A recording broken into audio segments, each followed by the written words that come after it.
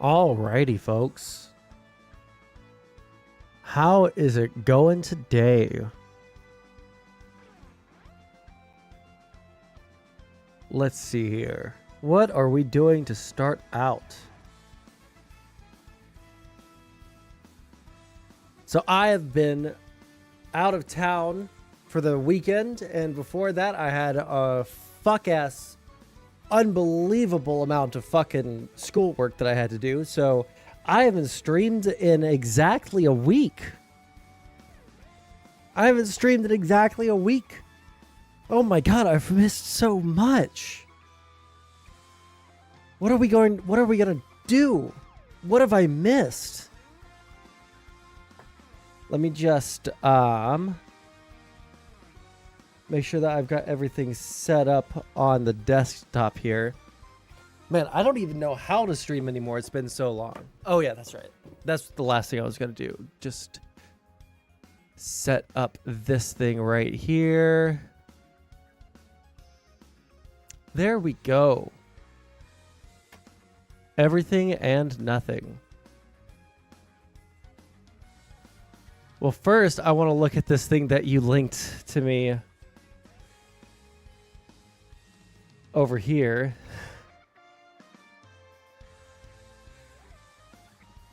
Oh, shit. I haven't even changed the fucking screen. Listen, guys, I'm a little out of it, okay? Listen.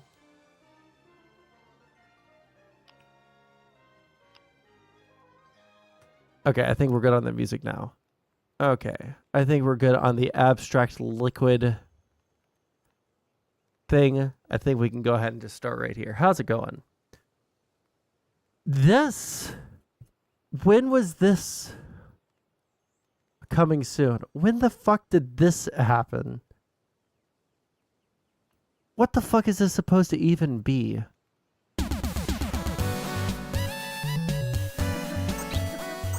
Wait, who were those people?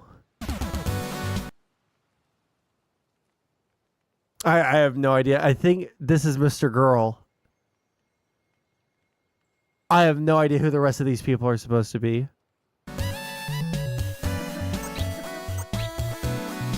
Oh, he just tweeted this today?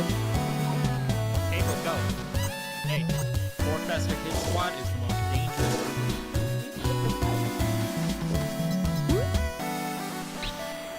Man, you know, like, if it was just, like, random drama stuff like Mike punching the couch, or if it was just Mike punching the couch as a minigame, that would be fine. But for some reason, because it's, like, DGG themed, it just comes off as super cringe.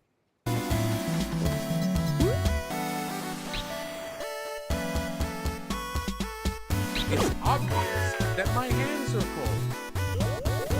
Okay.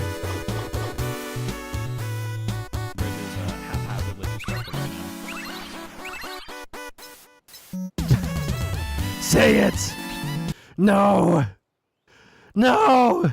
Say it! Say it! Yeah, so it's tons of mini games in rapid succession. So it's basically like WarioWare. Oh yeah, look at that. It literally says WarioWare right there. Okay, cool.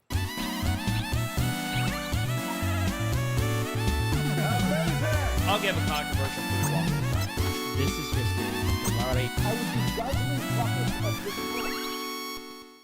I feel like if that was just a meme video, right? Like a concept video, that would be way funnier than the idea of it actually being a real thing. Oh, man. There should never be a game based off of a streamer. Sunday is playing it right now? No, he's not. President Sunday.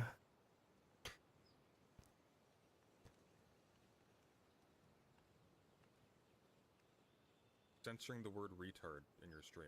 You lied to me. I like how we did get to see him just say retard. Like the first thing that we hear him say is retard. That's pretty dope. That's pretty based. Okay.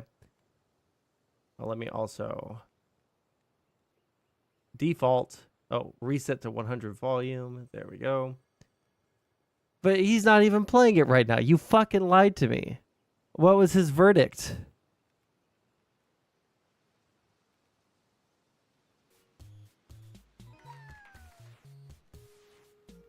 Clothing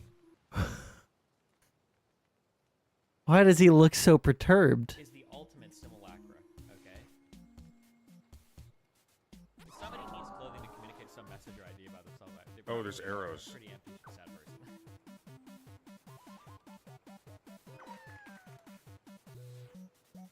I'll give a controversial food take. I am a chocolate milk connoisseur. Don't put ice in your juice. That's weird. I think that we're learning. Oh, wait. I wanted to see what this minigame was. Say it.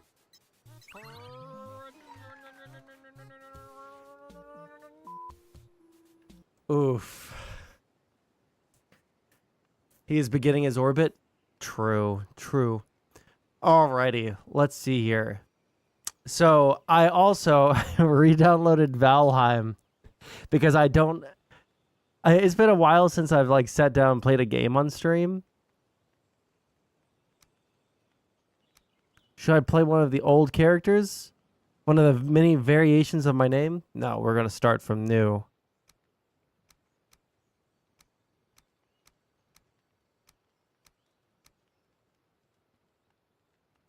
Yeah, let's get that pointy ass fucking ponytail.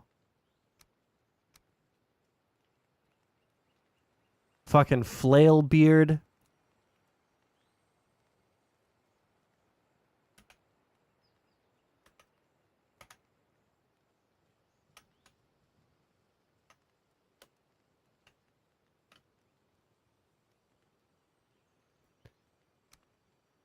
All right. New.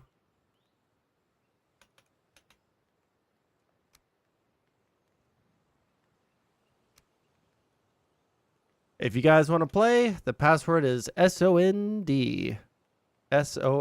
There we go. Now it's long enough. All right.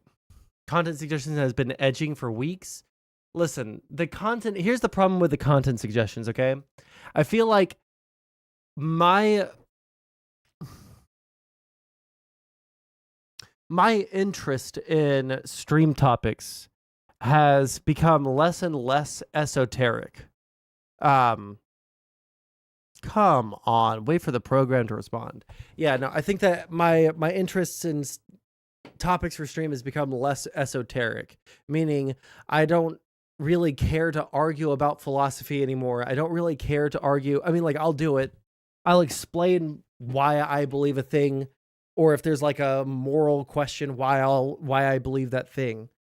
But like watching a video on philosophy, or watching a video about an ideology, or watching anything along that vein is super fucking boring to me now.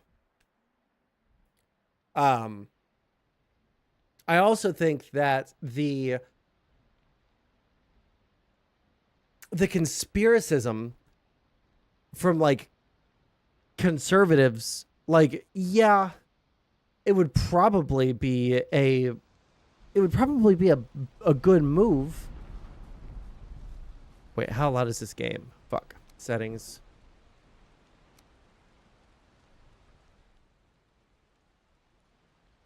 We just want barely audible for you guys. There we go. None of that is there though. That's not necessarily true. But in your defense, like, a lot of it has been, you know, relevant real life politics stuff, you know, shit like that. But also, wait, I don't even remember how to fucking start the game. Oh, I gotta pick up like sticks and shit, don't I? Stone. Okay, that's how you play the game. But when it comes to like talking about politics, even, I've gotten, you know, in my own time, I've sat down and I've learned a lot about, both in school and in my own time. I've been learning a lot about, you know, real world politics, the functions of government, how our government you know, derives its power, how to win electorally and shit like that. And if I was a smarter YouTuber, if I cared about the YouTube aspect of things more than I do, I would probably sit there and I would learn to, what all the conspiracies that are going on right now are, and, what people's, where people are getting their information and shit like that. And I'd have topics listed and, all that shit. But fuck me. If I cannot be bothered to fucking sit there and delve into the fucking schizophrenic ramblings of the average conservative right now, I'm sorry. I can't. There are so many better things that I can do with my life. So many more productive things than learn about every... Wait, how do you craft in this fucking game? Okay, stone axe. Let's craft that. I don't want to spend my fucking life learning all the conspiracies from people on the fringe left and people on the, average right in the United States, at least. I in order to either try and pull them over, I don't think that there's any reason to try to pull anyone from the brink of fucking extremism anymore. I think it's just going to happen naturally. Something I've been thinking about for the past couple of weeks. And especially after, I can't remember exactly. Oh, wait, you know what? I do remember exactly what video it was. Let me see if I can find it super quick.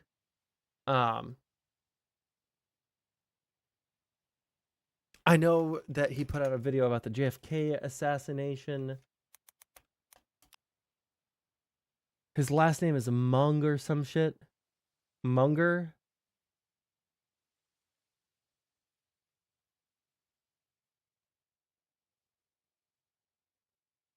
One second.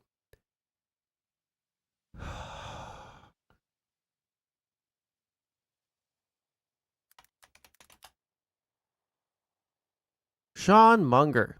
Okay, I watched a little bit of a video. I was going to sleep, needed something to fall asleep to. I listened to part of this before falling asleep. The fascinating forgotten election of 1924. Would be used to publish. And there is a part in this, progressivism and normalcy.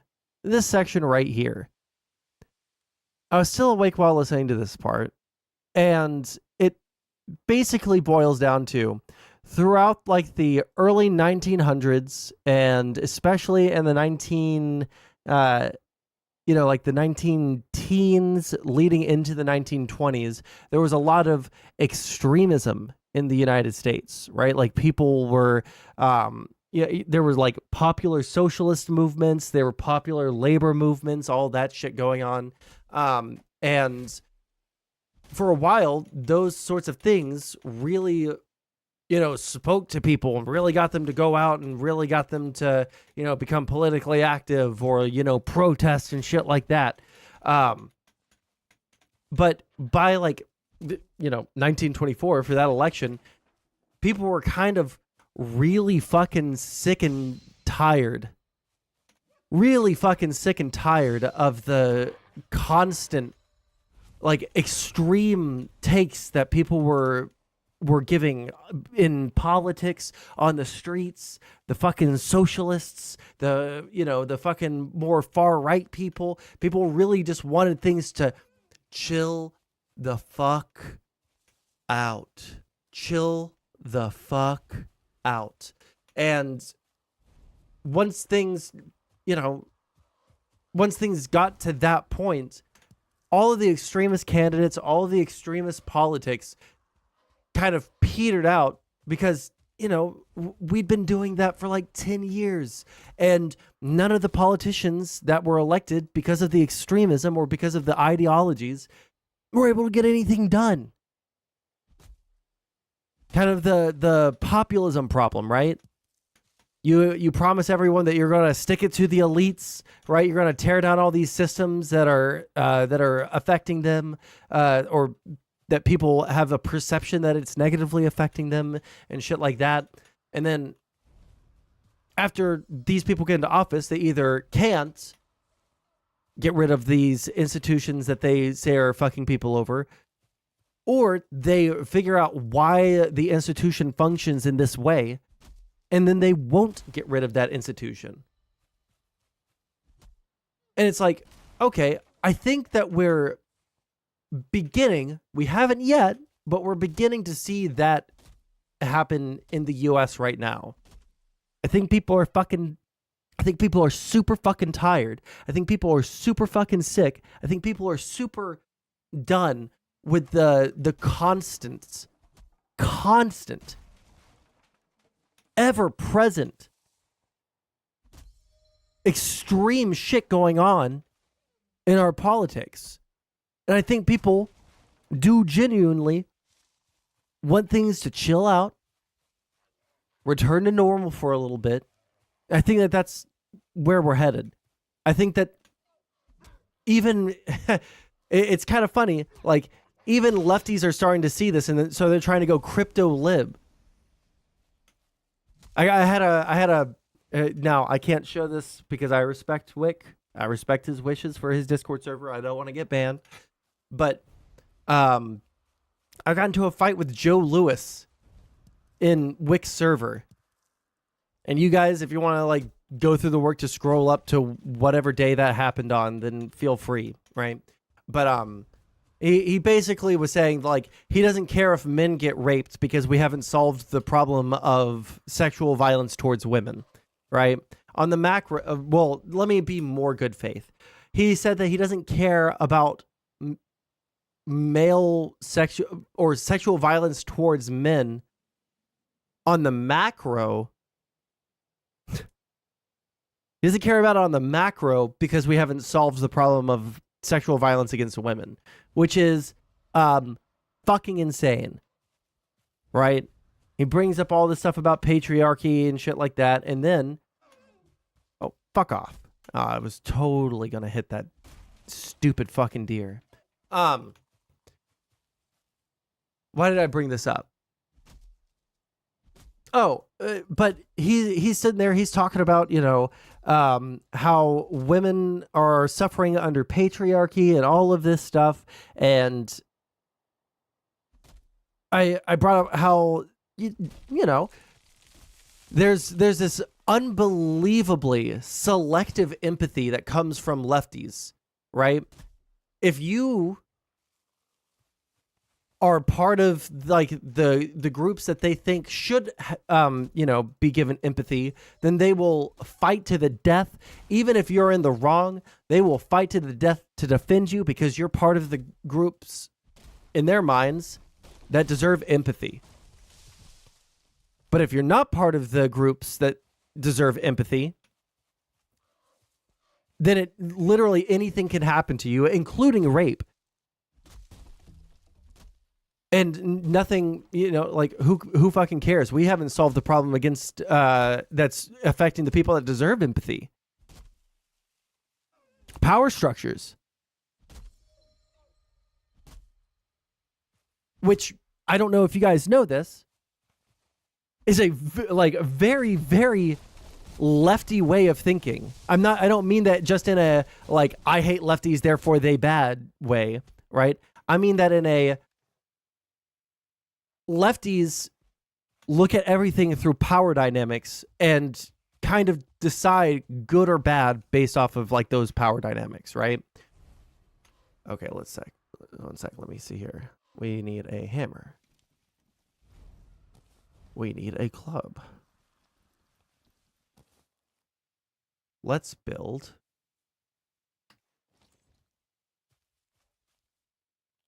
crafting workbench.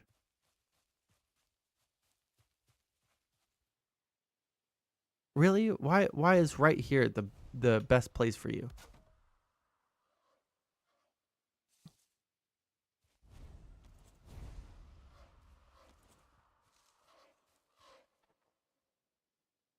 crafting station needs a fucking roof? Are you fucking my ass? Come the fuck on. Anyways, it's a very lefty way of thinking like that, you know, not just as a pejorative because I fucking hate lefties, but in a like power dynamics and, you know, who deserves to eat food, you know, because we're lefties and we don't like letting people eat because, sorry, memes. The ADD medicine's still kicking in. Anyways, so this motherfucker, Joe Lewis, while pretending that his take is super reasonable, that like he doesn't care that men get raped and like he's not going to focus on that because women get raped, says that he's not a lefty. Like smug laugh, like, I'm not a leftist. I don't care about ideology. But what the fuck have you talked about your entire time online? What have you talked about? Liberation, fucking leftism. Read this book, read that book. Who the fuck do you think that you're fooling? Literally nobody, except for the people in that server who don't know who you are, obviously. You called an Asian man white because he was dressed nicely.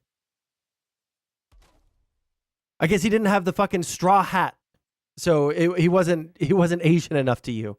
But anyways, yeah. So I think that the lefties are starting to notice that, you know, we don't really have the support anymore for this. We don't really have, you know, anybody that wants to fight on our side anymore because people are goddamn sick and tired of the constant fucking extremism, the constant fucking fighting, the constant stress of the type of advocacy that you demand that we do. Okay, now we can repair everything. Thank fucking God. And we can keep playing. Why listen to, yeah, see, I saw your messages. I didn't mean to ignore you, but I did see your messages. But I disavow any.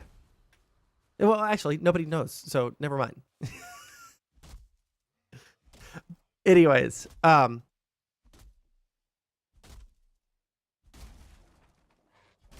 you would end up lighting yourself ablaze outside a Trump trial if you did. If I did what? Anyways, so I'm trying to figure out what the future holds, either for not just for me, because like I have a couple of like job options lined up for me once I move to DC, right?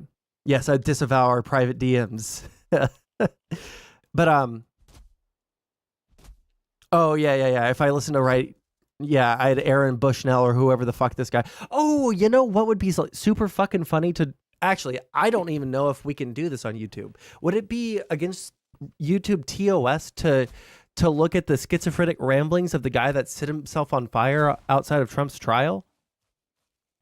Because I'm pretty sure like reading out like the manifesto of like mass shooters is definitely illegal, but this guy didn't hurt anybody except for himself.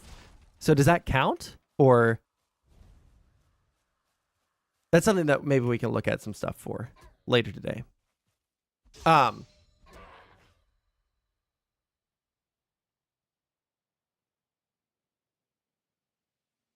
Anyways, yeah, so like looking to the future of like what I'm doing either online or the rest of my life, I have job prospects lined up that are, in my opinion, very fucking cool in DC. I have, you know, much more knowledge on the political process than I did even a year ago, right? I am almost finished with school. And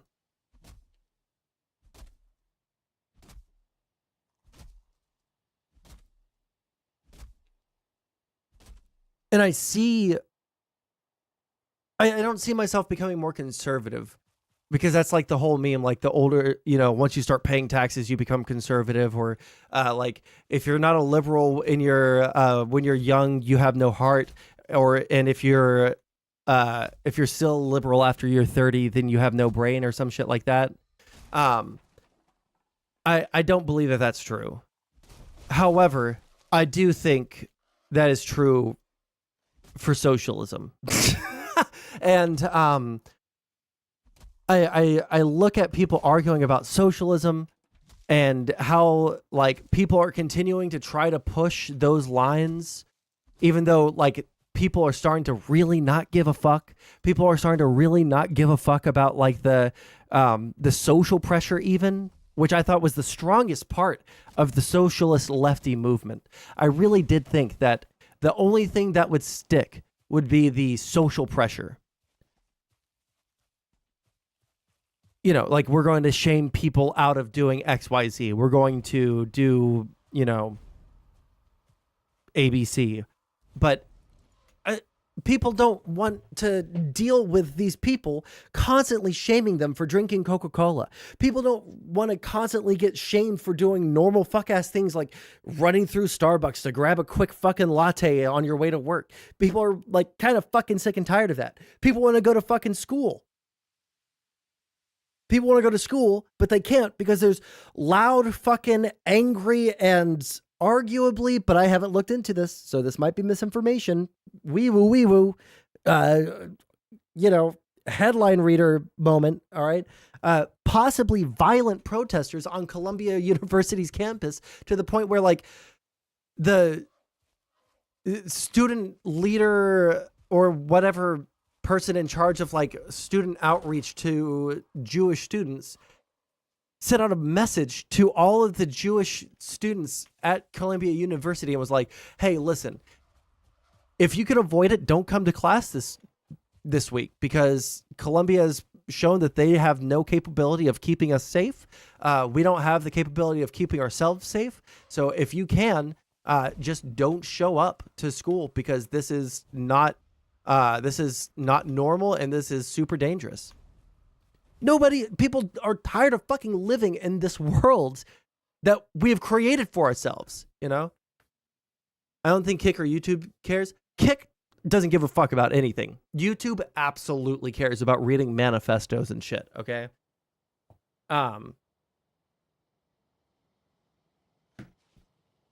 Hey, is that fucking... Hey, pig. You're just gonna randomly fucking beat my shit? No, fuck you. Yeah, reading manifestos on YouTube is bad, okay?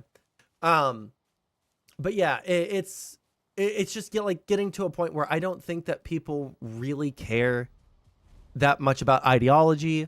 There was a poll that came out. Actually, I didn't actually watch the video. I saw another headline, guys. But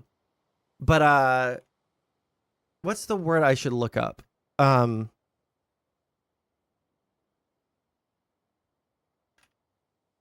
Lowest interest election. Let's see if that pops it up. Look at that. For more on the NBC News poll, I'm joined by national political correspondent Steve Kornacki to break down the numbers. A lot of headlines here, Steve. Absolutely, Kristen. I think the biggest headline let's give you the bottom line. Donald Trump. Bro, this guy's live stream on YouTube during Super Tuesday was so intense. He was like, he had like 18 computers around him and he was like running back and forth and all you could hear was like the news people talking behind him because it was like, we'll be right back after these messages, but they didn't have commercials because it was YouTube, right? And he was just like very intently, like very, very intensely looking at all these computers and running back and forth and looking at the big, you know, the big smart board and shit, dude. That shit was so fucking fun to watch. Even though he wasn't even saying anything, it was just fun to watch. Anyways. Does lead Joe Biden 46 to 44% in our poll, but This is a tightening from our last poll. You could see 3 months ago, Donald Trump had a 5-point lead against the current president. That 5-point lead now down to 2 points. So there's progress here for Biden in the last 3 months. Coming after the State of the Union, and he's had a campaign blitz. Yeah, he's in the Democratic primaries, such as they were, coming to an end. Perhaps there's Democrats rallying around Biden, too. Also, I think not coincidentally, this slight improvement here for Biden tracks with a slight improvement in his job approval rating. It now sits at 42%. Again, go back to our last poll. Look at this. He was in all-time low for him territory last time around, now up back over 40%. This is the highest Biden's job approval has been in our poll since last spring. So again, these are encouraging signs for Joe Biden, although broader picture here, this 42% approval rating, history says probably by itself not enough. He's probably going to need more, because put this in some context here. These are other recent presidents at this point in their re-election campaigns. Where were their approval ratings? Again, you see Biden's 42%. And one thing that jumps out, they were all higher than Joe Biden. The other thing, the two presidents on this list who did not win re-election, of course, Donald Trump 4 years ago, he was at 46%. And back in 1992, George H.W. Bush, he was at 43%. Biden below both of those. The last time Biden's been at this level, 46%. Dog, look at the latency on that fucking board. When he circles, them, there's like a full second delay from where his finger was. Biden. The other thing, the two presidents on this list who did not win re-election, of course, Donald Trump 4 years ago, he was at 46%. And back in 1992, George H.W. Bush, he was at 43%. You're one of the biggest news companies in the entire fucking country. Get a better fucking smartboard, dude. Biden below both of those. The last time Biden's been at this level, 46%. You got to go back to the start of 2023. The last time he was higher than that, you got to go back to the summer of 2021, his first year as president. So Biden has some work to do on that front. And also, troubling for the Biden campaign, the erosion of public confidence on a number of critical fronts. We asked voters. I didn't just use the wrong word right there, right? It is latency. When something is like, if I have low latency on my mouse, then like, it wouldn't be moving this fast. I have I have low latency here. They have high latency there, right? In this poll, but a number of leadership characteristics here. Which candidate would be better? There are two, only two where Biden has the edge over Trump. Abortion, we've talked about this one, seen this for a long time. That's here. A big one. It is, certainly is. That's the biggest Biden advantage in this poll. And then bringing the country together, Biden, you see, performing better than Trump. But I think the headline here is you add those two numbers together, you're not even close to 100. That means a lot of voters think neither candidate is better on that. And then on every other front here, we talk about the erosion for Biden, and now you start to see it. Look at these numbers. Trump advantages on all of these traits. And I stop here because competent and effective, that was President Biden's. That is insane to me, bro. That is insane to me, bro. I can't fathom. I can't fathom it. I literally cannot fathom looking at Trump and thinking that he's competent, that he's effective. By what metric? Policy passed?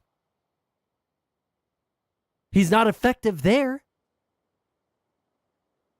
He's not competent at getting people to work together. He's not competent at basically any of the main functions of being a president. The only thing this dumb motherfucker is competent at, the only thing this guy is competent at is triggering libs. The crux of his campaign pitch back in 2020. And we actually polled this question in 2020, and it was basically the exact opposite. It was Biden with about a 10-point advantage over Trump. And again, same with handling a crisis. Biden. Handling a crisis? COVID? You know, maybe America does need to fucking balkanize. Maybe America does need to completely just collapse. Maybe America just needs to collapse so that we can cordon ourselves off into the people that are willing to actually try and get shit done, and then like all the fucking retards in like the deep south and in the fucking, what do you even, like, the, not the Midwest, because the Midwest is like, well, is Iowa?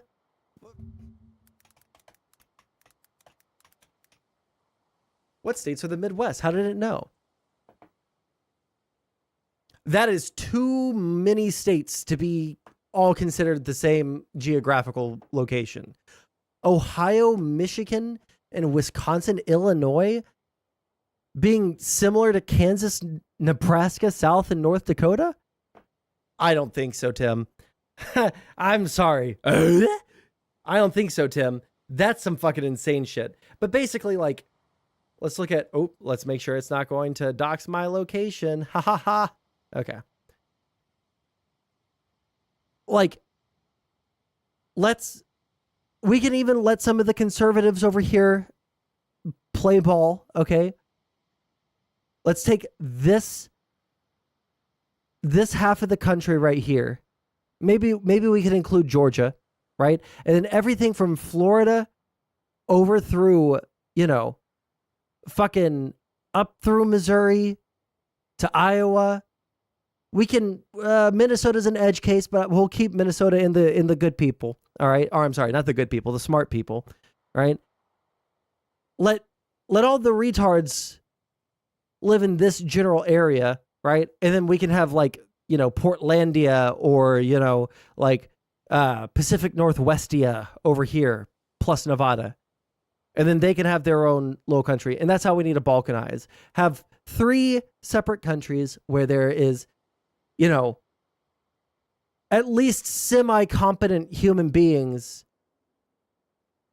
all over here. And then these retards, they can pass all the legislation they want about fucking trans people. They can pass all the legislation they want about, their fucking, minarchist, pro fucking Christianity bullshit, nation that they want, right? We can watch them all, starve to death because they're unwilling to do any kind of globalist trade.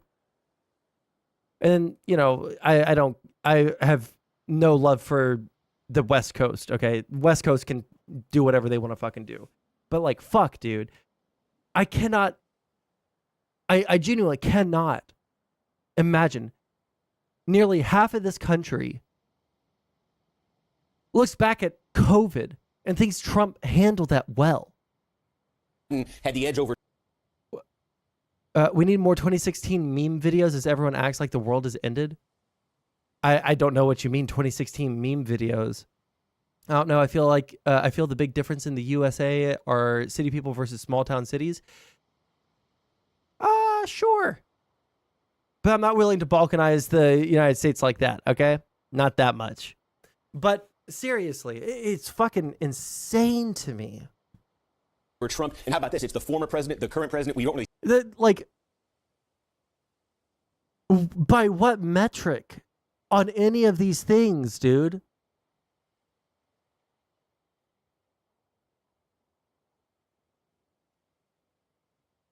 I don't think that's okay. I think I understand what you're talking about now. Like when it comes to people acting like the world has ended.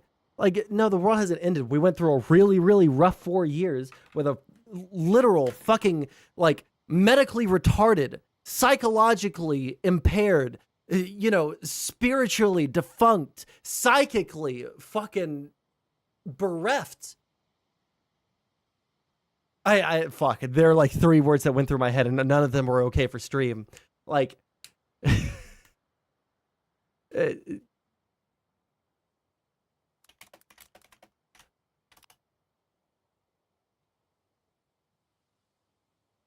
like, this is Trump. Yes. Well, you're just talking like a Mongoloid. I don't give a fuck. I am a Mongoloid. That's Trump. That's Trump. And yet, half of our fucking country thinks that he's better than Biden, who has passed more legislation, larger legislation. Like, on average over the past 4 years, how many like huge bills has he passed that were absolutely critical to the success of the nation? Delayed test time 2 minutes and 5 seconds? No way there's a 2-minute fucking delay on stream. Is there a way to fucking fix that shit? Here. I'm going to say Marco. Oh, you were putting the time. Got you. Hey, there we go. Polo. Fuck, that completely destroyed my train of thought. Oh, but like what? We had at least 4 major pieces of legislation in the first year of Biden's presidency that everyone was super fucking triggered about. Biden passed bills critical. Yeah. Biden passed bills that were critical to the success of the nation. There were at least 4 in the first year alone. There were at least 1 or 2 every year since. Can we name like one major piece of legislation that Trump passed that wasn't his tax plan?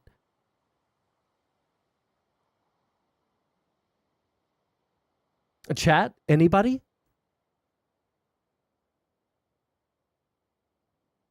The 2018 Farm Bill. Fuck, that was before I was like super politically like active like I am now. 2018 Farm Bill. What did that do?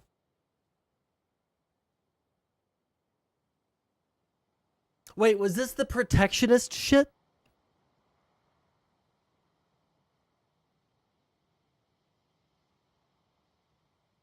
It legalized a lot of weed stuff. Okay, well, you know what? Based. Oh, shit.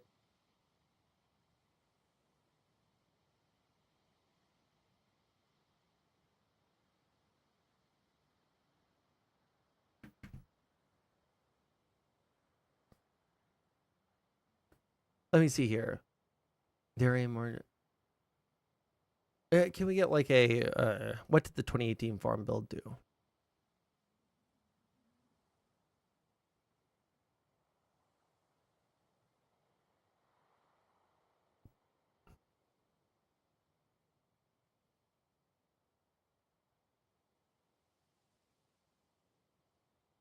Can,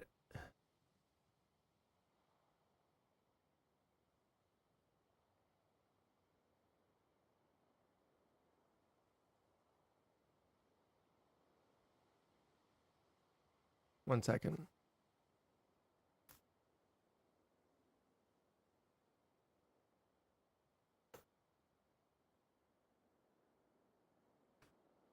It didn't pass the House because the Freedom Caucus thought that it would let too many brown people in. Oh, shit.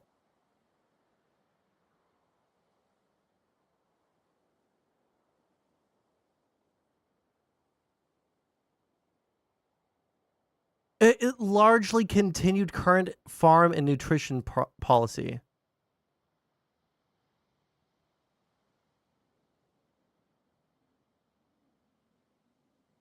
TFAP.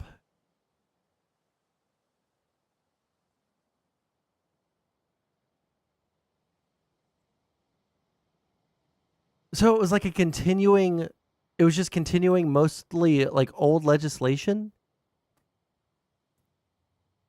Are we going to count this on the same, on the same level as like, I don't know, the infrastructure bill, the Inflation Reduction Act, the like 2 omnibus bills that were meant to stimulate the economy, which guess what?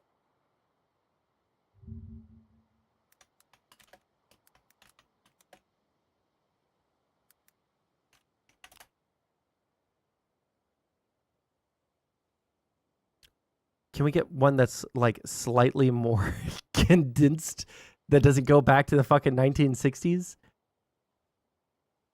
Here.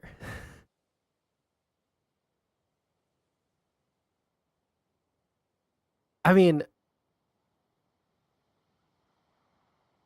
part of this, and I won't lie, like right here, we see, yes, Trump did continue the same trend for the economy as Obama did, which was a good economy. Then COVID hit. Granted, we can't blame Trump for like literally every economic loss that comes from COVID. I'll be the first to admit that. The fucking graph here, let's go to 2000. This is a much steeper increase. I wish that we could get like the rate without having to bust out a fucking calculator or some shit. But like, this is a steeper line. Granted, not much, but it is a steeper line than what Trump was able to achieve. Read what I said. Most legislation passed despite Trump, not because of him. True. There was a COVID emergency bill that was passed during his presidency. Yes. Much to the chagrin of the Republican Party. The most favored nation executive order on insulin.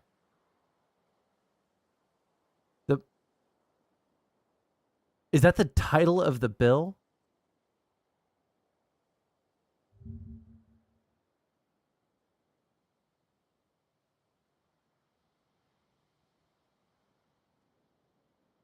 Wait, is the title of this bill actually the most favored nation?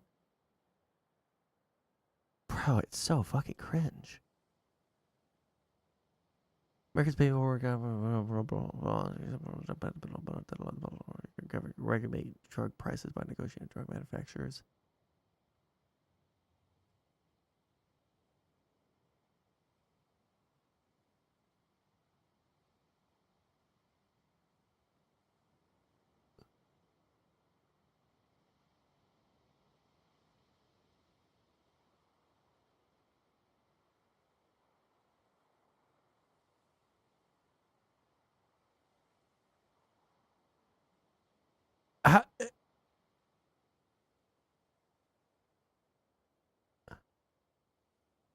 The lowest price after adjusting for volume and differences in national gross domestic product.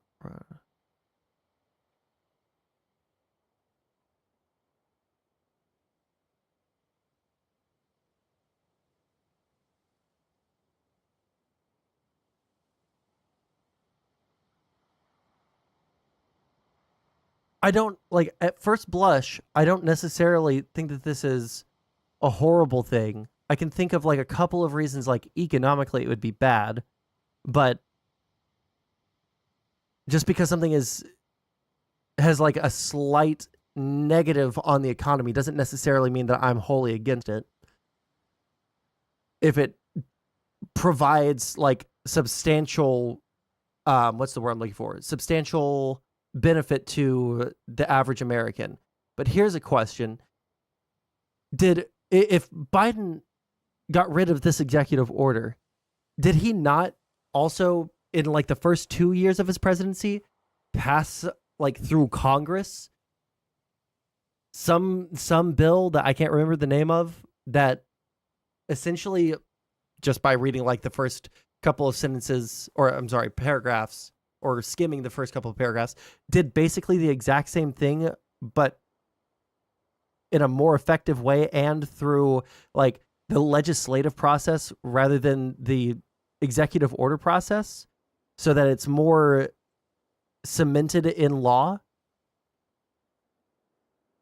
I will give Trump credit for things that he did good. Like Nyersock said, Trump rushed the vaccine.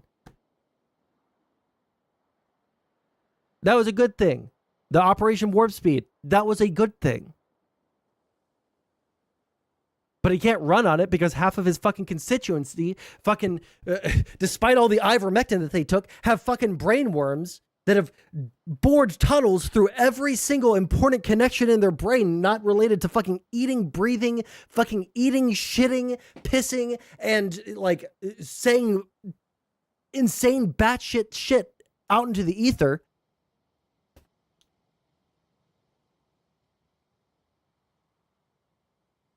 He can't even run on it.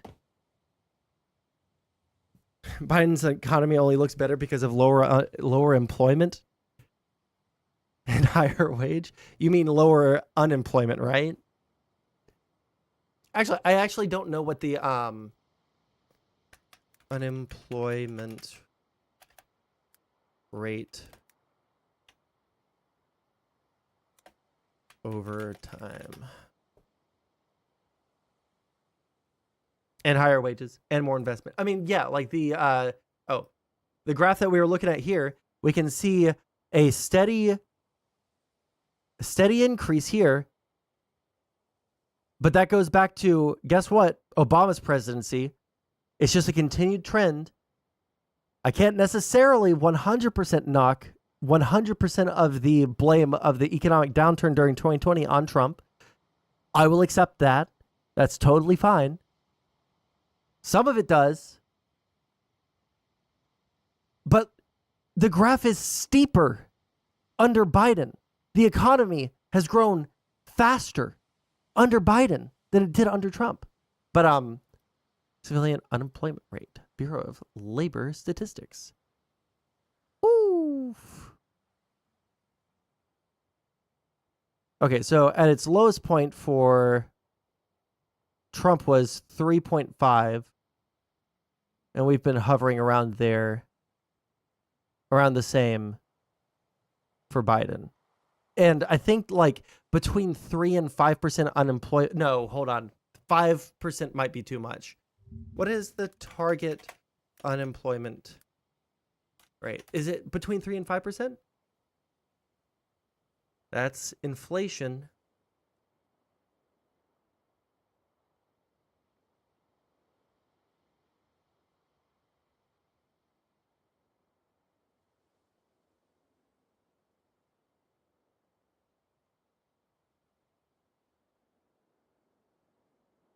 Isn't the answer like 3 to 5%? Why is this so?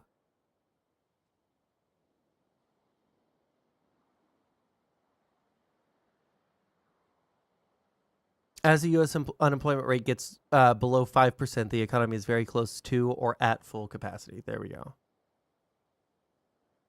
Between 3 and 5%. I was right. Look at that. Look at the MIT Tech News article on the quantum dot tattoos.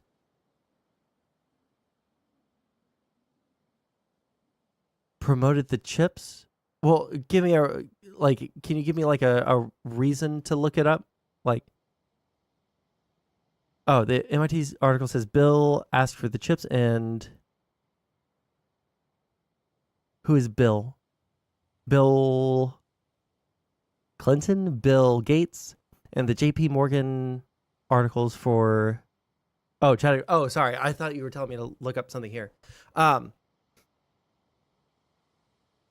The best unemployment rate is 0. Look at the hoops libs have to go through to defend Biden. Yeah, it's super. It's insane. Econo Boy, just so you have a reason or like the context for why we're saying this, like which candidate is better? These numbers are fucking insane. These numbers are fucking insane. I cannot fathom the competent and effective. I cannot fathom strong record as president. Like Trump White House archives.gov. Why? Damn. Why does it feel like even though I know it's not?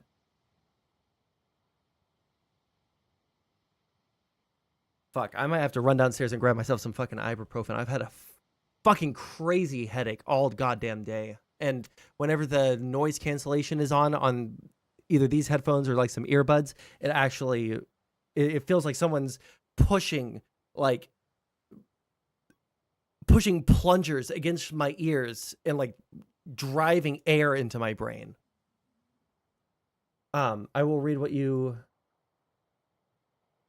sent me here in just a minute. But Trump administration accomplishments as of January 2021. Before the China virus invaded our shores,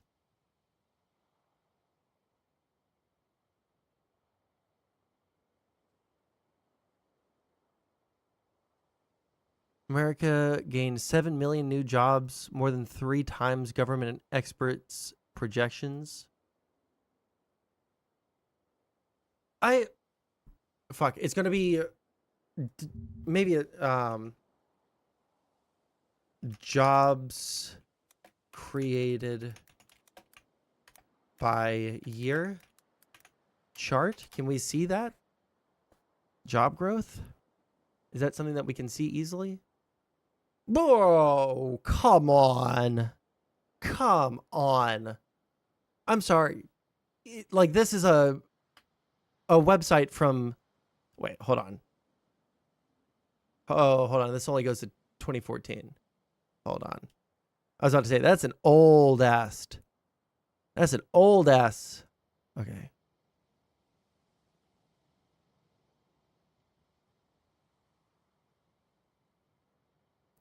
I wish that we could zoom out a little bit. Okay, between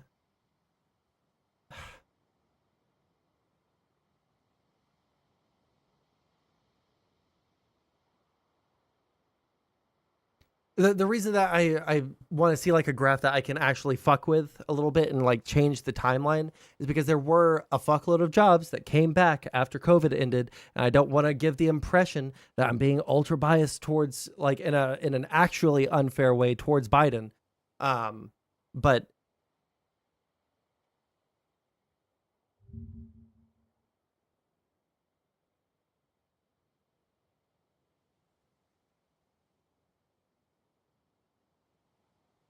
job creation by president.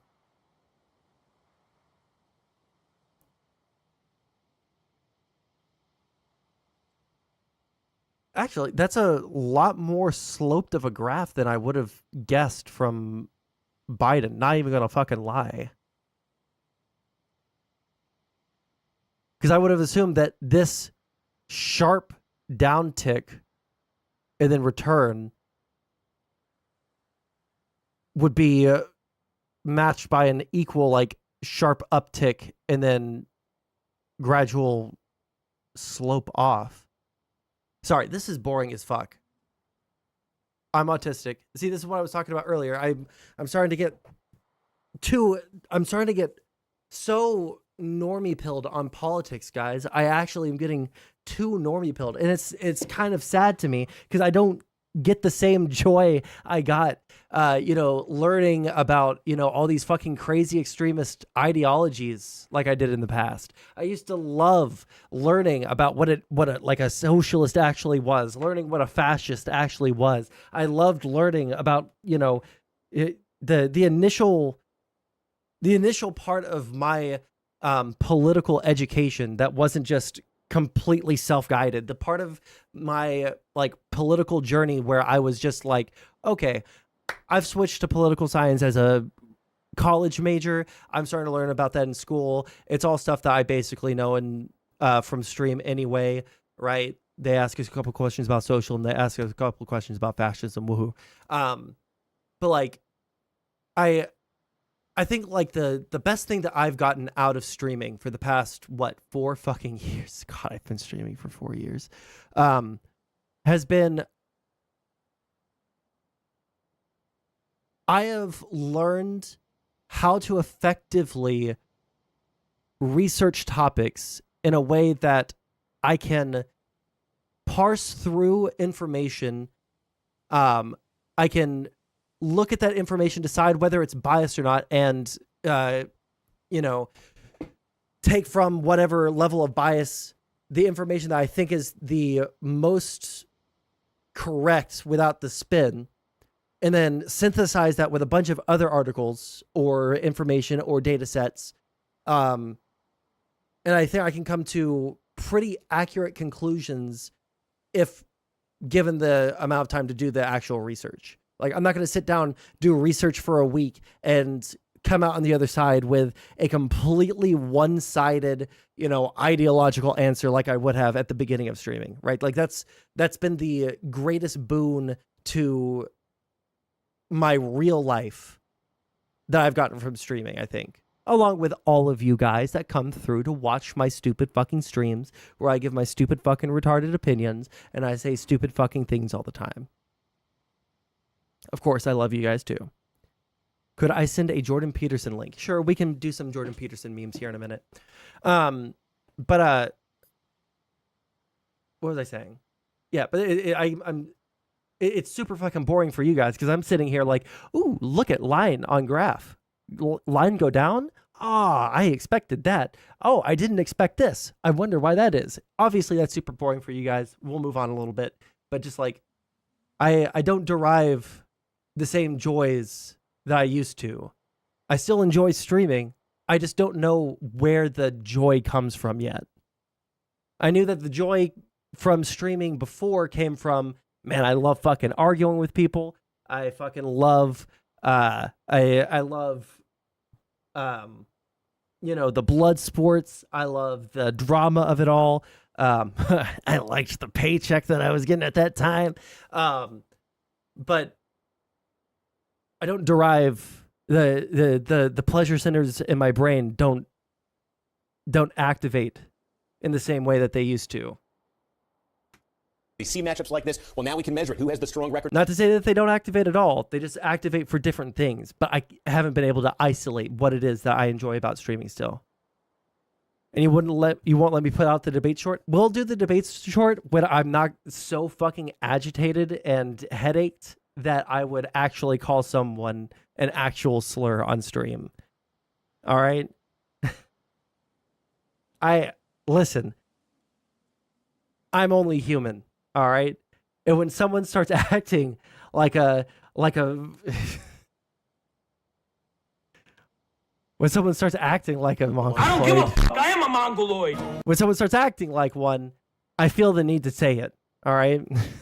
As president, and again, Trump outpacing Biden on that front. And again, you got to mention this one too: necessary mental and physical health. We asked this 4 years ago; it was a wash. It's now a. Also, dealing with the inflation and cost of living. We didn't really have bad inflation under Trump.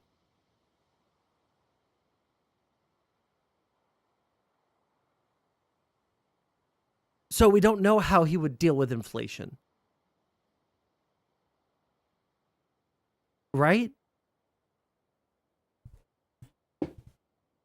Necessary mental, physical health. I'm not going to lie. Biden is probably a little older. Well, we know he's a little older. He probably like shows his age a little bit more than Trump. Trump is still more retarded than Biden. Okay, I said it right the first time. Trump is still more retarded than Biden. At whatever level he's at, for some reason, he is still stupider than fucking Biden. And Biden, I'll even admit, is, he's having a couple of sundown moments, He's having a little bit of his, he's in his twilight years. He's going to forget things. He's not as sharp as he used to be. He's still sharp. He talked shit to a I think it was a Fox News reporter the other day, and it was really for an 80-year-old man who everybody thinks actually has dementia. Dude cooked that fucking reporter, and he didn't even misspeak. Clear liability for Joe Biden. So these are all troubling numbers for Biden. That's not to say there aren't warning signs for Donald Trump in this poll either. Well, Trump and his campaign are hoping third. Also, I just don't understand. Like, fucking, I don't get to debate people anymore. I don't get to have like conversations. Like the few ardent conservatives that are like pro-Trump that I know they either stream too late for me to be able to talk to them and their life schedule just completely conflicts with mine, or it's not even worth talking to them because their worldview is so anathema to anything that I think is even in the realm of acceptable that I can't justify talking to them for the purposes that I want, right? Like, I want to have a conversation with a conservative, right? Totally good faith, totally chill. I don't want to like sit there and fucking scream at them. I just want to know, like, okay, when you see, so love or hate the Trump court cases going on right now. Love or hate them. That's not what I want to ask about. What I want to ask about is the behavior of Trump in these court cases. He's being given gag orders because of what I would consider actually mob, like mob boss mentality style shit. Motherfucker is like trying to intimidate the jury. He's trying to intimidate witnesses. He's trying to intimidate the fucking judge.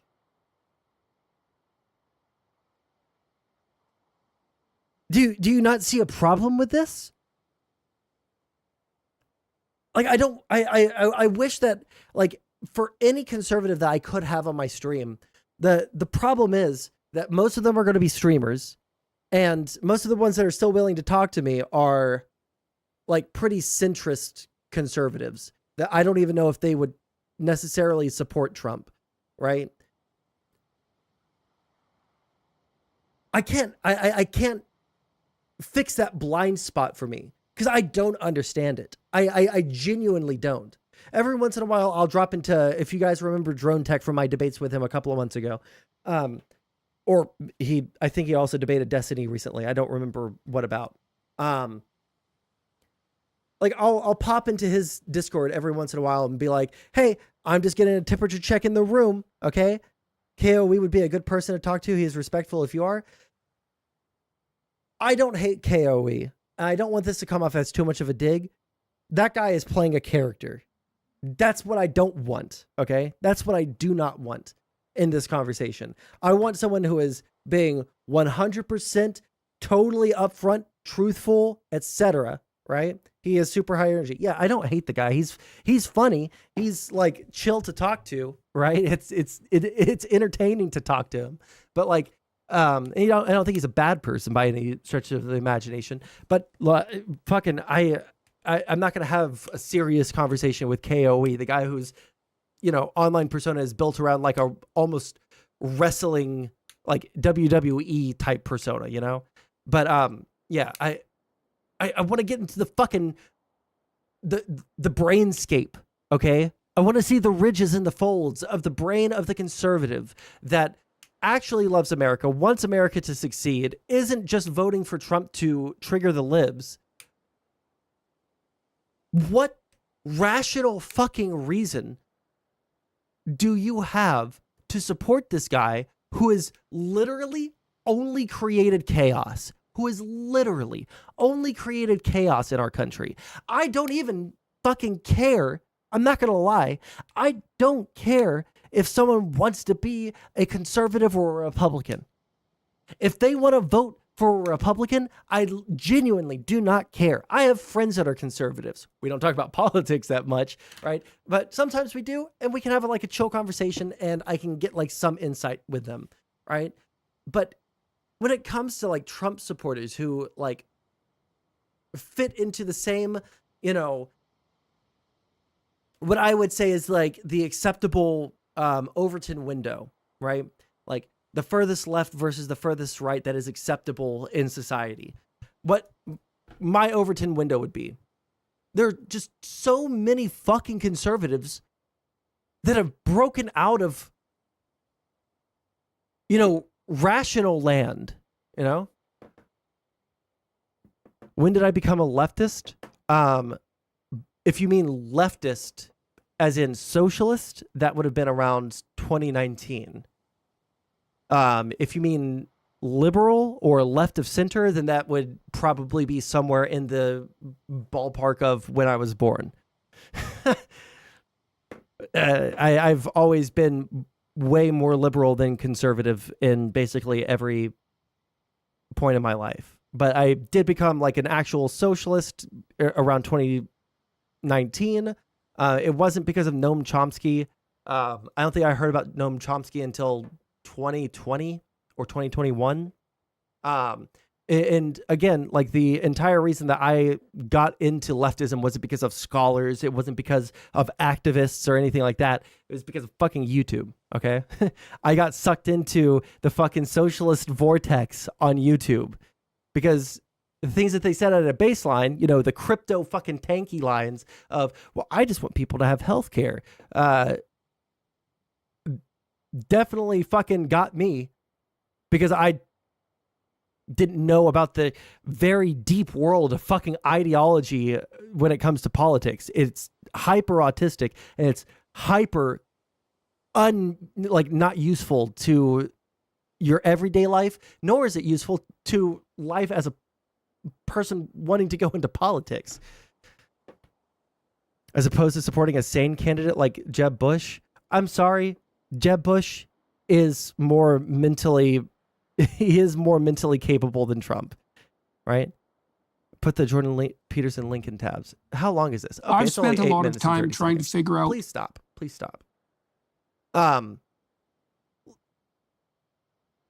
like, fuck, who were the Republican candidates 2016?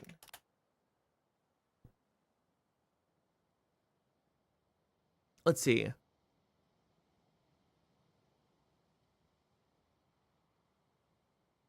There are a lot of like insane people on here. Like,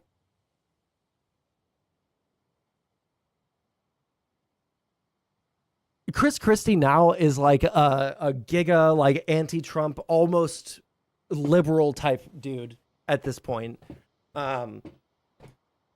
So like, but like compared to him in like 2016, compared to, I don't know, who was less insane back then.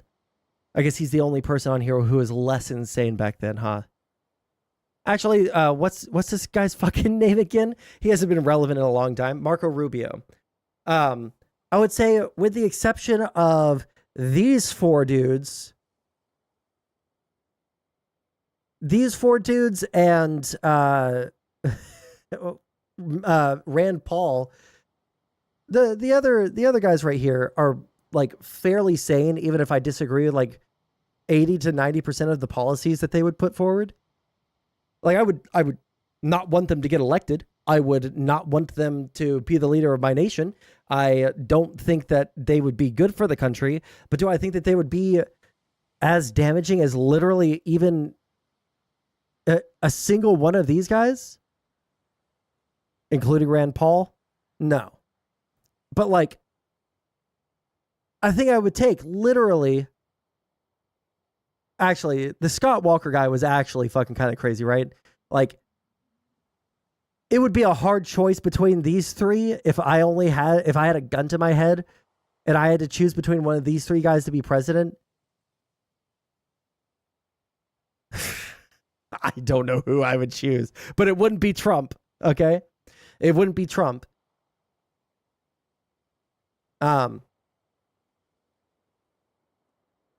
I think that people, like I said at the very beginning of the stream, I think people just want to go back to a place of normalcy. I think that people just want to go back to a point where things were way less fucking crazy divided, or like, you know, like leftism is dying because they, number one, never even attempted to find any political wins in the United States, whether it was actually spreading socialism around outside of, you know, the Gen Alpha, Gen Z, and like younger millennial crowd. Like outside of that crew, socialism never took off with any demographic. And even now, like you can see Gen Alpha, they're not going towards socialism. They're going towards being liberals or, you know, Trump supporters, you know? Third-party candidate might give them a little bit of a boost, but our poll shows it's a little bit murkier than that. That's the thing, because again, we show a 46-44 race here for Donald Trump. Again, all those liabilities for Biden, Trump only ahead too. What the Trump folks have been hoping is RFK, third-party candidates, they gobble up some votes, and Trump doesn't need to get to 50%. But look what happens when we add RFK's name to the mix. Suddenly, we have a new leader. Joe Biden, 39%. Donald Trump, 37%. There's Kennedy getting 13%. Oh, no.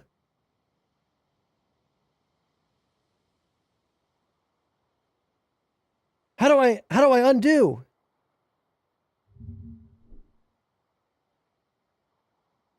Oh no!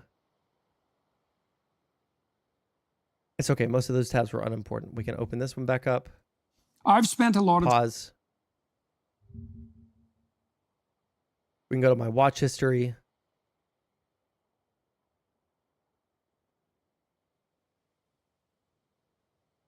%. All of the coping from conservatives that RFK was going to pull more from Biden than from Trump. I don't know. Control Shift T. Oh well. Too late. I genuinely don't know why they thought that. Does RFK have more policies in line with Biden than Trump? Probably. He has been a lifelong Democrat. However, the dude's like an anti-vaxxer and doesn't believe in like most of like the huge topics that Democratic voters care about right now.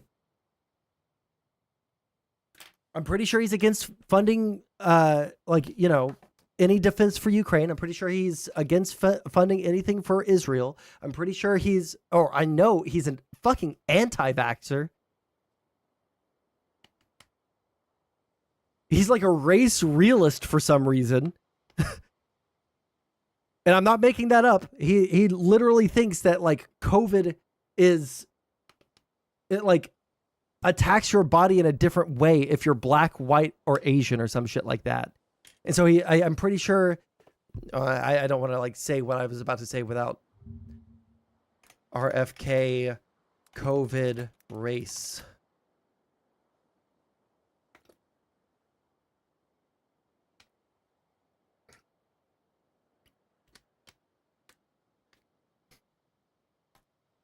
Why do people see mRNA gene therapy as synonymous with inoculation?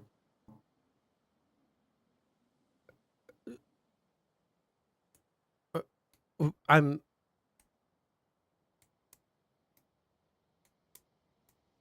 trying to think of a response to that. It literally inoculates you. Like, to the same degree or slightly better than traditional methods of vaccinations. I don't think it's like the holy grail of all fucking medical science that's ever come about, but it obviously fucking works. Classifying it as gene therapy is like the stupidest way to fucking talk about it, but okay. Like, people definitely... Yeah, not all inoculations are gene therapy. True. Like, there are people that fetishize the vaccine and the mRNA technology because they want people to get the shot so that we could get out of COVID. But and that can be cringe. But RFK is really pro-Israel? Okay. Then it must just be like anti-aid to Ukraine then. I feel like I read that somewhere. Otherwise, I'm spreading misinformation and we should all vote for RFK.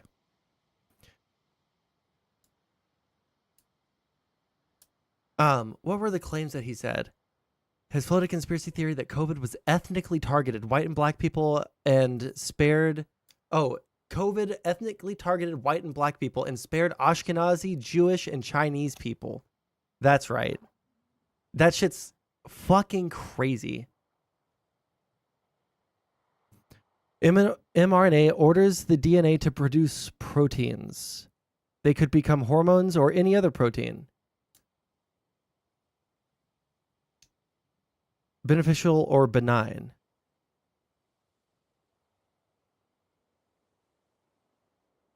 I don't know if you're arguing against the mRNA vaccines because of the delivery method, or because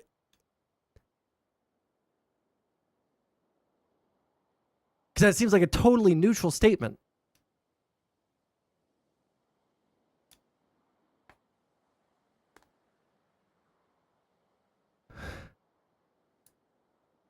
Yeah, shoot it my way, Redtron.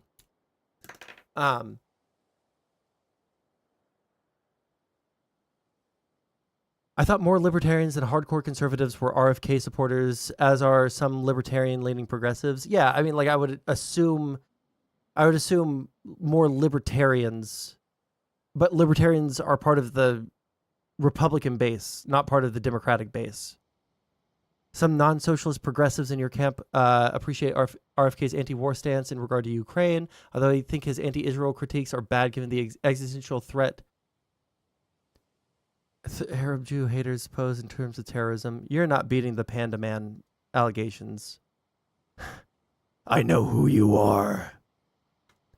In other words, we're seeing by a better than 2-to-1 margin, it's Trump voters who are flipping over to Kennedy in this scenario, not Biden voters. You see it right here. 15% of Trump voters, when we add RFK's name to the mix, they go to RFK. Only 7% of Biden voters. So it's a big change right there. Defies conventional wisdom. There's no doubt about that. Absolutely. I think we haven't seen this in other polls. And one final note, Kristen, as well, is this. It's the question of enthusiasm. I thought this really jumped out here. The most engaged voters, those who voted in 2020, voted in the midterm elections, those folks are voting for Biden by 9 points. Where Trump's strength is, why he leads Biden, it's voters who don't typically turn out in many elections. Didn't vote in 20, didn't. Ooh, that's interesting. That's super interesting.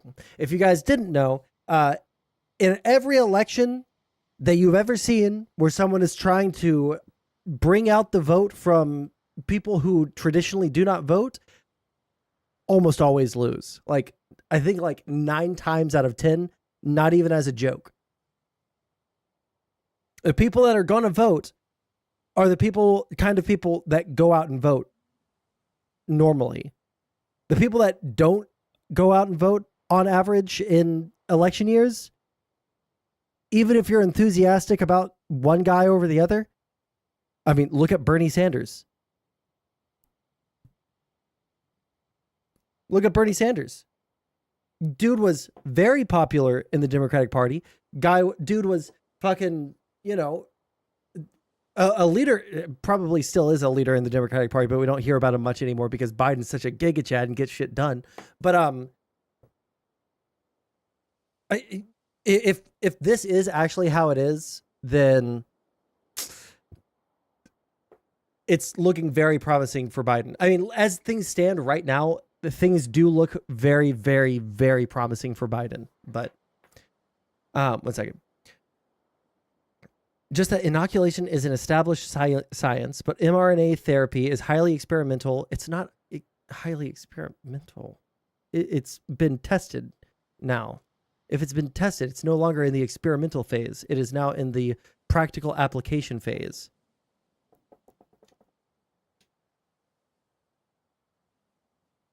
Like in how many years LGTBT, what the fuck does that stand for? In how many years of us using mRNA vaccines will it take for you to say that it's no longer an experimental technology? How many millions or billions of people, at this point, billions of people have been given the mRNA vaccine and a booster? Fuck, I inhaled my own spit. Fuck my life. And it's been, what, 4 years, or no, I guess 3 years since the rollout of that vaccine where people were getting the shot, then the booster.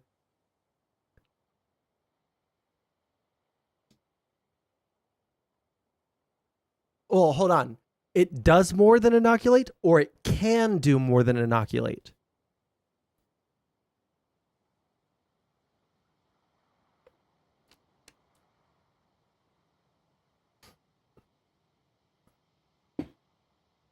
It can. Yeah, that's a more accurate statement. And see, you know what? I don't even think that that's a necessarily like bad position to take or like a crazy thing to say.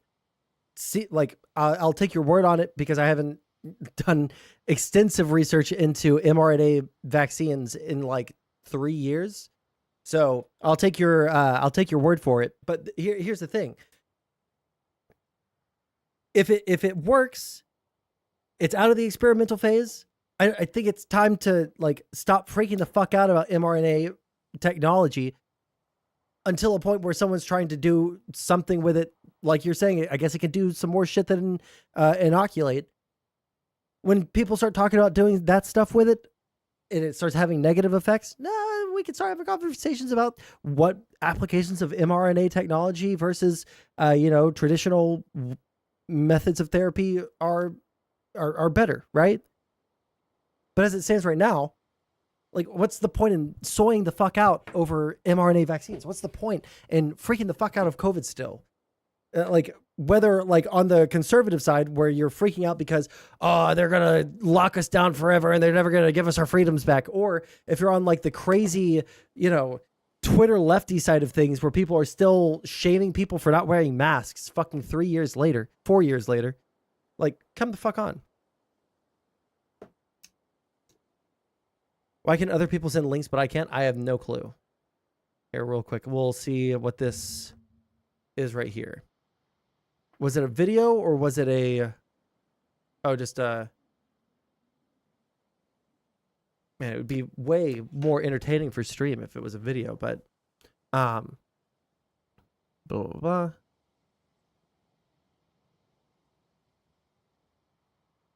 A New York-based campaign official for RFK is pitching Republican voters to support his independent presidential bid by arguing that Kennedy will help Donald Trump defeat Joe Biden if he's on the ballot in New York.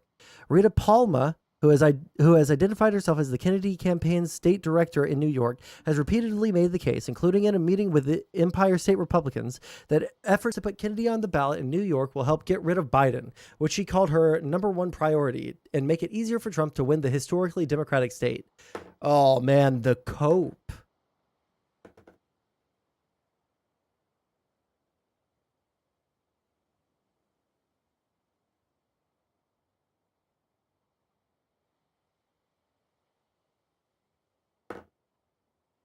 That's so fucking stupid. Didn't vote in 2022. They are with Trump by more than 20 points. And the warning sign for Trump in relying on this kind of voter is this. We are seeing the lowest level of interest since we started asking this question back in 2008. Are you? And this is the reason, the very roundabout way to get there. But this is the one graphic that I was watching this video to talk about, right? So if you're just now coming in, the beginning of stream, I was talking about how, you know, I am not getting the good tingly feeling that I used to get for streaming in the same way that I used to, or for the same reasons at least. Like I'm much more politically knowledgeable now. I know way more about the political process. I know way more about what institutions do and what their purpose is. And I no longer am as interested, and maybe it's just because I already have all of that like background knowledge and it's not my hyperfixation anymore. But like I used to be super interested in extremist politics, right? I loved learning about fascism. I loved learning about socialism. I loved learning about liberalism. I loved learning about, you know, what the ideologies were. But I think that we're moving into a like post-extremist era of politics again, right? Like I guess there are cycles to this sort of thing. And as I pulled up this video earlier, there's a video by a guy named Sean Munger who's I think he was like a history professor. And he'll put out really interesting videos, right? The first one I watched was his series on the JFK assassination and debunking all the conspiracy theories. Very interesting stuff. But he put out a video about the 1924 election 100 years ago and how the climate at the time made it seem like we need someone who is a progressive in the 1920s term of progressive, right? We need someone who is a staunch conservative, or, you know, we had these very extreme camps of political discourse in the United States in the 1920s, right? We had actual, you know, strong socialist movements in the United States. We had, towards the later half of the 1920s, fascist movements in the United States. But for the most part, by the mid-20s, people were kind of a little bit burnt out on the constant bullshit that comes from populism, the constant bullshit that comes from more extreme ideologies, right? There's constant conflict. And when someone who is running on a platform of, what's the word? You know, the elites versus the people, or, you know, big business versus the small business owner, something like that. And then they get into office and they either A, can't get any real change passed because nobody actually, like, by and large supports that, especially in the legislature. Or B, they don't try to change those things anymore because they get into office and they realize, oh, well, this is why this operates in this way. And it's actually incredibly necessary for it to operate in this way. So we actually can't get rid of that thing. So they end up just doing tiny little piecemeal changes. They're ineffective. They leave office. Things return to the status quo. People got tired of that. They just wanted the status quo. They wanted things to be normal, for us to solve the problems and to chill the fuck out. And I think that's where we are trending right now. I think that if you look at this right here, right? People were very interested in 2008, first black president. People wanted to get him elected, right? 2012, not nearly as invested in that election. 2016, more people were invested in the election. 2020, almost everyone was invested in the election because of obvious fucking reasons, right? But this is like the lowest it's been in at least, this fucking century. It's just, I don't think that the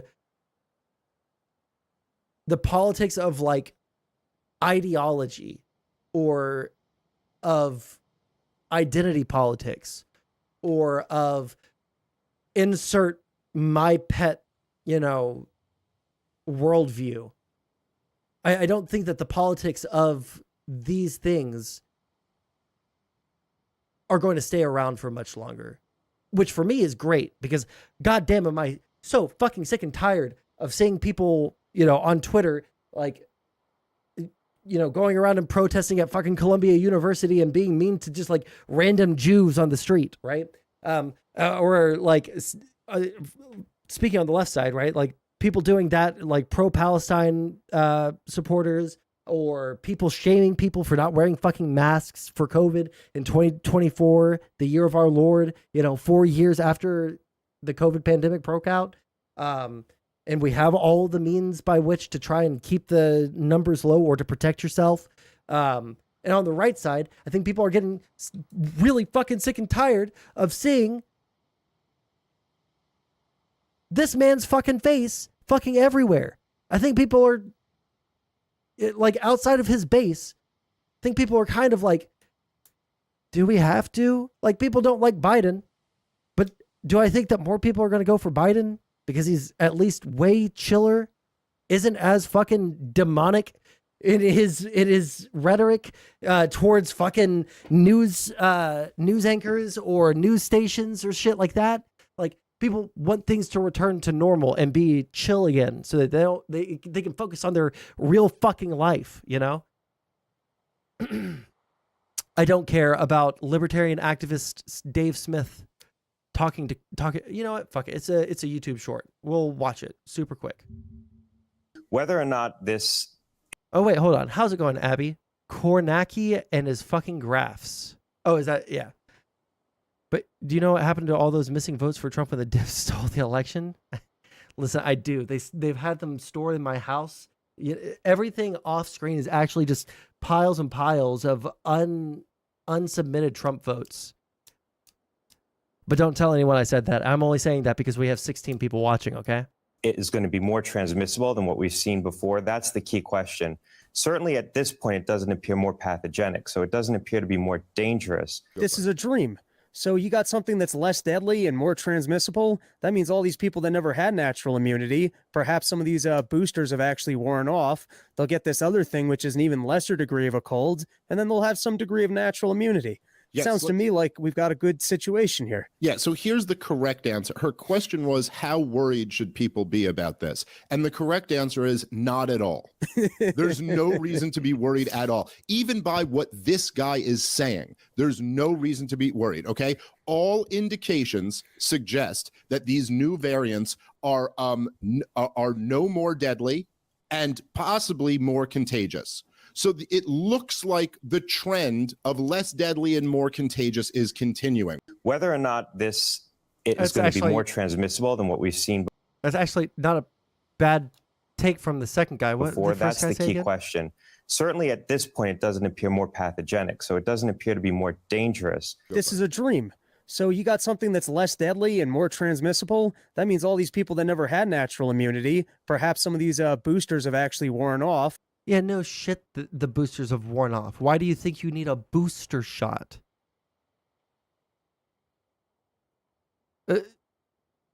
You know this guy has fucking 3 brain cells rattling around in his brain, like desperately fighting each other for a scrap of oxygen that is obviously not making its way up to his fucking prefrontal cortex because he's holding his microphone and he doesn't know that boosters are there because vaccines wear off. They lose efficacy after some amount of time. Yeah, no shit, dumb fuck. I cannot. These aren't even things that should be political. This is just like shit that you learn in fucking middle school fucking biology. Jesus fucking Christ. That's what's so fucking frustrating. People act like, oh, it's this new revelation. Oh, your booster wore off? Yeah, no shit, retard. I learned that in fucking like 7th grade. Yes, it's good that that the variants of COVID are becoming less deadly. Yes, people who have gotten a booster, yes, people who have gotten a booster and that is worn off are now more likely to get infected and they can have natural immunity. But guess what? I've had both natural immunity and COVID booster immunity, all right? Next week, I'm going to get myself a fucking COVID shot because going through COVID was so much worse. I would rather take the fucking mRNA, autism-causing fucking nanobots in my bloodstream, side effects than ever go through COVID again. That was actually the worst sick I've ever been in my entire fucking life. I actually thought I was going to die. It was fucking suffering. So yeah, you can either get natural immunity or you can get the shot. I'm going to choose the shot because I don't want to get fucking sick. Pandemic? No, it was October of last year. 2020 voted in the midterm elections. Those folks are voting for Biden by 9 points. Where Trump's strength is, why he leads Biden, it's voters who don't typically turn out in many elections. Didn't vote in 20, didn't vote in 2022. They are with Trump by more than 20 points. And the warning sign for Trump in relying on this kind of voter is this. We are seeing the lowest level of interest since we started asking this question back in 2008. Are you very interested in the election? 64%. That's lower than any other time at this point where we have polled this before. So again, lower. Long COVID can be pretty shitty for some people too.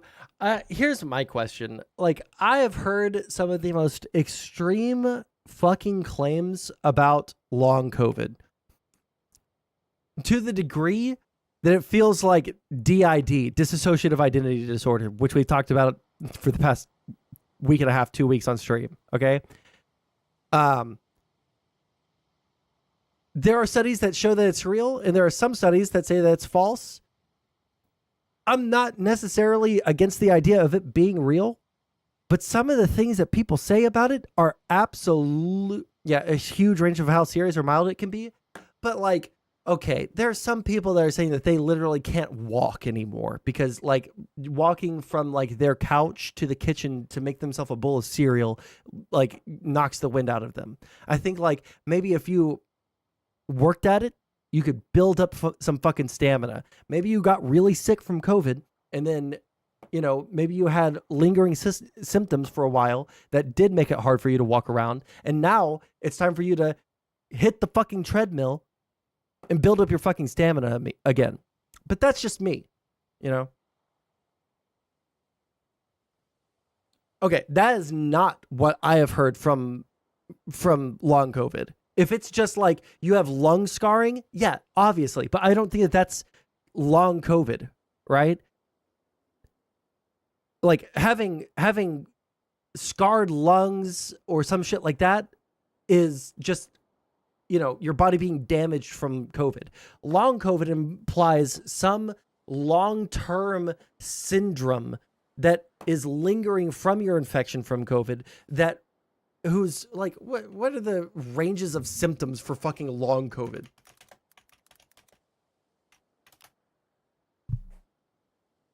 Difficulty thinking or concentrating, brain fog, headache, sleep problems, dizziness when you stand up, pins and needle feelings, change in smell or taste, depression or anxiety. Let me see all of the symptoms. Long COVID. Tiredness or fatigue that interferes with daily life, symptoms that get worse after physical or mental effort, post-exertional malaise, fever, difficulty breathing or shortness of breath, cough, chest pain, fast beating or pounding heart, difficulty thinking, headaches, sleep problems, dizziness, pins and needles, change in smell, depression or anxiety, diarrhea, stomach pain, joint muscle pain, rash, changes in menstrual cycles. All of these could be symptoms of long COVID, or it could be someone who had COVID that was really bad. They didn't fucking exercise for 2 months, and now they have no fucking ability to go around. And when you're like unhealthy, maybe it fucks with your ability to concentrate on shit, right? Maybe you get headaches more often because you're eating like shit. Like clotting. Where does it say clotting?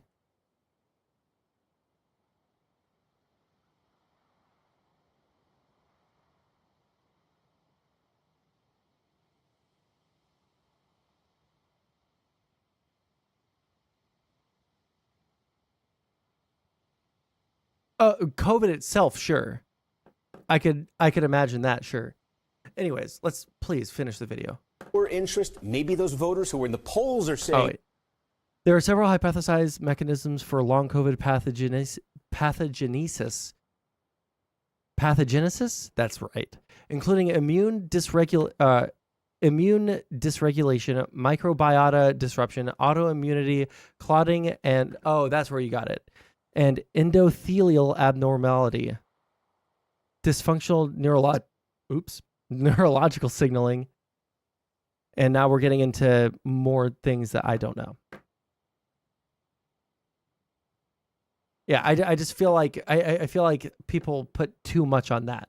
Therefore, Trump, are we sure they're going to actually vote in November? The Trump campaign better hope so. We'll have to see if that ticks up as we get closer to Election Day. Steve Kornacki, thank you so much. Thanks for watching. Look, Stay updated about. Jesus.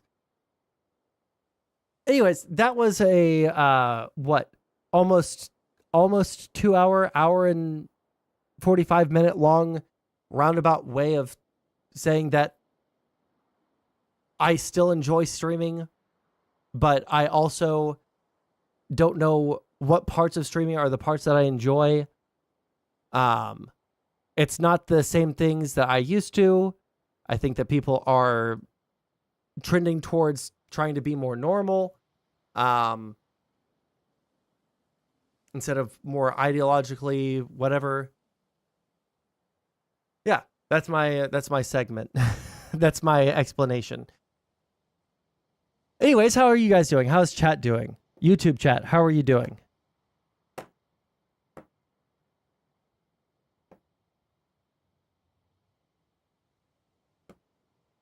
Just so scary with self-reported stuff that spreads on TikTok. Yeah. Oh, you know what we should look at? Let's see if they have like a video on it that we can react to. Ooh, I want to see what they have to say about the fucking gag order. Is there anything that's not Trump trial related?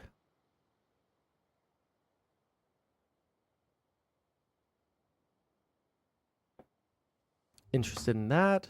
Is there nothing on the TikTok ban?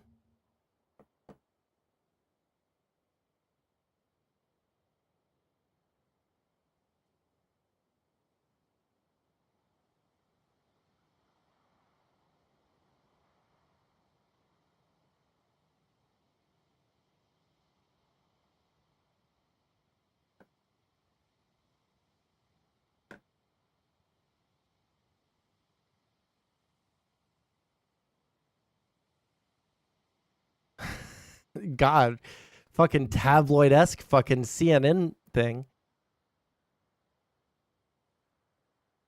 Biden ripped over cannibal claim? Yeah, I'm opening up too many videos. We're absolutely not watching all of these things. Is there nothing about the TikTok ban, actually?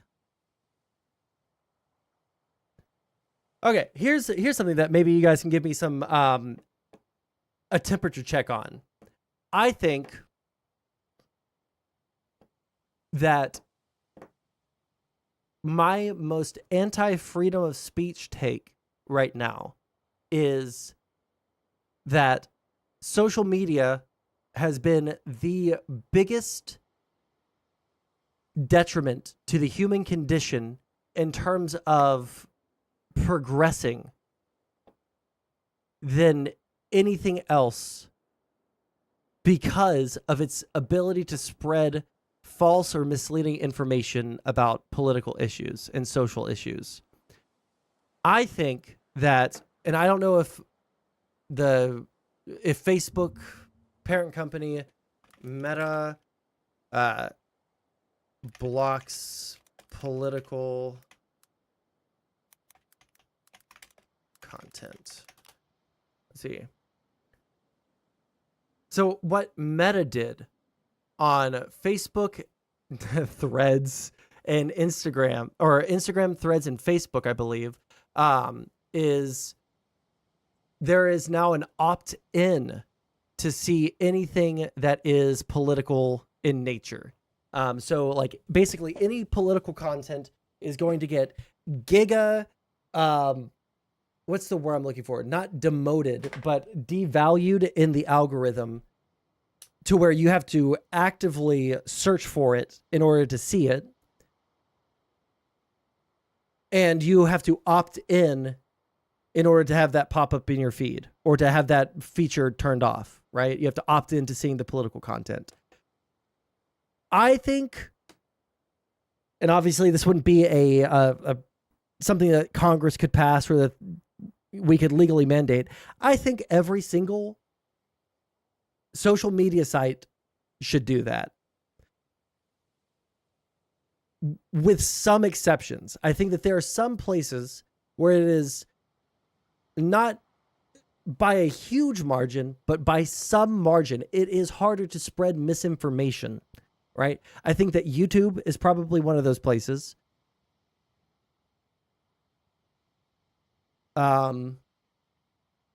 What are other popular social medias? For now, let's just say YouTube, right? I think this is a Band-Aid, though.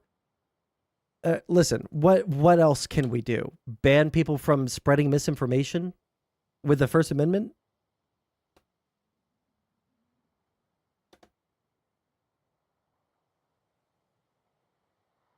The days of MySpace and early Facebook. I remember like some of the coolest people that I met were my first internet friends, and I met them on Facebook through a meme group. Okay. But I feel like places like TikTok, I feel like places like Twitter, places like Facebook, for some reason, specifically, those places are so easy to mislead people on statements of fact or to just outright lie and have people believe them, that I think that, you know, essentially knocking political content out of the social media space entirely, with the exception of some specific places. I don't know. I'm not going to like sit here and draw an exact line. I would think that YouTube is probably slightly harder to sell misinformation to people than Facebook, Twitter, Instagram, and TikTok. And it might just be the user base. I think I'm in favor of that. I think I want people to be more politically engaged. I want people to be more politically informed. But this ain't the way to do it. And if it means that some people become less politically educated or informed. I think that that's a trade-off that we as a country absolutely need to take. And I am so in favor of either divesting TikTok from China or banning it. I'm super in favor of it. Given the way that TikTok and Facebook and all these other places have been used both by China and by Russia, provably, not falsifiably, not hyperbolically, but provably, the way that China and Russia have used these platforms to spread misinformation in order to not favor the Democrats, not to favor the Republicans necessarily, but to just sow general chaos to make people more depressed and less trusting of their neighbors or of our government in general, in order to essentially have us become a non-functional state. Yeah, I think that we do need to be more aggressive towards this like asymmetric warfare. It's not just a matter of misleading people. It's actually incentivized because it's monetized, saying the most sensational, outlandish, wild shit gets you more clicks and views equals money. If they all implemented rules that would demonetize demonstrably false, misinformative post content, then we might be able to recover from this shit. Well, no. I think that, number one, I can't conceive of a way that we could do that legally, right? I think that, like, look at the ways that state governments and conservatives are going after large social media sites for deprioritizing conservative shit, right? Finding people for false info as a journalist, freedom of speech, baby. How do you define what is false info? How do you define what is misleading info? We could reinstitute the what was it, like the neutrality rule, where like you have to present both sides of an argument if you're on working for a news agency. That's something. They said they would demonetize posts that were false. Obviously, they're not fucking doing that. Hatch Act. I think that's right.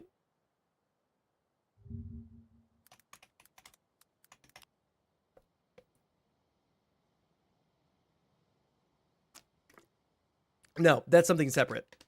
No. News bias law. Fairness doctrine. The Fairness Doctrine of the United States Federal Communications Commission, FCC, introduced in 1949, was a policy that required the holders of broadcast licenses to present controversial issues of public importance, both to present controversial issues of public importance and to do so in a manner that fairly reflected differing viewpoints. Now, there are always going to be problems when it comes to arguing about freedom of speech. There's always going to be legal issues. There's going to be moral issues. There's going to be, ethical, whatever the fuck. But I think that what I'm saying gets around those things. You can still opt into it, but I don't think that I don't even think that this necessarily would be the savior. I think that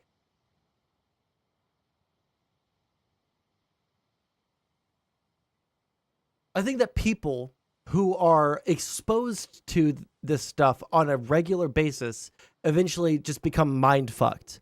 They live in a completely different reality. And again, when I'm saying this, I'm not just criticizing conservatives, okay? Community notes are good, all right? And then I think they got fucked too. I haven't seen anything. I've seen people try to manipulate it, but when people try to manipulate it, they get banned. Yeah. But my thing is, I don't think that the Fairness Doctrine would necessarily fix it. I don't think that forcing social media sites to not post or not allow political content is either possible nor would it help. Well, I guess it would help, but it wouldn't be possible. I think that like having the opt-in is like the best of both worlds. I think that if you're constantly exposed to like the most insane shit that plays into your preconceived biases, you can get pushed further and further. This isn't a hot take by any stretch of the imagination. Everybody fucking says this. You can be pushed further and further until a point where I feel like a huge swath of like, especially young people and conservatives. Yeah, I think that those are probably the two biggest groups, with like smaller cohorts of just like general like boomers believing like crazy shit. Like here's an example of like liberal brain rot, right? The Russia collusion stuff absolutely 100% did end in multiple indictments and convictions. There is proven Russian interference into our society. It wasn't directly into the votes, right? But it is into like our discourse and the way that we think about things. And they're definitely pushing that. This has been absolutely proven and even fucking admitted by fucking Russian officials, right? Before he got, shot out of the sky by Putin, Yevgeny Prigozhin was like, yeah, we are spreading misinformation in the United States. We are sowing chaos. And we're going to continue doing it. And we're going to do it harder. And we're going to do it better. And we're going to fuck these people up. We're going to absolutely brain fuck the average American until they no longer know what is true and what isn't true. This is absolutely true. The brain rot comes in with like, I think especially like super boomer libs and,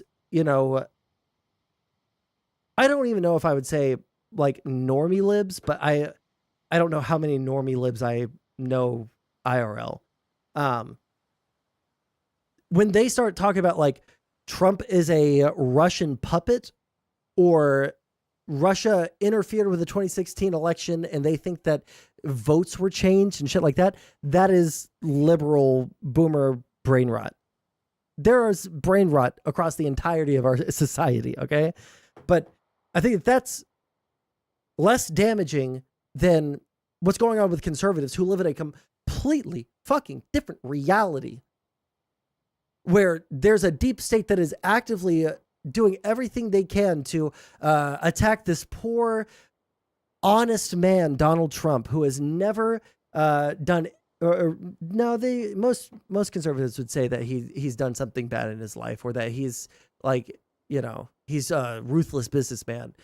But they see him as honest. They see him as, being beaten down by a corrupt system that is intentionally targeting him to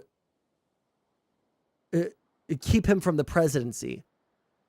But like, the Republicans went after Biden for the past 4 years. They literally weren't able to find any evidence. Every single person that the Republicans brought forward to attack Biden, to find some dirt on Biden, turned out to literally be foreign assets. One was from China. Oh no, one was from Iran, who was a weapon smuggler for China. And the other one was a literal Russian asset. And now their investigation into Hunter Biden and the Biden crime family is essentially dead in the water. They're still trying, but they can't find anything because there isn't any illegality to find there, right? Compare that with the multitude of indictments, the dozens of indictments that Trump has, where there is proof. Some of that proof is leaked to the public, where it's audio recordings of Trump admitting to the fucking crime. It's just like the conservatives, especially like the hardcore big Trump supporters, the big magatards, okay? They live in a different reality where Trump is just like this America-loving, selfless dude who is trying to save America from the evils of trans ideology, satanic worshiping Democrats, and socialism. That's scary. Let's 13%. Oh no, go. 13%. In other words, let's go back to this fucking graphic right here. This graphic right here, these percentages, these are fucking scary, guys. This shit's fucking terrifying. Biden corruption. Hey. Is that there's two things. Oh, it's a Joe Rogan clip. Hey, have they proven literally, or, well, I guess we're in the process of seeing some of Trump's stuff being proven in court, but have they released literally any evidence? Have they released any audio recordings of Biden admitting to the crimes? Have there been literally any indictments? Have there been any credible witnesses that have come forward that weren't literal foreign agents of hostile nations? Before I watch this, can you answer me yes or no on that front yard shield? Yeah, impeach Hunter Biden.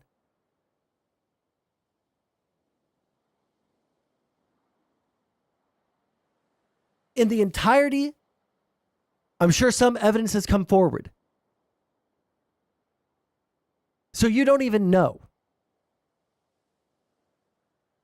I'm telling you, I do know. And there isn't any. Because otherwise, they would have brought it up as an impeachable offense. Because the Republicans had a majority in the House. A much larger majority until recently. It was slim, but it was larger than it is right now, which is a 1-vote majority in the House. They would have absolutely brought it forward as an impeachable offense.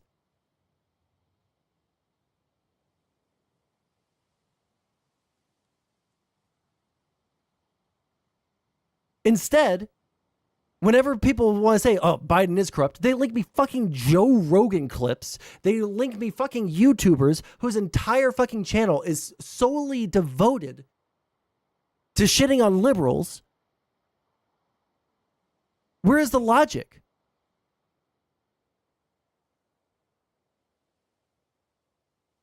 Where is the logic in that? Where is the the critical thinking? Like, oh, well, I know that there's what 98 indictments or 98 counts of indictments against Trump across what 4 jurisdictions. Across all these jurisdictions, they have all presented at least some of the evidence that they're going to present in court to the public. They have people who are swearing under oath for their testimony under penalty of perjury, going to jail. There are stakes in it for them. And yet, when it comes to evidence for Biden's corruption, even though the Republicans have done this fucking mass scale fucking investigation into Hunter Biden to try and find some link to Joe Biden, no one has been sworn in for a deposition where they have presented literally any evidence whatsoever. The majority of the time that I ask for evidence and people present it, it's people who are not in government at all, who are not privy to any of the investigations going on in the House, who are not privy to any of the information going on in there. Whose evidence is stronger? In what world does a logical fucking person look at these two sets of allegations and say, I think Biden is the more corrupt and guilty person?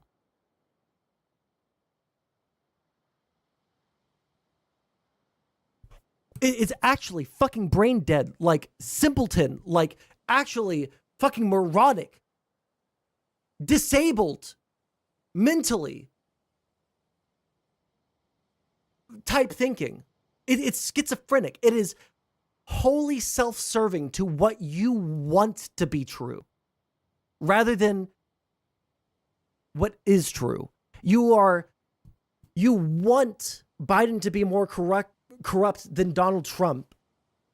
So instead of looking at the evidence and letting that lead you to a conclusion, you're hoping for a conclusion and reaching and grabbing and fighting and begging for any little piece of information, any piece of evidence, anything that could possibly reaffirm so that you don't have the cognitive fucking dissonance in your tiny fucking conservative dog shit fucking ivermectin fucking rotted brain. To get rid of the fucking cognitive dissonance. It's actually horrible for you. It's horrible for you. Because I can't baby talk conservatives for the rest of my fucking life.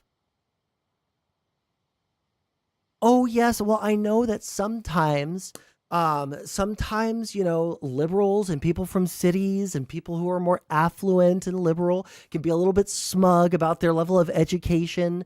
Yeah, and that really sucks. And yeah, I mean, like the mRNA vaccines, those are really new, and that can be scary sometimes with new technologies, especially when it's being injected into your body. Yes, I totally understand where you're coming from. Yes, it is. Trump does have a bunch of indictments against him right now. I understand why you would feel like that's targeted. And it's like, bro,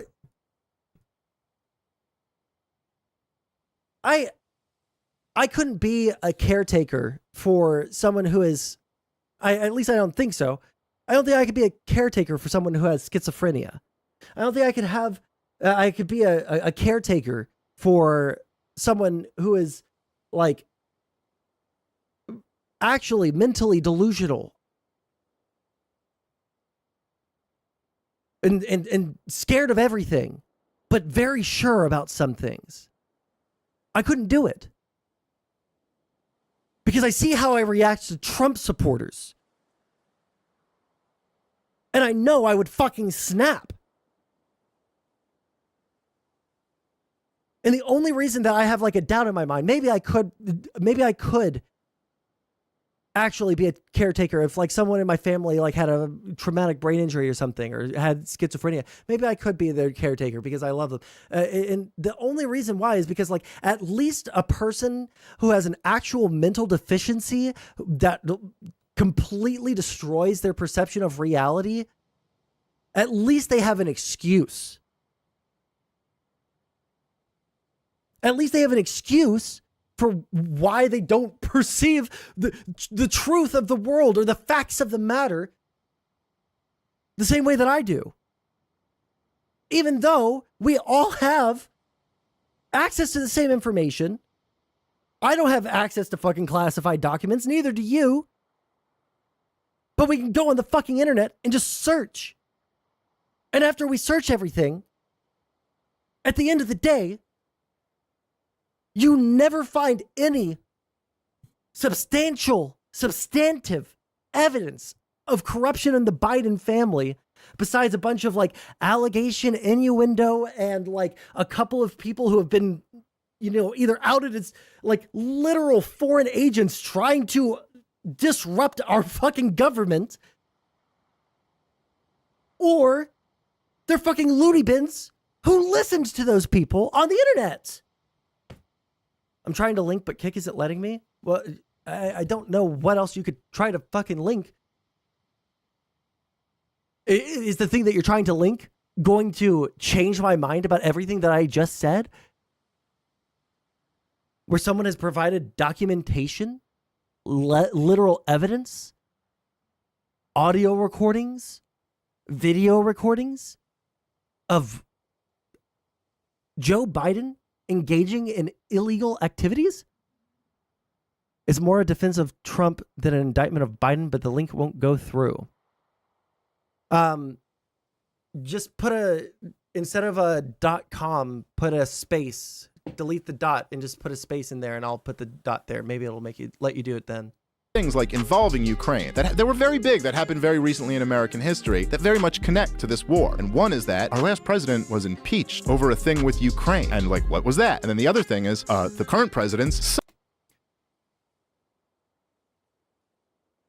The former president was impeached over a thing with Ukraine. That's doing a lot of fucking legwork, because he was withholding aid to that country.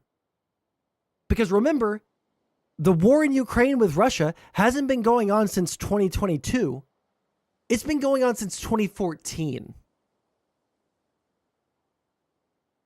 There's been a civil war, both directly funded by Russia and supplied by Russia, and in several cases, even like with troops from Russia through the Wagner Group in Ukraine fighting against Ukrainian forces. We've been giving them aid for a long time because of that. And Trump was withholding aid to Ukraine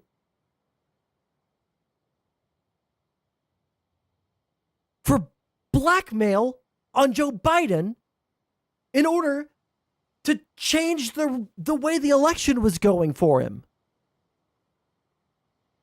How does that have a direct connection?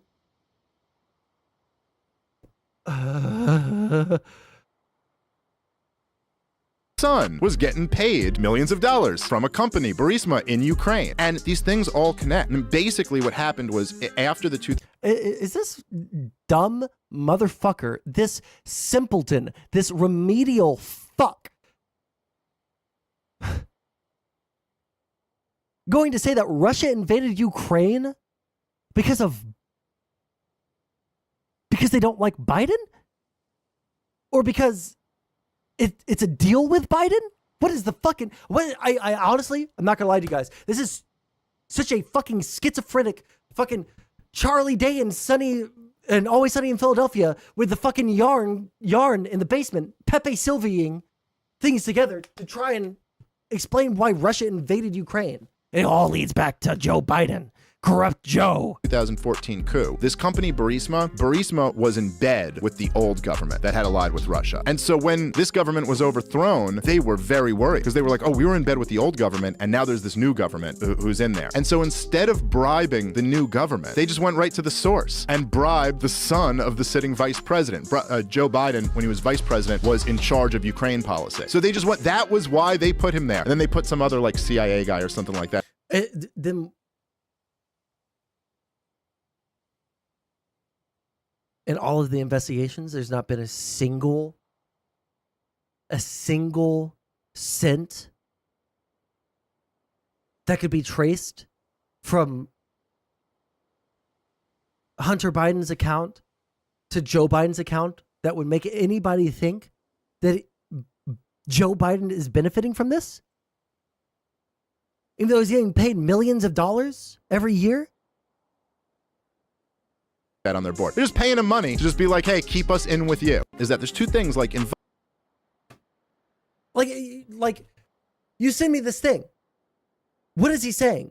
He's implying that Hunter Biden is getting financial compensation from this company, which was true.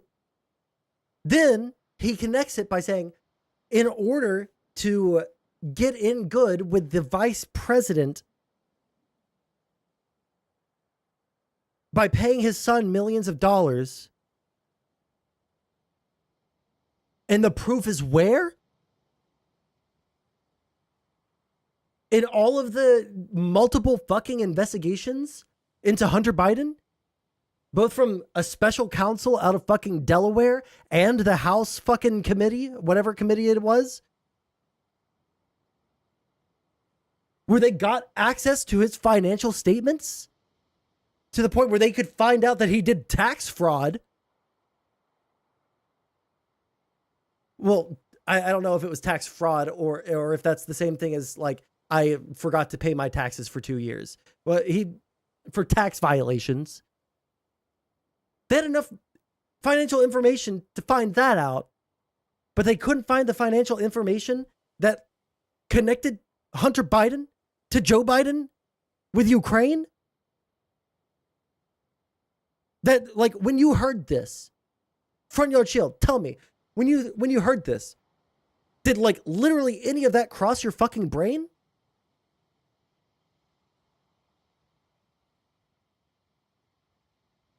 Many leftists like Noam Chomsky and Oliver Stone and John Mearsheimer say Uncle Sam shouldn't fund Ukraine as it could be provocative. Russia's not doing anything to the United States militarily, number one. Number two, fuck them. They're provoking us on a fucking daily basis. They have literally admitted to opening up hundreds of offices with thousands of fucking people constantly trying to disrupt the social order of the United States. Who's provoking who?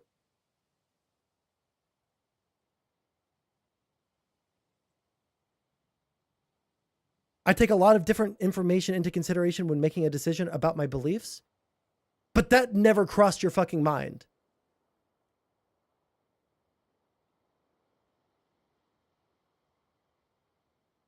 Okay. What the fuck were we doing before?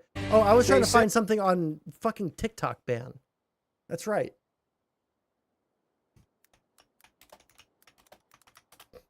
Let's see if there's some fucking news coverage over this, because I have not seen anything on it.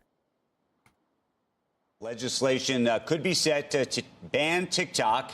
It's in motion, gaining traction on Capitol Hill. We could see language to that effect included alongside foreign aid when a series of bills goes to the House floor for a vote that is expected this weekend. Joining us right now to talk about a possible TikTok ban or forced divestment and what could happen if Congress passes this bill, Anish Chopra. He served as the first U.S. Chief Technology Officer during the Obama administration, now president of health data platform CareJourney. Good morning to you. I think we're all trying to understand if, in fact, this bill gets put into place, what does happen to TikTok. TikTok will tell you it's the death of TikTok. It's over. Do you believe that? No. Obviously, it's a very popular application. There will be some negotiation with respect to exactly what form. Leftists, Front Yard Shield says, I'm not even non-interventionist or a leftist myself, but even many leftists critique Joe Biden. They are leftists. We are not a fan of leftists on this channel. Sometimes they have good takes. Sometimes they have bad takes. Sometimes they're like close to the mark and we can criticize them accordingly. But by and large, we fucking hate leftists on this channel. Why? Because they're part of the fucking problem. But like, I don't care just because fucking Noam Chomsky, there's literally not a single academic in the entire fucking world. No individual fucking academic or like small, like 3 or 4 academics who are ideologically driven or politically driven that could individually change my mind because, oh, well, if Noam Chomsky said it, then it must be fucking true. Actually, I don't think there's a single fucking human being on the face of the planet Earth that, like, just because I liked one thing that they said one time, or maybe I read one of their books and I respected their opinion, or maybe I internalized that, I don't think that there's a single fucking person on the face of the planet Earth, on God's green earth, in all of his majesty's fucking glory fucking creation, that if that one person said, hey, you know what, I don't think that we should support Ukraine, because it might provoke Russia. That's never going to fucking convince me. I literally do not give a fuck about a single fucking philosopher. I do not give a fuck about a single fucking academic. I care about their works. Their works are great. PogChamp. W. But I do not care. They have to give me a good reason to change my mind. And many academics, when I have watched them, many philosophers, when I have listened to them, have changed my mind on 1 or 2 topics. But that's because in those lectures, in those books, in those articles, in those videos, they gave an argument. They gave a reason that was satisfactory to change my mind. Not provoking Russia is not a good enough fucking reason when Russia is provoking us on a daily fucking basis, arguably affecting us right here in this chat, because you think that not provoking Russia is a good enough argument to not fund Ukraine.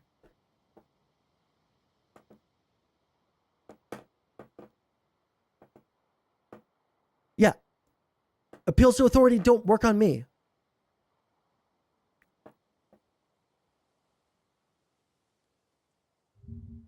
That one person is here? I am a revolutionary. I am a revolutionary. God. Has he killed himself yet?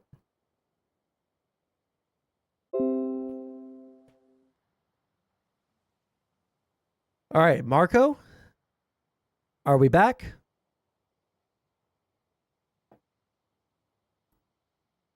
Marco. Okay, back. What is... soon, maybe. Okay. What happened? I don't know. I just had a internet blip. These people are despicable. These guys don't get free speech. They go to the re-education camp. If they don't learn, they go to the hard labor camp. If they don't work, they face the wall. Size of that, an order of magnitude.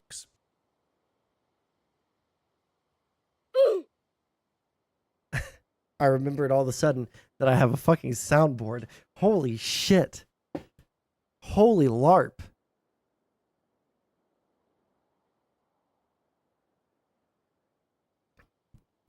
Like, listen. What I fucking wish for people like this is... Actually, can I even say what I was about to say on YouTube? It might be seen as like a... It might be seen as a call to violence. Just live your fucking values. If you're gonna do it, do it. And then the consequences for your actions, whatever the consequences are, whether immediate or long term, at least I won't have to fucking ever hear some retarded shit like that again from you.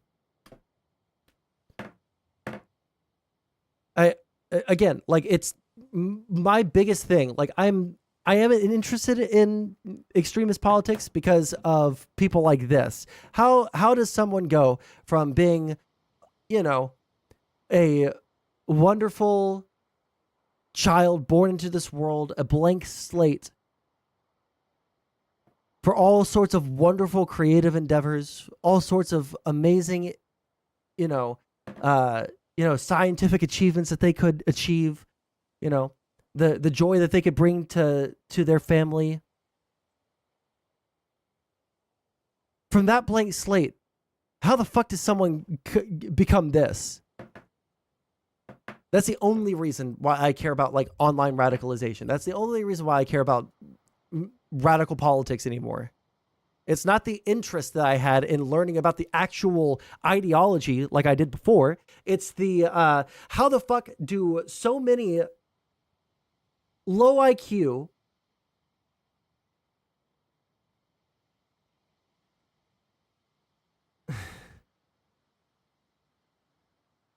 God, after watching the I can be way more racist than you Haas video, I keep on wanting to say Mongoloid, but I know that's a mean word.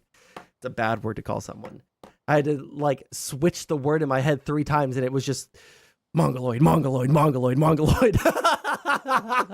Legislation could be set to ban TikTok. It's in motion, gaining traction on Capitol Hill. We could see language to that effect included alongside foreign aid when a series of bills goes to the House floor for a vote that is expected this weekend. Joining us right now to talk about a possible TikTok ban or forced divestment and what could happen if Congress passes this bill, Anish Chopra. He served as the first U.S. Chief Technology Officer during the Obama administration, now president of health data platform Care Journey. Good morning to you.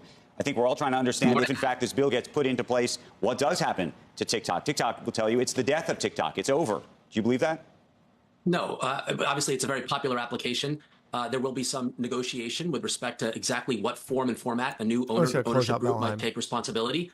there is a reasonable probability that this escalates, that there's a chance that Chinese government may encourage TikTok to essentially say, hold the line. But in my view, this is an important and appropriate action, given the national security threats that are real and have been at the heart of why Congress is acting.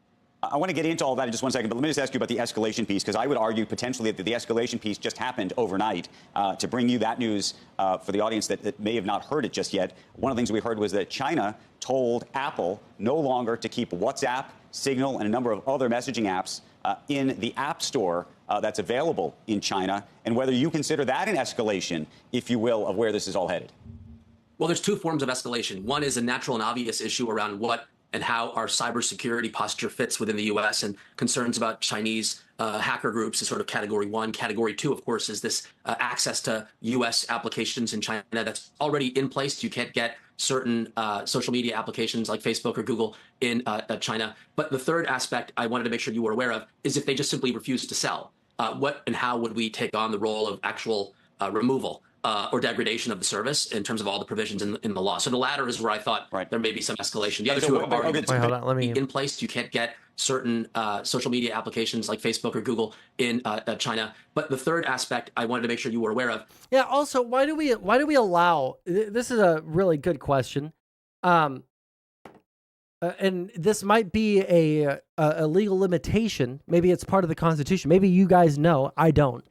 Why do we allow people from hostile nations to make fucking Facebook accounts, or like nations that we know that they're like have these misinformation farms where their literal job is just to like come in and make everyone in the US as fucking angry as possible and make us not actually, informed on politics.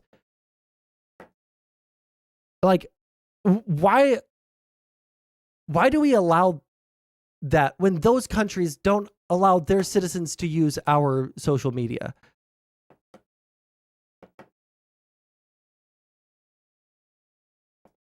Is Facebook really getting that much value out of operating out of Russia, Belarus, fucking, Kyrgyzstan?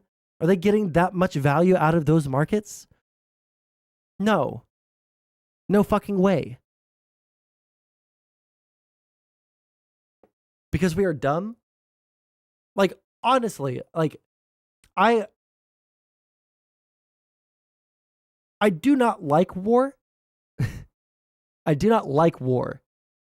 And I do not like engaging in, tit for tat hostilities, whether through cyber attacks or, asymmetric warfare like this or whatever the fuck, we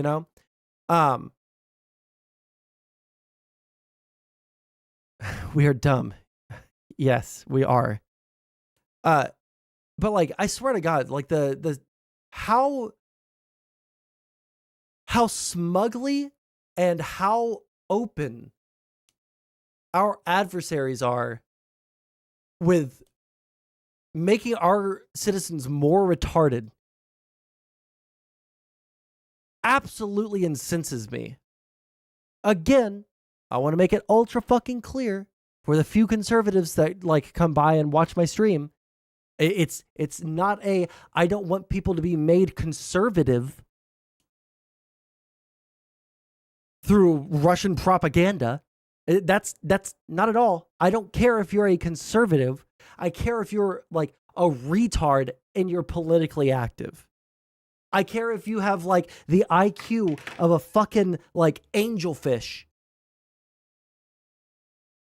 swimming around in the ocean, whose only brain functions are reacting to external stimuli with a fear response, eating, shitting, and procreating. That's literally the fucking level that I see half of this fucking country right now. No, actually more than half, because half of the fucking country still supports Donald fucking Trump, and then part of the fucking other half are like retarded fucking stupid TikTok socialists. Like, I want there to be smart conservatives who have a difference of opinion with me, who moderate by virtue of just existing as a conservative, moderate the Democrats, and the Democrats, by virtue of existing, moderate the Republicans because they all want to get that share of the independent vote in the fucking middle, right? That's what I want. I don't want everyone to be wholly 100% only moderate and we're all just like walking around in gray jumpsuits because we all believe the exact same thing because we're all moderates and we stay the exact same forever. Obviously fucking not. But there's a push and pull here. And the Democrats really have not changed that much in the past 20 years. But the evolution into... I'm trying to use a word other than retarded. But it's mental illness. It's delusion. It's. I've met schizophrenics with a more coherent worldview than some Trump supporters. Who is an example of a smart conservative? We had a list of like the people that ran in 2016 earlier up on screen, and it was like, you know, I disagree with them on like 90% of policy. On, you know, when it comes to social issues, I probably disagree with them on like 70% of shit, maybe 80%, depending on like whether we're counting what they said back then versus now. But I like maybe like the Tim Scott guy, the fucking who's the bird lady, the bird looking lady that just dropped out. What's her name? She just dropped out versus Trump. Yeah, Nikki Haley. Thank you. Nikki Haley, Chris Christie, fucking who's the guy that ran against Obama in 2012? John McCain. Like, fuck all of their policies. Fuck all of their, you know, whatever the fuck, like all the things I disagree with them on, which are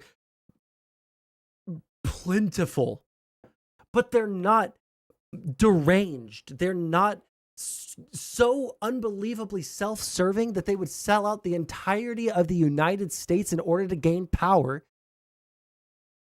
Like, that's all I'm asking for. Romney. That's all I'm asking for. The bare fucking minimum, right? People right now are sucking Mike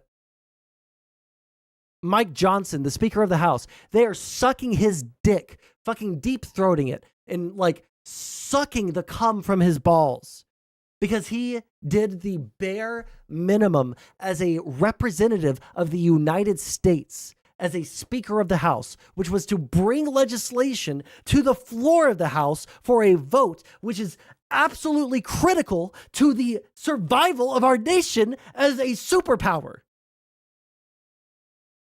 The absolute bare fucking minimum, which he has failed to do for the past 6 months. And you know what? I will applaud a conservative that has the balls to possibly lose their fucking job in order to do what is right for the nation. But I'm not going to give him any extra fucking points for doing it 6 months fucking late, for only doing it once he sees all of the fucking classified documents showing what the inevitable fucking outcome to the United States would be if we didn't pass these bills. I'm giving no extra points.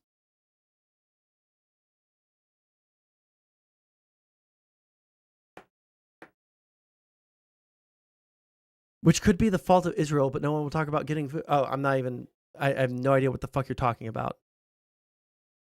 Who are you even responding to, Tron? Anyways, sorry. I'm like, listen, I didn't get a lot of sleep last night, and I have had a headache literally all fucking day. And now we're talking about politics for the first time in a week. And in the break, in the week-long break that I've taken from stream because of life, I've just been, you know, doing my normal thing that I would normally do on stream, just consuming news, reading articles. I've become a total fucking loser who like sits there and reads articles in my spare time because I'm a fucking, like no life fucking politics junkie now. And I just like can't fucking believe increasingly that this is where we're at. There are no policy debates anymore. There are no policy debates anymore. When was the last time the Republicans brought forward an actual policy proposal against the Democrats rather than just like saying no? Or like bringing forward one that everybody knows would automatically fail in either the House or the Senate. When was the last time? When was the last time the Republicans have brought forward a piece of legislation, like had a policy about something?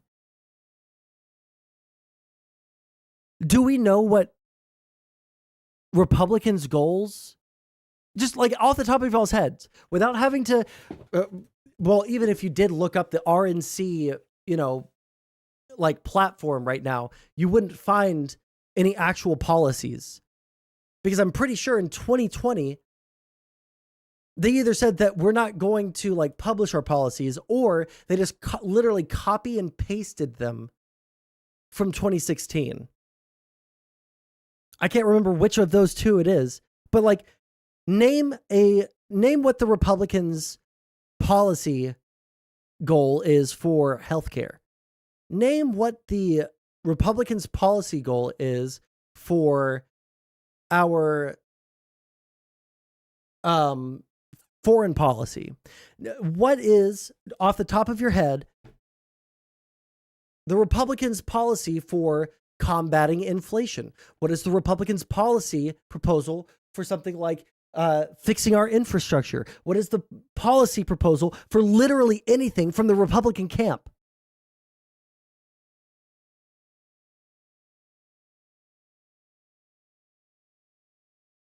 Those aren't policy proposals. I understand. Yes, those are very like classical. I should just put up kick chat on the middle of the screen so people on YouTube chat can see. So I'm not just like talking to the void. But like personally, as someone who leans more towards the Republicans, although I have disagreements with some of them, I want to end the Fed, secure the border, end most social spending, and give more power to states. What are the policies that the Republicans are putting forward to secure the border that isn't the fucking wall?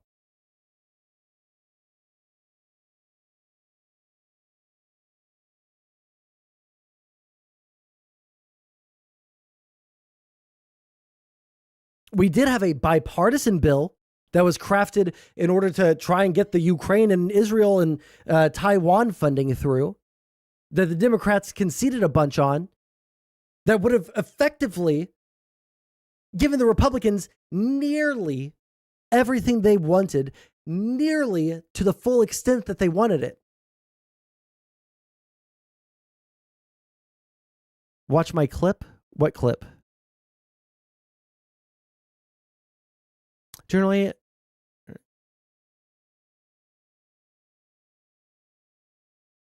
strengthening the asylum standards. Oh, wow. Guess what? The Republicans literally killed a bill that would have done literally everything that you just said. The Republicans killed that. Next, what is their policy?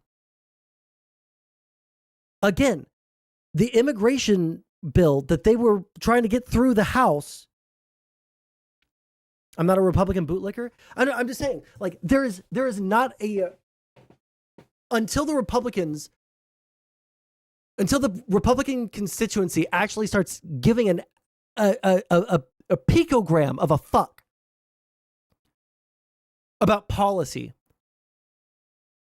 and either voting against Republicans that are like in this new vein of fucking, America First type Republicans, until they start voting against, whatever the like horrible amalgamation of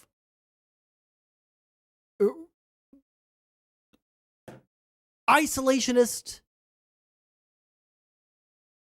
and I'm sorry, it's just two things: isolationism and like sucking Trump's cock until like he shrivels into a like emaciated husk because you've stolen all of the moisture from his body. That's literally the two aspects of the Republican Party right now. You have isolationism and sucking Trump's cock, and there's literally nothing else. And until the Republican voters start voting against people who are just sitting there with a vice-like grip around his cock and balls, the Republicans will continue to do nothing.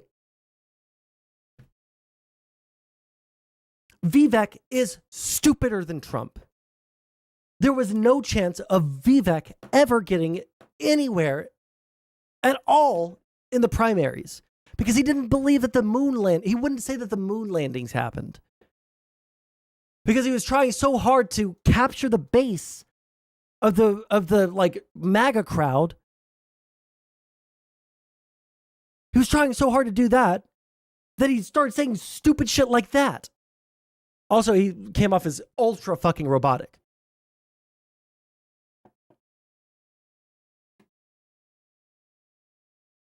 I bet Trump dies and a good percent of Republicans will still vote for him because they think he's secretly alive. True.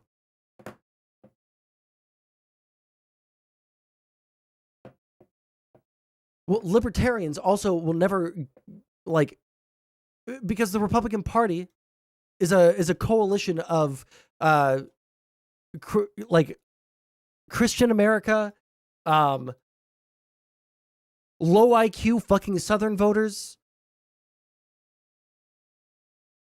and like what? I don't even know if like large business owners are like by and far like their biggest donors at this point because they're not good on the economy.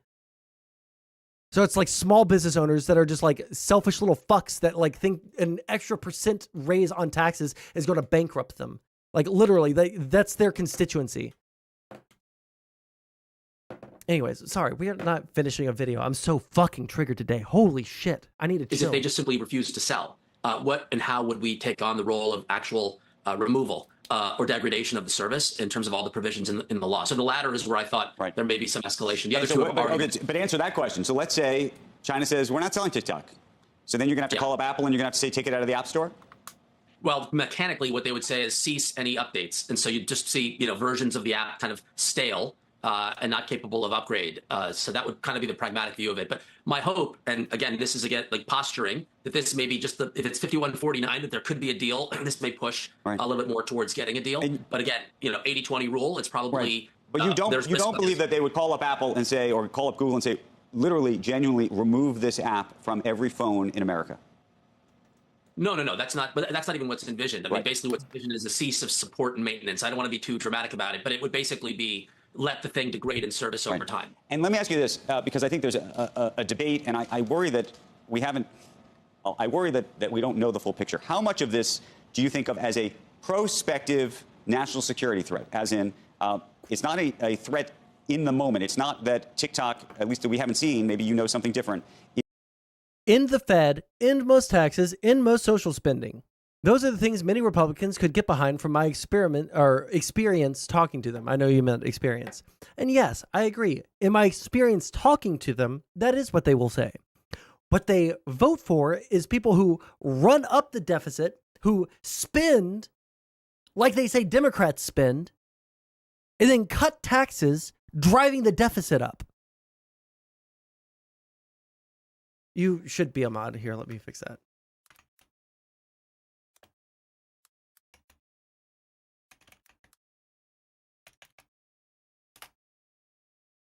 Oh, it won't let me. I must have too many mods.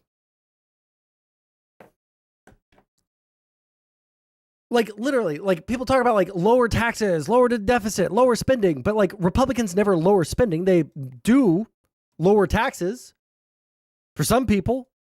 And it drives up the deficit, and then they blame the Democrats because they spend money and they raise taxes. But taxes are how the federal government taxes are how the federal government pulls in revenue.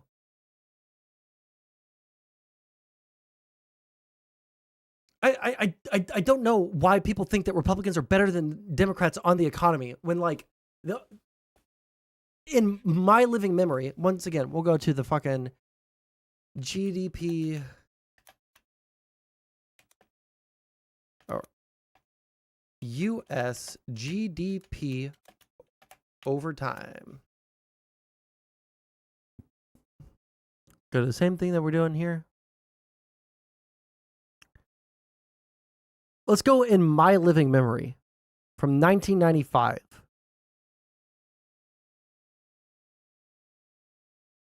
We have growth. This is when Bill Clinton leaves office. The line flattens. It picks up some, and then we have a crash. The Democrats come in, and we are picking up again. Uh-oh, what's this? It's 2016. 2017. The line is still going up, and it's under Trump. It's the same fucking line. It's this, the economy is going up at the same rate. They're maintaining the same growth as the Democrats. Now, one exception here is Joe Biden, whose line is steeper than any other president's on this graph. In my lifetime, the economy has grown at a faster pace than anything the Republicans, or any other Democrat for that matter, has ever done. Just better than Democrats. By what metric? Again,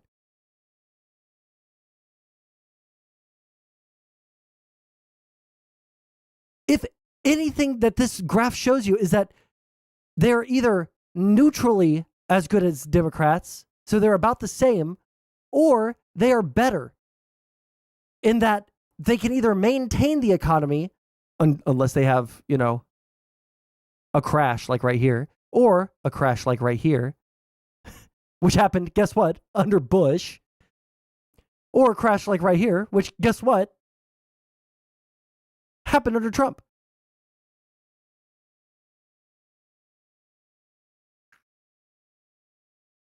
Lowering taxes and less social spending programs created. Are you worried about the deficit at all as a more conservative person? Because lowering taxes is not going to get you there.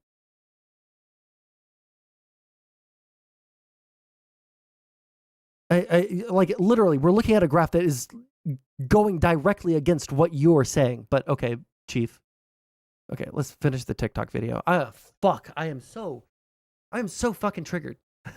Is demonstrably using the platform to influence. Oh, basically Austrian. Oh, okay. Retarded. Sorry. I just love like the Austrian idea, like praxeology, where it's basically like, in theory it'll work, so therefore it does work, and everybody else is, you know, like an authoritarian, like economist, economic fascist. I don't know if there's ever been a single successful country in the history of the human race which operated off of Austrian economics. However, like basically every liberal version of economics has brought about like massive bouts of economic prosperity. The mixed model of economics is just superior.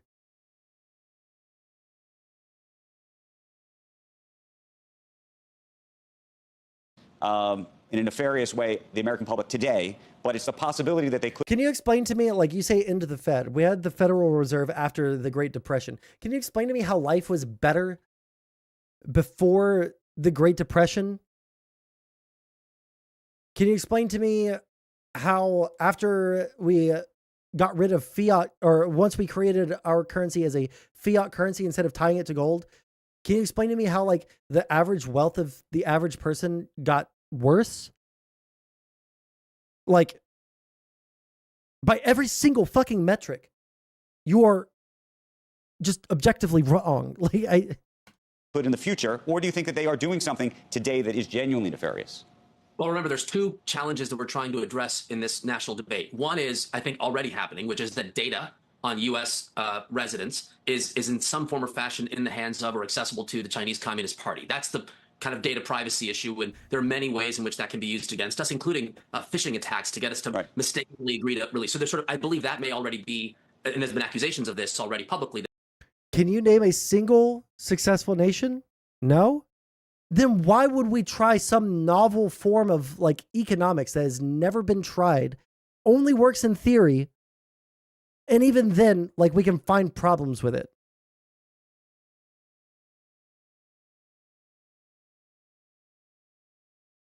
Like I would point towards socialism.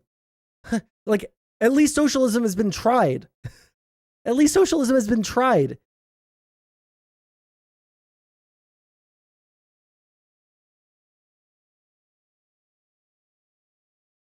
Link me an article about what the 100% correct prediction rate regarding the economy. What did he predict? Like, oh, like we're probably going to have an economic crash?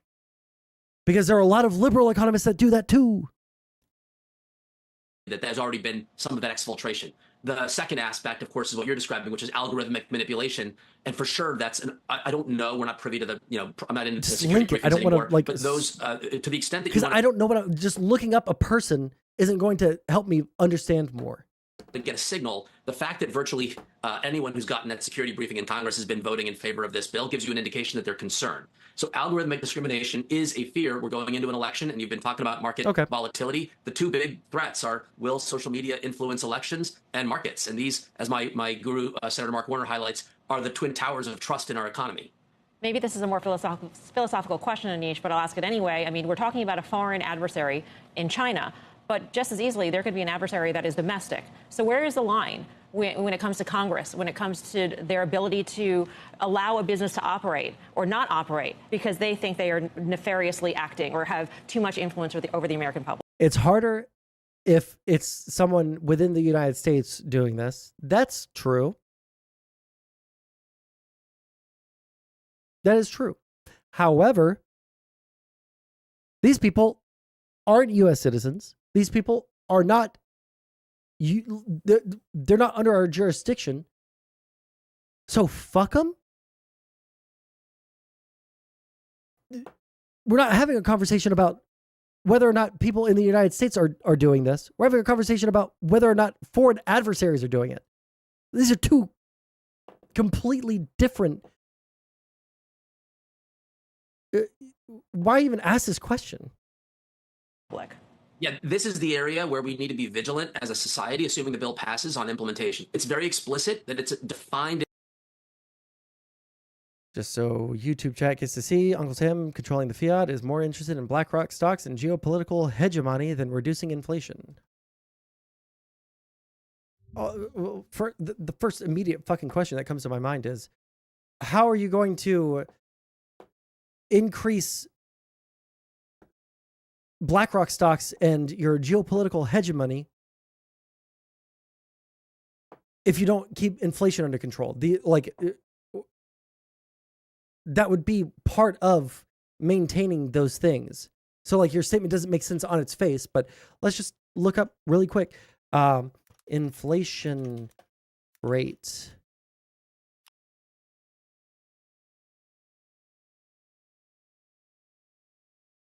Now, my understanding is we want inflation to be between 2 and 3%.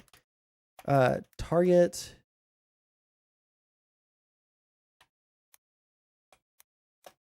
inflation rate 1 to 2% per year. Inflation rates greater than 3 to 4 can represent an overheating economy.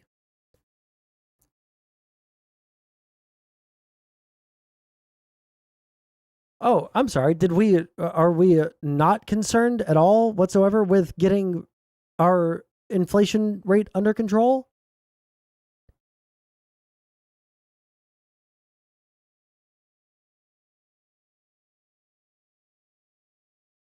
Arguably, these inflation rates are too low. Because you want people to spend their money because they're scared of it losing value. So you want some amount of inflation, usually 2 to 3%. If it's below 2%, you probably have problems, stagnating. If it's above 3%, it's probably a bad thing. We're not that far off from 3% here. It's still high. We could get it more under control. But are we not concerned with getting inflation under control? Are things, or maybe it's just magic. Maybe fiat currencies are just like, poofed out into the ether, and nothing that we do can actually control them unless we, cut school lunches for children. In statute what a foreign controlled adversary is, but there is some discretion on whether Uncle Sam would rather make chocolate twice as expensive for grandma if it means some corrupt feds get political power than your average citizen. Wait, what the?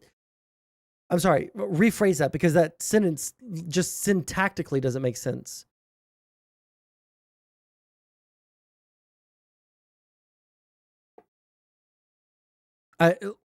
Like that first part is syntactically nonsensical. whether or not organizations are influenced by.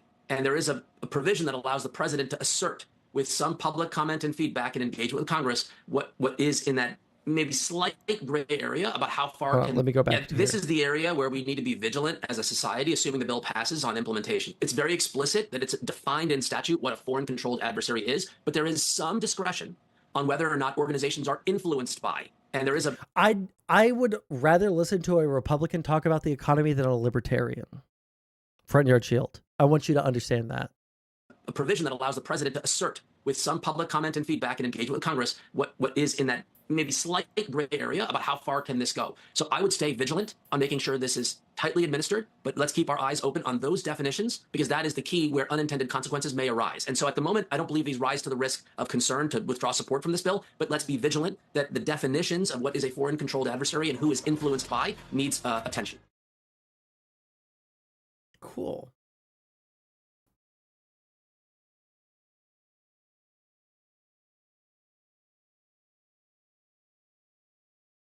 Oh, you linked me something about Jordan Peterson. I'll humor you.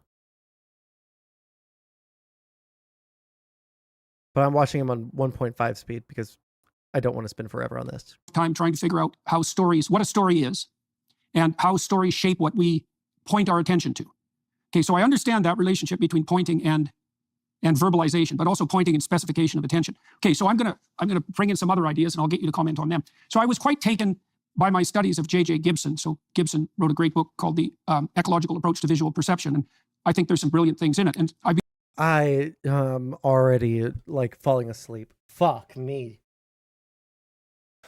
Elaborating on Gibson's ideas in the context of narrative. And I guess narrative is relevant to the idea of sharing, because a lot of what we share are stories. And I think stories are pointers to value. That's a way of thinking about it. So let me lay out a phenomenological world for you and tell me what you think about this.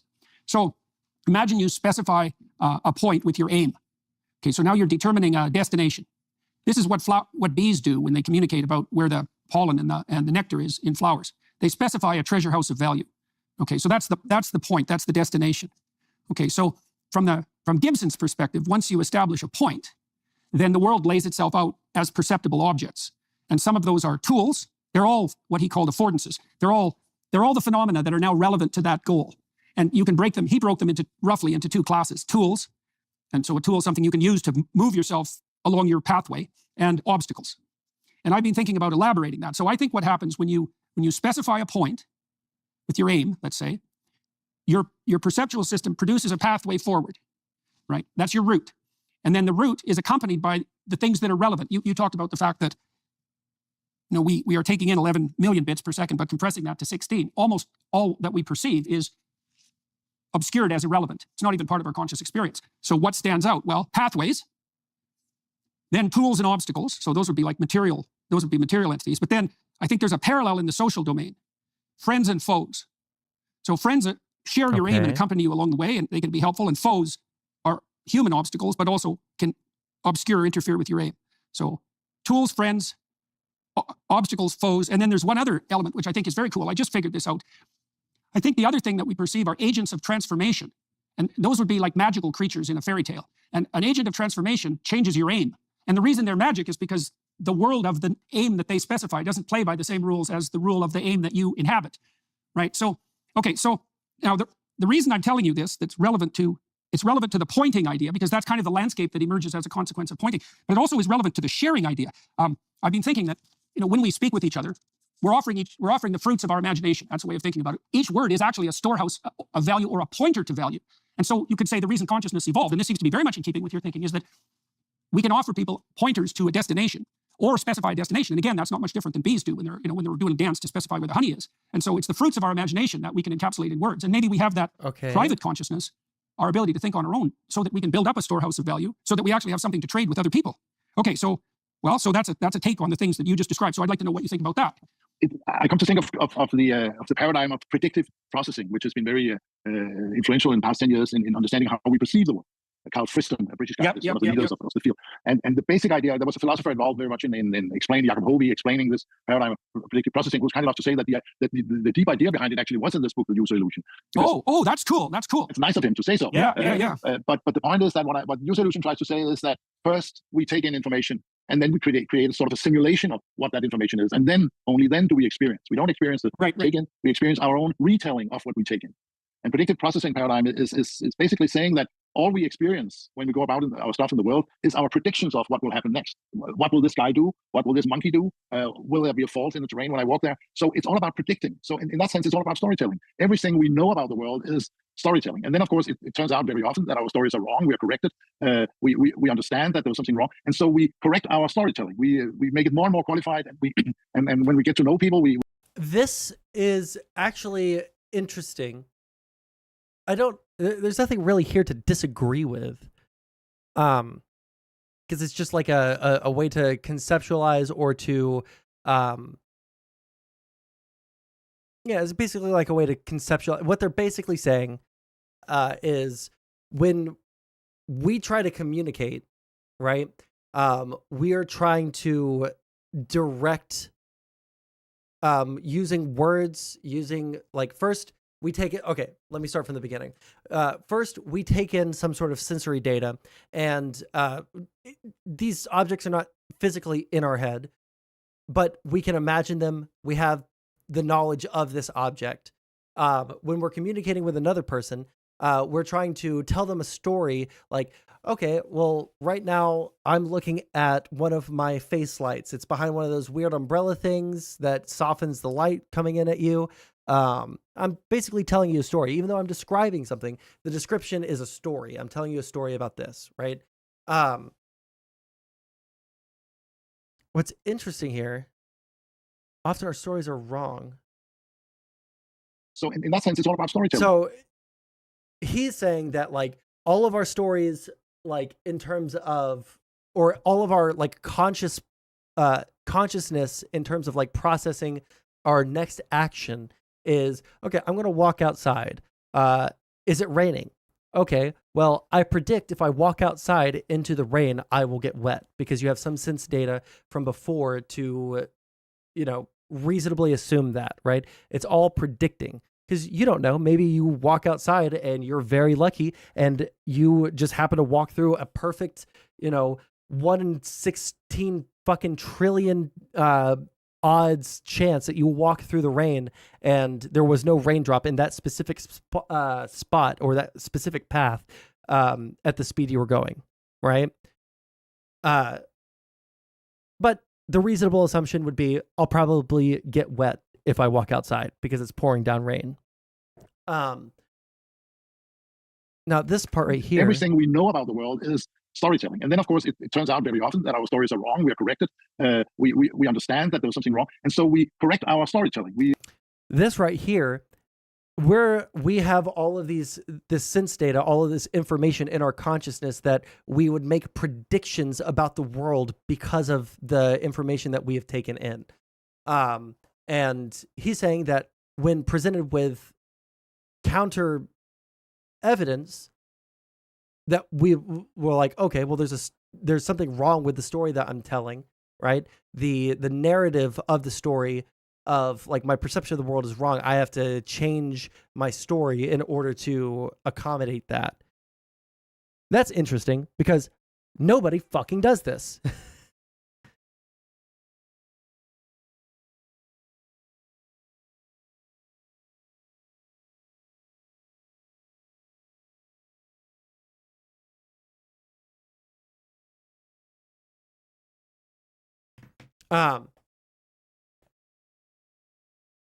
Yeah, nobody fucking does this. Nobody corrects their narrative. Like fucking Front Yard Shield. When I was talking about the Hunter Biden, Joe Biden corruption stuff.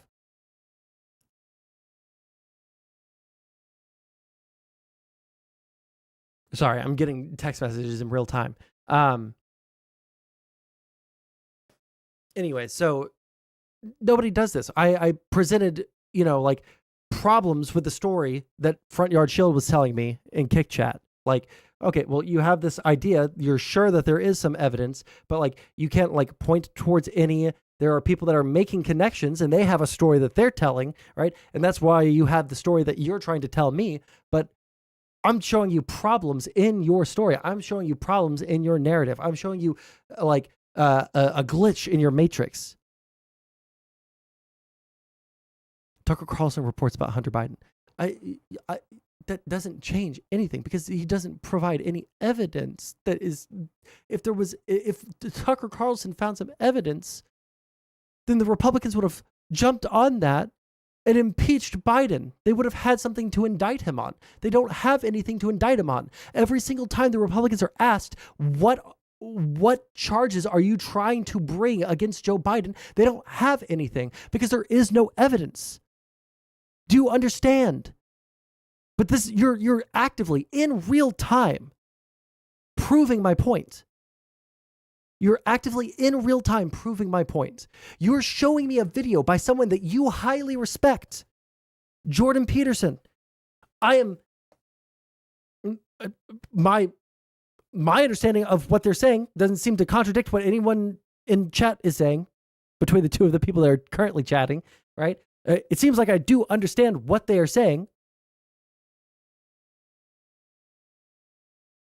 But this guy is saying, if there's something wrong in our storytelling and someone is correcting that or pointing out problems, we have to change our storytelling. But you're offering me the same story over and over and over and over. There is evidence that if presented to me would change my entire opinion about the Hunter Biden, Joe Biden, fucking Biden corruption family bullshit. But unfortunately, none of that has ever come to light. Anytime I've asked for it, it's speculation or innuendo. If the Republicans had access to literally a single shred of evidence, they would have hopped on it. They don't even have a charge to bring against him to impeach him. Even the things, the philosophical and psychological foundations that you are presenting to me that you seem to, at least think are interesting or might be informative or might be true from someone that you respect. When applying that, you're interested in what I actually just, holy shit. Hey guys, I just had a fucking brain blast. I'll read the previous question in a second. I just had a brain blast. The Front Yard Shield, I know you're Panda Man. I hate pretending that you're not, okay? I know you're Panda Man. You are not interested in the application of the knowledge that you're accumulating. You are almost fetishizing the accumulation of knowledge without any desire or any drive to apply it. You're not applying the lessons that you're learning from the people that you respect. You just like to jerk yourself off because you listen to people that you think are smart. And you're accumulating knowledge, but you're not applying that in any way, shape, or form.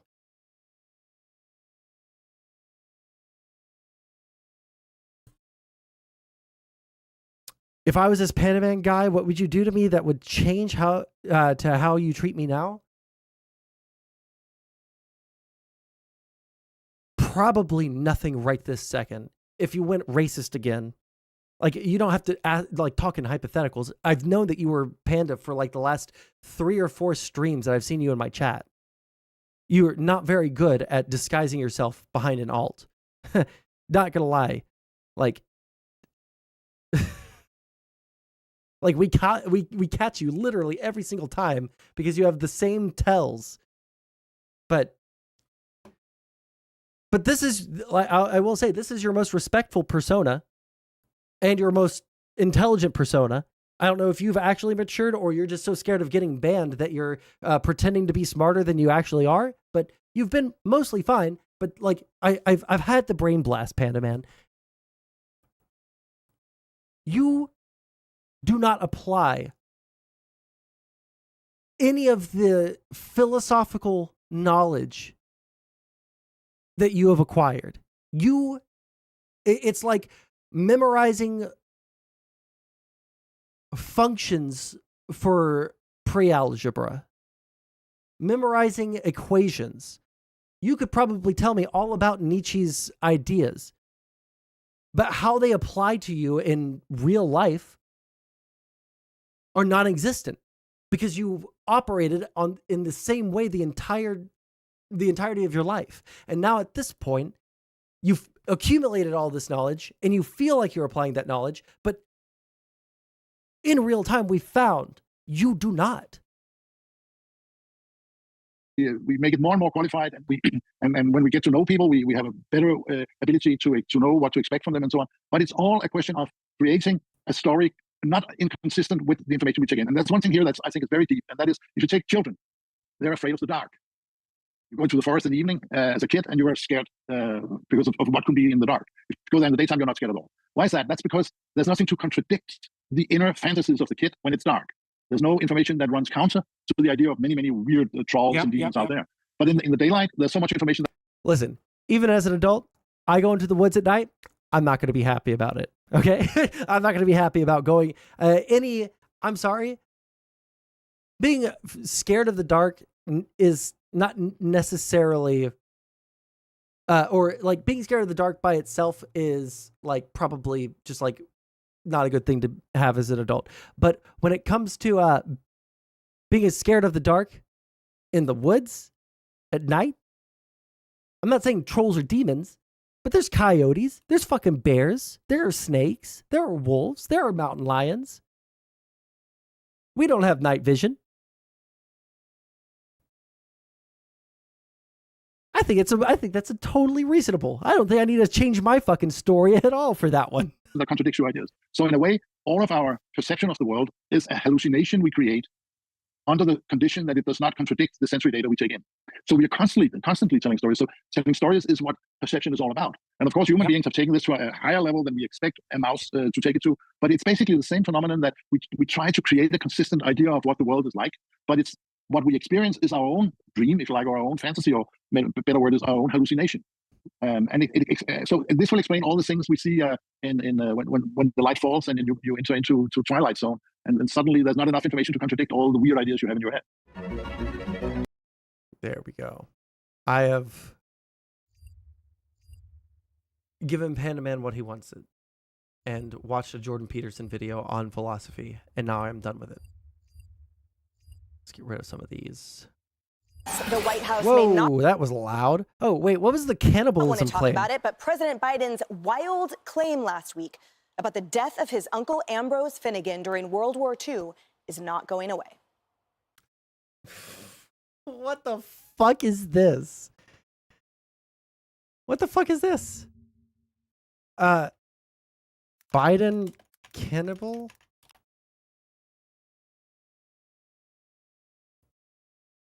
AP News. Is this like one of his like short meme 2 minutes? No, I'm sorry. I'm not watching another thing on philosophy. I will click on the other Republican Mitt Romney has been pretty. Oh, you sent me with a timestamp. Okay, 1 second. What is this? When I left Scranton today, I wanted to go to the war memorial that has the names of all the Scrantonians who died in World War II etched into a granite wall, because I wanted to see where my Uncle Bosie Ambrose J. Finnegan, where his name was etched, back when D-Day occurred. And on Sunday, the next day, my mother's 4 brothers all went down to the recruiting station and joined the military. Every one of them volunteered. And my uncle, they called him... Bro, World War II, these people are fucking insane. Like, people were... My grandfather was 16 when he joined the military. He just lied about his age. A 16-year-old jumped on a train from Arkansas through Texas, rode a train that entire way with like fucking hundreds of other dudes, and joined the military and became a fucking paratrooper.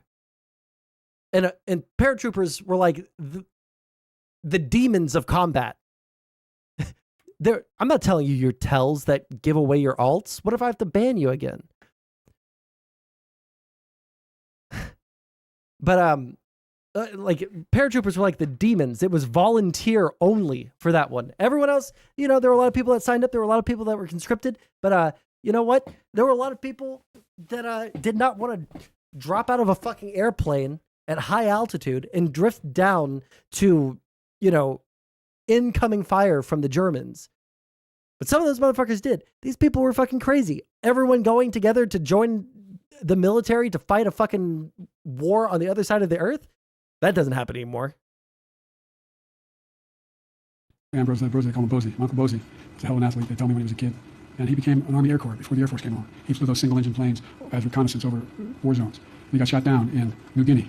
And they never found the body because there used to be a lot of cannibals for real in that part of New Guinea. But one of the things that as I was doing that today, I was reminded of what my opponent said in Paris not too long ago.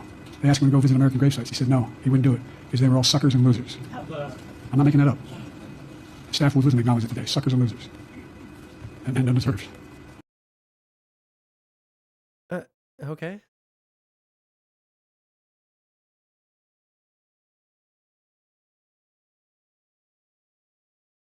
This is the American education system at work, but oh, it's in the Pacific. Okay, I know where Papua New Guinea is. Never mind.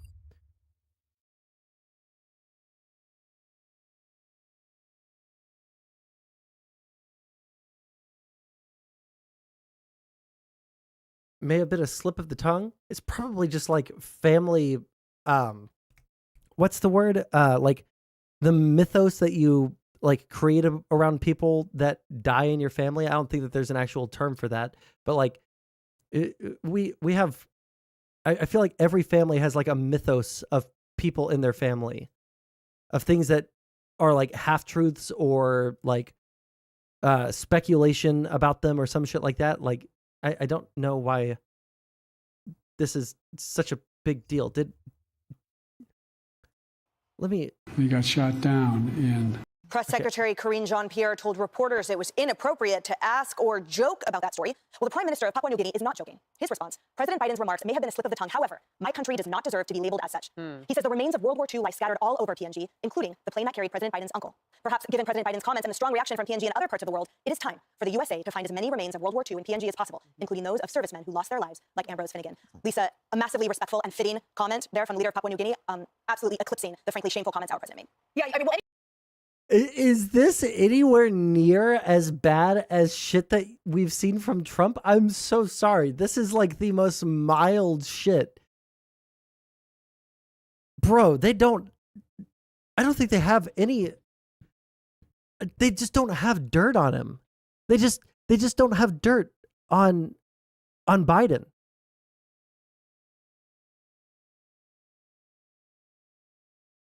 This is what they're coming up with. Okay, hold on. If this is how to depose Netanyahu and win the war with Iran, if Israel goes to war with Iran, like I've been hardcore in in support of Israel. The basically the entirety of this, Israel-Hamas war. But there have been some things that I've had to criticize because they're worthy of criticism. And there are some things that are wholly indefensible in my mind. I think that Israel shooting more missiles into Iran was one of those things. And if Israel goes to war with Iran, there's just literally no... the escalation was not worth it. It's just like, I cannot... I've thought about it. Is there a way that this could be justified?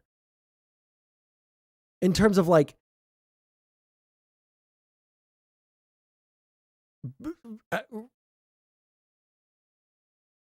nation, how to run a nation, how to protect your people, how to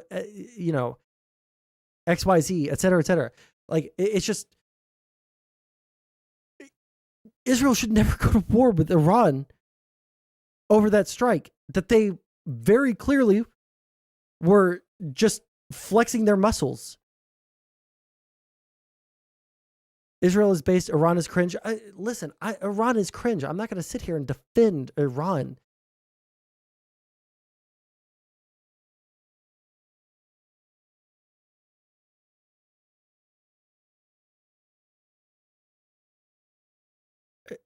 I don't know what you think I'm saying.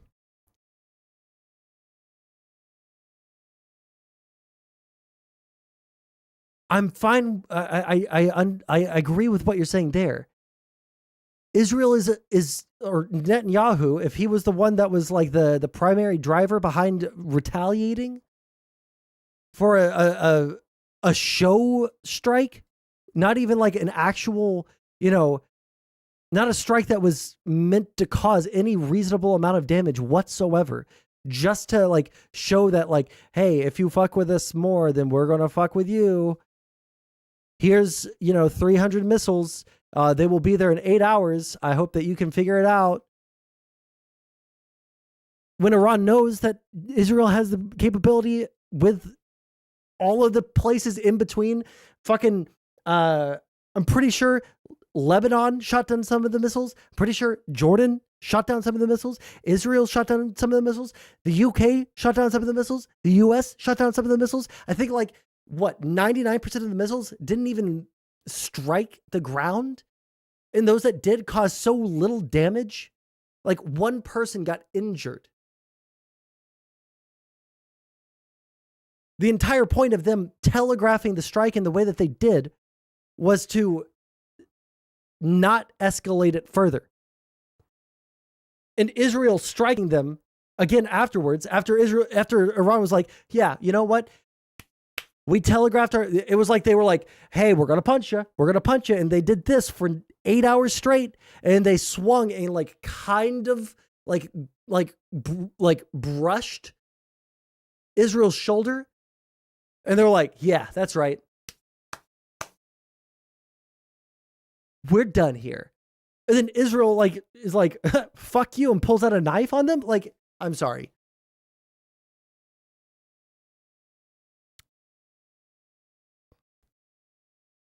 Well, I'm not sure if I'm particularly interested in that.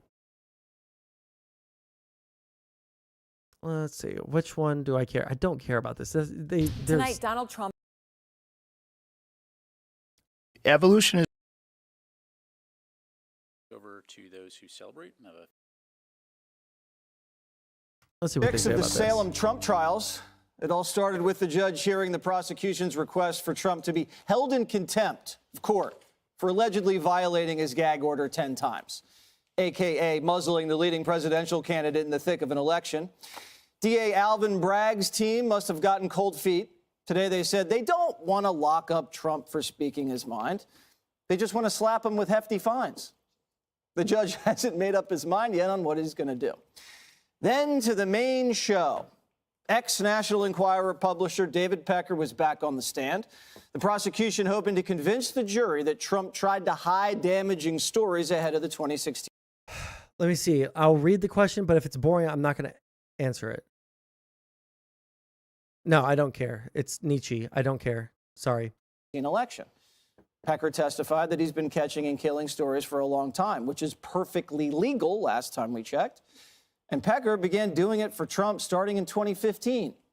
He also testified under oath.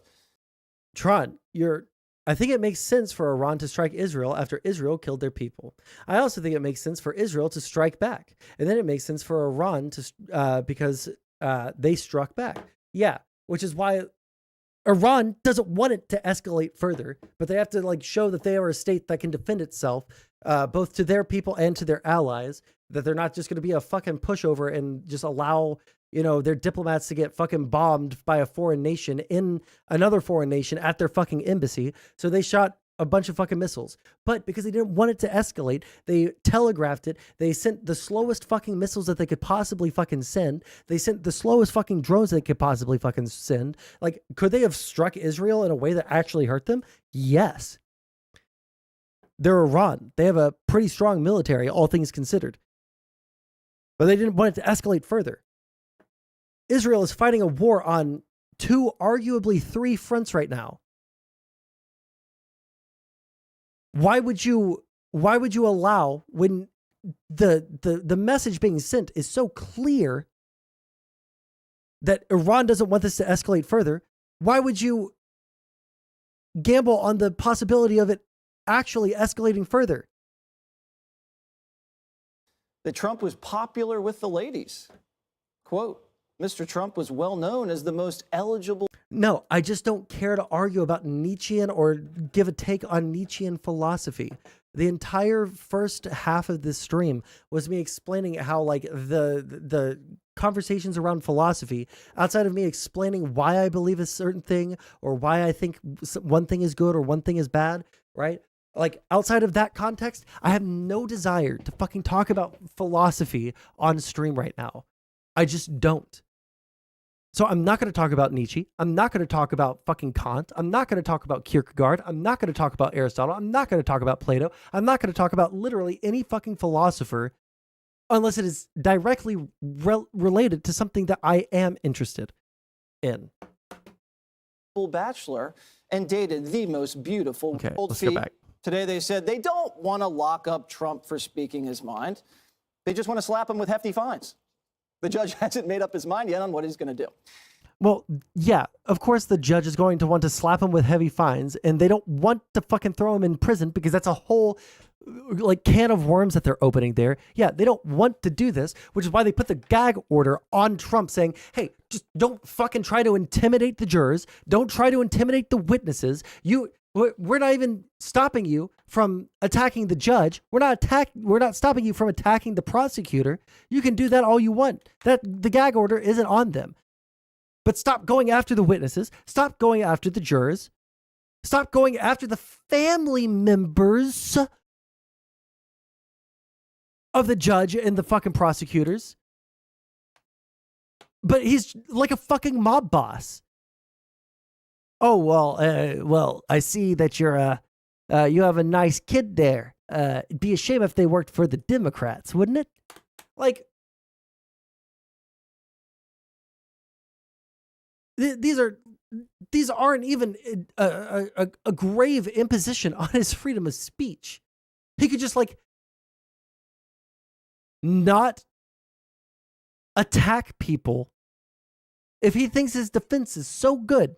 If he thinks he is not guilty, stop trying to fuck with the legal system. On the other side of things, the judge, like the entire legitimacy of the courts, the entire legitimacy of the government is based off of like, you know, carrots and sticks, right? And the sticks are usually going to be the biggest way in which the state or the judiciary or the government or the power at hand, you know, the stick is how they flex their muscles. That's how they show that we have the authority here And if they don't have that stick, if they never, apply punishment to people who are trying to subvert or undermine the system, then the court has no legitimacy and you can just fucking ignore it. The government has no legitimacy. You can just fucking ignore it. And then you have like revolution or like a change of government on your hands, right? Now, I think that our government is probably the best form of government. I like our institutions. There are improvements that could be made. I'll say that, right? But overwhelmingly, I do like the way our government functions. It doesn't allow for someone to come in and take control easily and never relinquish that power. That's a good thing, right? So in order for a judge to maintain the legitimacy of the court, to maintain the legitimacy of the processes that we have in government, what does a judge have at his disposal? Well, he can, if someone's lying in court, he can find them, he can charge them with perjury. If someone is not cooperating with the court, he can find them in contempt of court. If they issue a gag order and someone continues to violate that gag order, then it's time to bust out the stick. Now, for normal people, if they've been given a gag order, like don't try to intimidate witnesses, don't try to intimidate the jury, don't try and intimidate the judge or the prosecutor, and they violate that, they get sent straight to fucking jail for the duration of the fucking trial most times. Don't tweet. No, they're not even saying don't tweet about the case. It's just the jury, the witnesses, and the family members of the judge and the prosecutor. He can still talk shit about the judge and the prosecutor.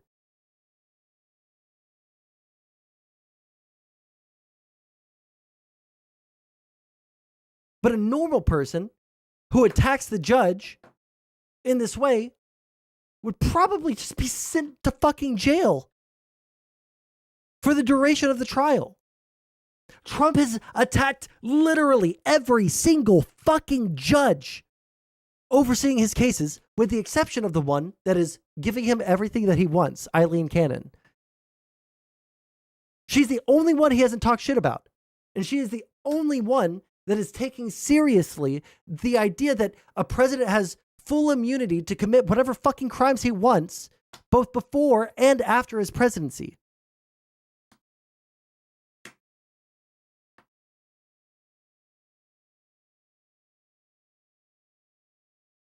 And yet he hasn't been put in jail. He was fined tens of thousands of dollars because he violated, this gag order of not, antagonizing the judge and the fucking clerks of the fucking case with the real estate values in New York City, or in New York State, held in New York City. He got fined thousands of dollars.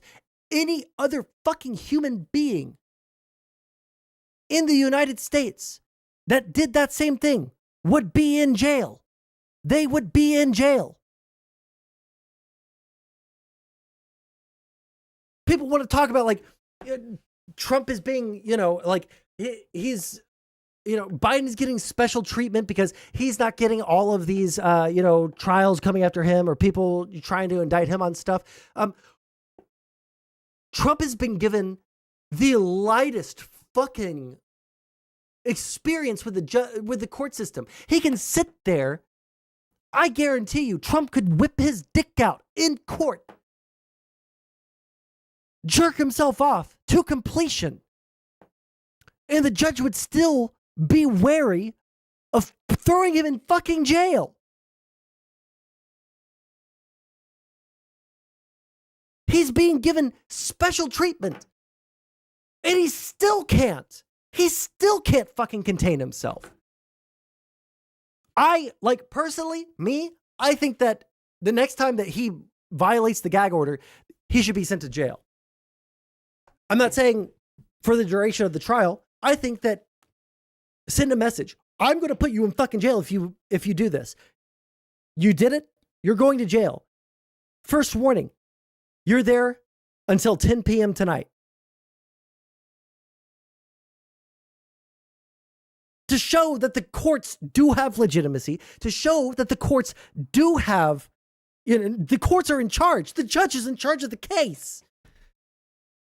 It's fucking baffling to me how people will fucking sit there and cry and bitch and moan and shit and piss and cum and like cry bloody tears because Trump is so poor and put upon. So poor and put upon. Oh, tiny Trump. He's so maligned. And all these people are being so unfair to him. You fucking buffoons have no idea what the real world is fucking like if you think that this guy is not being given special treatment.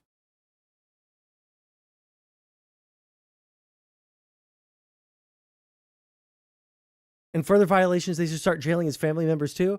Well, with the exception of his sons, as far as I know, it feels like the rest of them are trying to get the fuck out of the spotlight.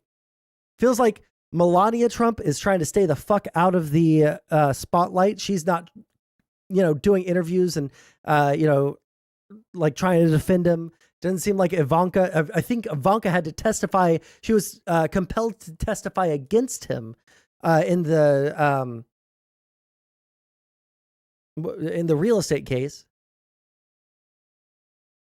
Are you still going to have that discussion with me if you're feeling adventurous about the Trump legal charges? He got suspended for 2 weeks off Twitch, but I tried to set up a conversation with him, but he just like stopped responding.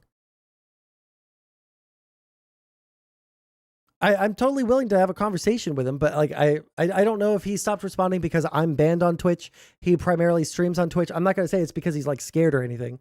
Like there's a reasonable, like it's not unreasonable for someone who streams primarily on Twitch to like not be that interested in debating someone who is banned from it, right? But you'd have to initiate it. I literally tried. Like I'm not gonna leak DMs, but I'm pretty sure. Let me see. Oh, fuck. I don't know what his...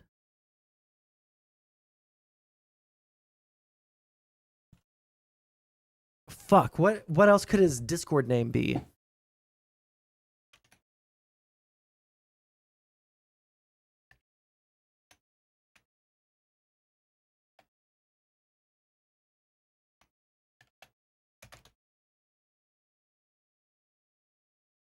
No, I don't even know what his Discord name is anymore. I'm pretty sure I left his Discord because I wasn't gonna sit there in his Discord. 1 second. Let me scroll down. I'm actually curious now. Oh, that's him right there. Yeah, I sent the last message. I gave him the days that I was available to see what days he was available.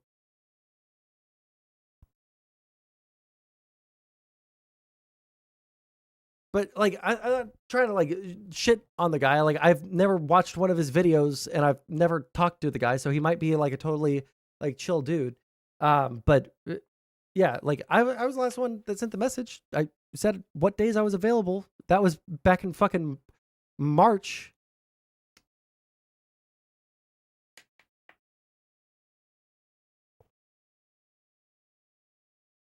I can reach out. Then to the main show. Ex-National Enquirer publisher David Pecker was back on the stand. The prosecution hoping to convince the jury that Trump tried to hide damaging stories ahead of the 2016 election. Pecker testified that he's been catching and killing. Wait, what? Do. Then to the main show.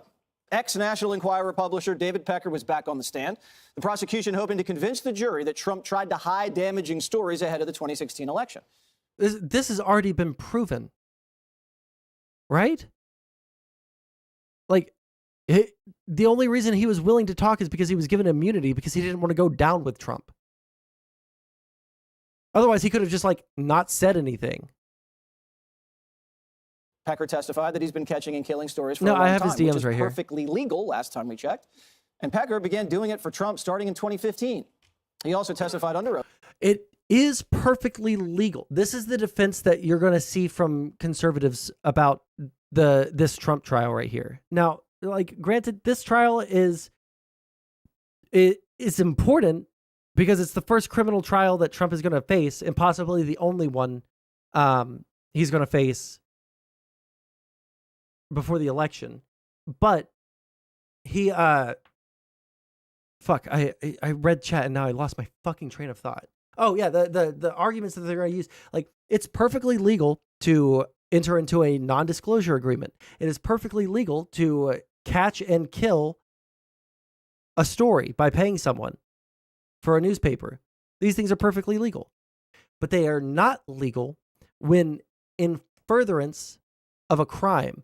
And the crime being alleged is that these things were being done in order to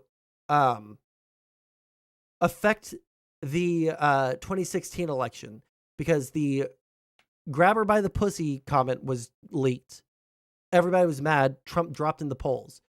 And immediately and there's audio recordings of him saying this, like, we need to, get her to sign this NDA and just, like, put off paying her until after the election. After the election, none of this matters, right? Either way it goes. So she signed it. And then they kept on putting off the money or putting off paying her. But then they falsified business records in order to do it because they didn't want to get caught before the election. Like, the crime wasn't entering into an NDA. The crime was covering it up because you were directly worried about it affecting the election. That Trump was popular with the ladies. Quote, Mr. Trump was well known as the most eligible bachelor and dated the most beautiful women. He was not a bachelor. He was married with a pregnant wife. Later on, Trump carrying his trademark stack of articles, railing against the gag order and the ICE chamber. Also, I watched this video of him, like, talking about the articles that he had. Look at all these articles. Everybody thinks that this is a sham trial. Literally all of them were from very biased right-wing sources, and the two that weren't were opinion pieces. And if you don't know, opinion pieces are not news. They're someone that a newspaper pays to give their opinion on something. And both of those were, like, conservatives who are basically, like, not controlled opposition, but, like, in order to, like, make the paper seem less biased, they'll have, like a conservative website or newspaper will have a liberal that they pay for opinion pieces, and vice versa, right? Like, that's not abnormal, and it's probably a good thing. But, like, how are you going to, like, bring a bunch of people that already agree with you and have a vested interest in defending you, and then, like, try and make it seem like everybody in the world thinks that this is a bullshit case?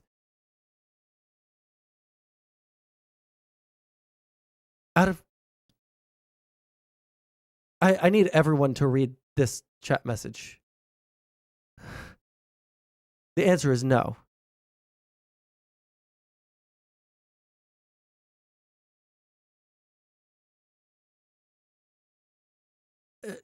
The answer is no, partly because I probably shouldn't be giving you any relationship advice. And also, like, you probably shouldn't be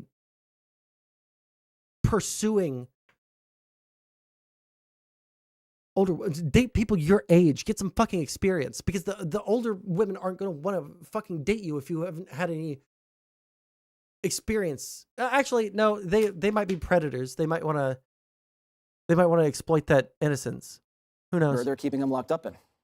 And we have a gag order, which to me is totally unconstitutional. I'm not allowed to talk to people. Also, why is the fucking audio quality on all of these fucking YouTube videos, all of these fucking, like, interviews with Trump recently, they're all fucking, like, dog shit audio quality, and it makes it so difficult to fucking understand a goddamn thing. It's so frustrating to me as someone that listens to most of his news rather than, like, has to read it. Like, I'll read an article, but, like, if there's an interview with Trump or Trump making a statement after his court case, I want to hear that. And it's, like, being recorded on a Game Boy Game Boy Color fucking camera game. Like, come on. We're allowed to talk about me. I'd love to talk to you people. I'd love to say everything that's on my mind. But I've been told I'm mature for my age. You are not. I knew tons of dudes just like you in high school. You're not mature for your age. You just are interested in more mature topics. That doesn't make you mature for your age. I'd love to talk to you people. I'd love to say everything that's on my mind. But I'm restricted because I have a gag order. This trial is all Biden. This is all Biden, just in case anybody has any question. And they're keeping me in a court. Motherfuckers out here fucking interviewing Trump with a fucking rock band microphone. Jesus Christ, dude. This is so rough. Biden. This is all Biden, just in case anybody has any question. And they're keeping me in a court. Biden didn't order this. This is a state offense. Biden couldn't have ordered this to happen. Biden doesn't control the state of New York. He doesn't control the prosecutors in New York City. He can't order them to do anything. Like, of all the cases that he could have said, like, Biden is in control of, or he's ordering them to do this to lock me away, this one and the Georgia one are probably the least possible for that. Courtroom. It's freezing, by the way. In a courtroom all day long. Well, the one defense he did all these things because he was embarrassed and didn't want his wife to know. No, because he still won't admit it. Like, this happened, what, in 2006 or some shit? It's been almost 20 fucking years. At this point, in order not to go to jail, just say you didn't do it. Or say, like, listen, I was just embarrassed. And then you could use that as a defense in the trial. But he doesn't want to use that as a defense in the trial. He wants to say that it's all a scam. he's out campaigning. That's probably an advantage because he can't campaign. And also, like, his lawyers probably wanted to use that as an argument in the case. And he said no. Like, we should watch this one. Remind me we're watching this one next. Nobody knows what he's doing. You can't put two sentences together. The media is trying to spin this any way they can. This is... I love it when Fox News says the media is spinning this. My brother in Christ, you are the media. Like, brother, you're the media. You are part of the media. How do you, like, oh, you're just like an independent journalist? Like, Jesse Waters, net worth. Estimated 10 million. What's his, I saw Jesse Waters' salary. 5 million a year. 5 million a year. You're not an independent journalist. You're a news anchor on the largest fucking news station in the country. Although that might have changed since last time I checked. Trump is no longer in office. Okay, so, but bro, you are the media. You are the coastal elite. Also, didn't this motherfucker like not know how to add, like, as of Jesse Waters, minimum wage.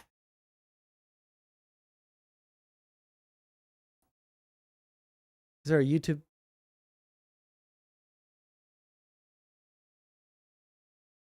If you're making $20 an hour to work at a fast food restaurant, all right, is that six figures? Hey, this is $20 an hour. Six figures. Let me see. Where is the calculator button? There it is. 20 times, let's assume Let's assume a fast food worker gets 40 hours a week, which I guarantee you there is not a single place in the entire country that a lowest level fucking employee at McDonald's is working 40 hours. But $800 per week times 4 weeks in a month times 12.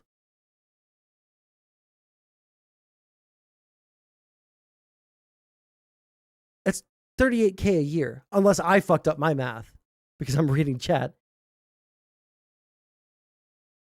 Yeah, I'm gonna double check myself so I'm not a retard. 40 hours per week. Let's do that times 4 weeks in a month. That's your monthly pay. And your monthly pay times 12 of those in a year. Yeah, $38K. 6 figures. Bro can't do math.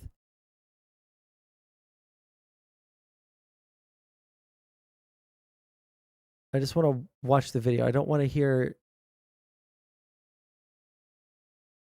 Pac-Man soy. An hour is a 6-figure annual salary. If you're making $20 an hour to work at a fast food restaurant, right? Is that 6 figures? Are you making no 40 grand 50 is just 2 exits and add a few zeros. Okay, so 40K a year. Okay, full time. 40K a year. Yeah. So, and then if your husband or wife is also there, you're making $100,000 as a family. The first one I can understand fucking up, right? Like, I busted out a calculator. I wasn't going to sit there and do the math in my fucking head, right? Bust out a calculator. You got one on your phone. But like, okay, I can accept that. Okay, I got that wrong a little bit. It's not 6 figures. Okay. But if we double 40,000, that's definitely 6 figures, right? Like, this is what happens when you go in with a narrative at the beginning and your narrative doesn't actually like have any facts behind it. It's just the narrative. And now you've been caught in like the stupidest, like elementary school level, like math mistake. And you're making $5 million per year with a net worth of 10 million, pretending that you're part of the everyman that's not part of the media trying to spin a narrative. God, I fucking hate.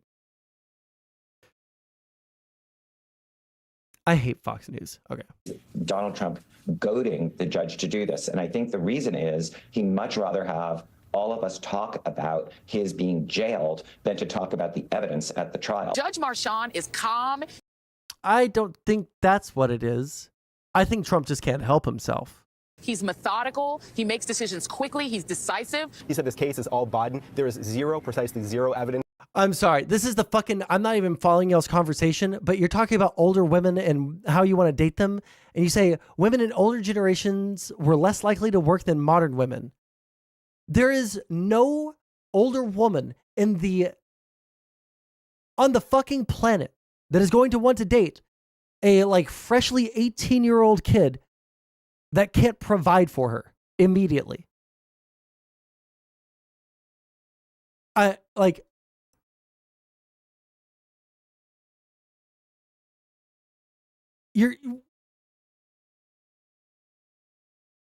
You've been watching too much fucking red pill shit, dude. You're trying to live that trad life. The trad life is dead.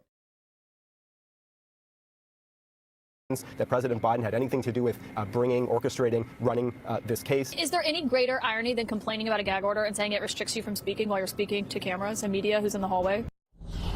Okay, the gag order controversy, Dana. He's gonna take his time. The judge. He's gonna ponder. I want to know what their justification is. I want to know what their justification is for a gag order only for the jurors and the witnesses. You can't talk shit about the witnesses. You can't intimidate them, and you can't intimidate the jurors. Oh, also, we had to add an addendum to this. You also can't attack the family of the judge. Can anyone give me... Can anyone give me like a reason why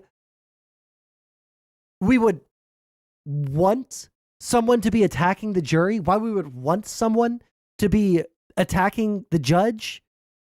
attacking the law clerks who are just there, like, making sure that the operation of the court is working. Like they have no say. What is the purpose? The gag order is only to keep him from intimidating the fucking witnesses, only to keep him from intimidating the jury.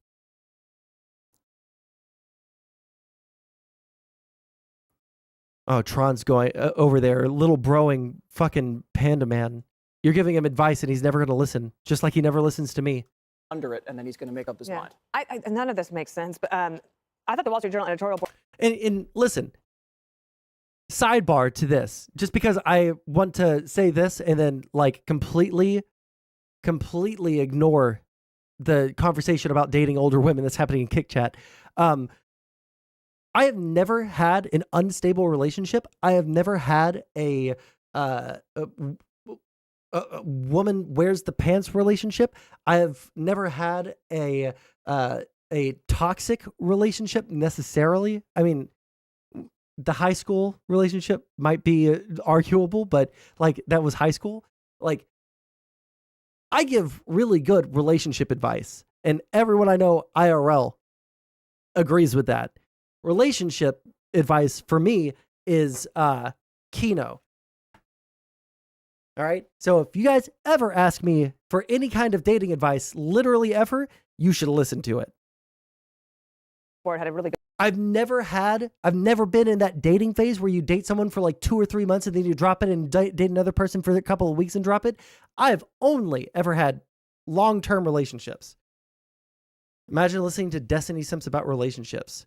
Listen, I don't agree with Destiny about relationships, okay? The polyamorous fucking open relationship stuff is I think that shit's ultra fucking cringe. Good point. They said, what are you protecting Michael Cohen from? He's very public. He's out there. It's not like juror number 2 who was like, you know what, guys, I think I don't want to have any of this attention on me. I'm a very private person. I'm like, Michael Cohen's not a private person, and he is willing to get out there and mix it up with everyone. So I'm not exactly sure who the judge even thinks this gag order is protecting. Now, if it's jurors, fine, but it hasn't been. But the star witness is Michael Cohen. So he gets to go on. I was responding to a text. Let me go back about 30 seconds. He's very public. He's out there. It's not. Wait, what's okay? The gag order controversy, make sense. Dana. He's gonna take his time. The judge. He's gonna ponder it, and then he's gonna make up his mind. None of this makes sense, but I thought the Wall Street Journal editorial board had a really good point. They said, what are you protecting Michael Cohen from? He's very public. He's out there. It's not like juror number 2 who was like, you know what, guys, I think I don't want to have any of this attention on me. Because the gag order is for all of the witnesses. It's for all of the witnesses. It's not specifically, you can't talk shit about Michael Cohen, but you can't talk shit about Stormy Daniels and this other guy. It's the witnesses. Michael Cohen is a witness. So you can't try to talk shit about him or intimidate him or, maybe wink, wink, nod, nod to people who have nothing to live for to set themselves on fire and run into him. I don't fucking know. Like, it's just not an unreasonable fucking thing. I'm sorry. Like, of all of the stuff that relates to the Trump trials, like this is easily the fucking stupidest controversy. Just like, don't talk shit about the fucking witnesses. Just like, don't attack the jurors. Just like, don't, spread conspiracy theories about the fucking daughter of the judge. It is like the baseline, easiest fucking thing for a defendant to do. I've even like given mild criticism. Now, if he broke the law, he broke the law. But like the civil, what do you call it? The real estate case, right? That was spiteful. Okay. Did he break the law? Yes, it's been found in a court. He waived the right to a jury because it was so obvious that he broke the law. But that one was spiteful. I can accept that. I can agree with that. Does that mean that you still go around and like try to like either incite violence against any judge or juror or witness, or, you know, try and intimidate them because everyone's scared that you might incite violence, even if you're not actually like hoping for that? Like you're just trying to like make them think that you could do that. Like just use your lawyers to defend you in court. It's so easy. It's so easy to just like not do this. A very private person. I'm like, Michael Cohen's not a private person, and he is willing to get out there and mix it up with everyone. So I'm not exactly sure who the judge even thinks this gag order is protecting. Now, if it's jurors, fine, but it hasn't been. Like, but the star witness is.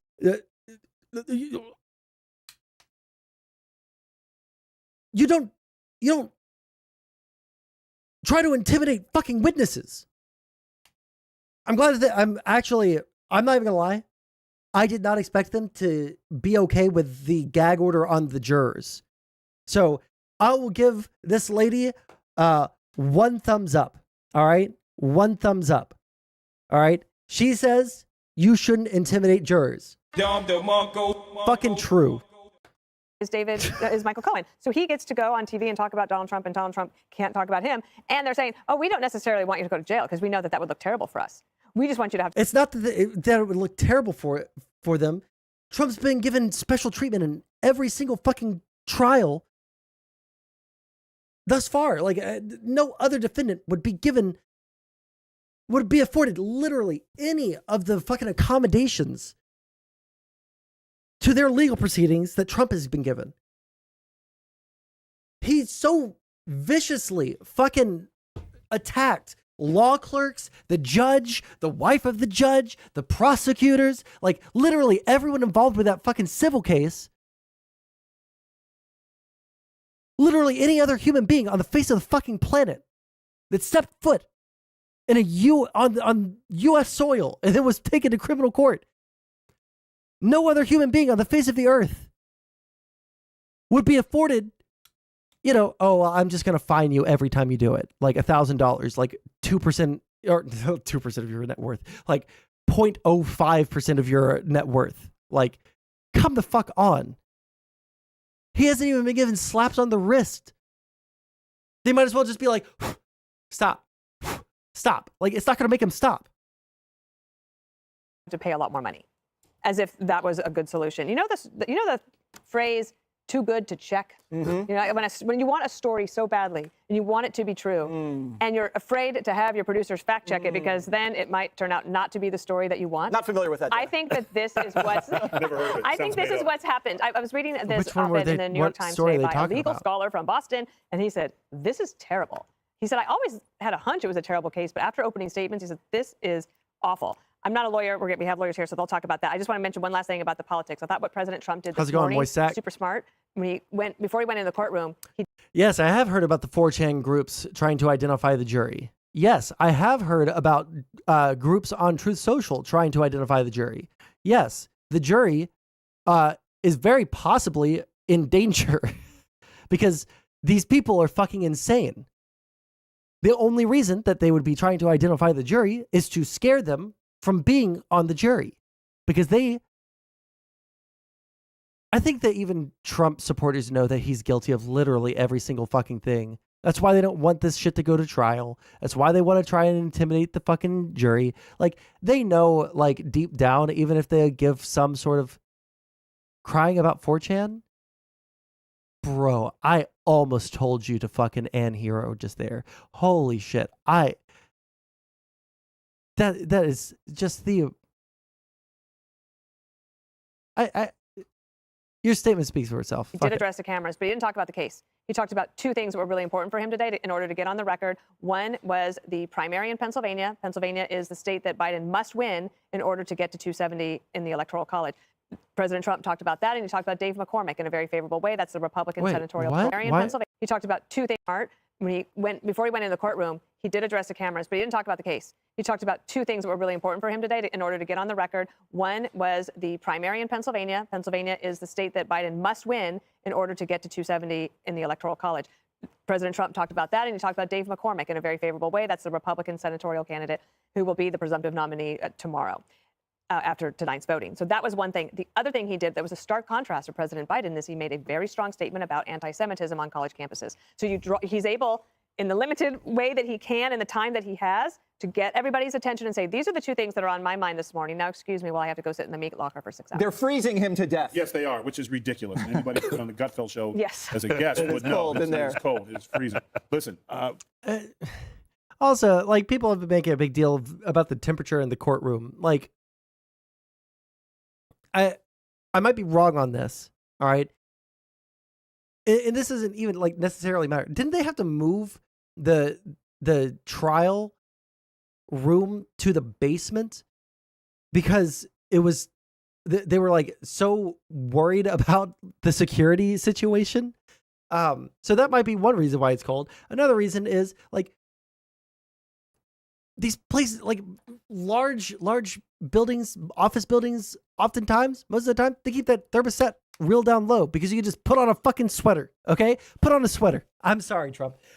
There's some things that I can have sympathy for. There are some things that I can say, this is fair, this is unfair, blah, blah, blah. Put a fucking sweater on, dude.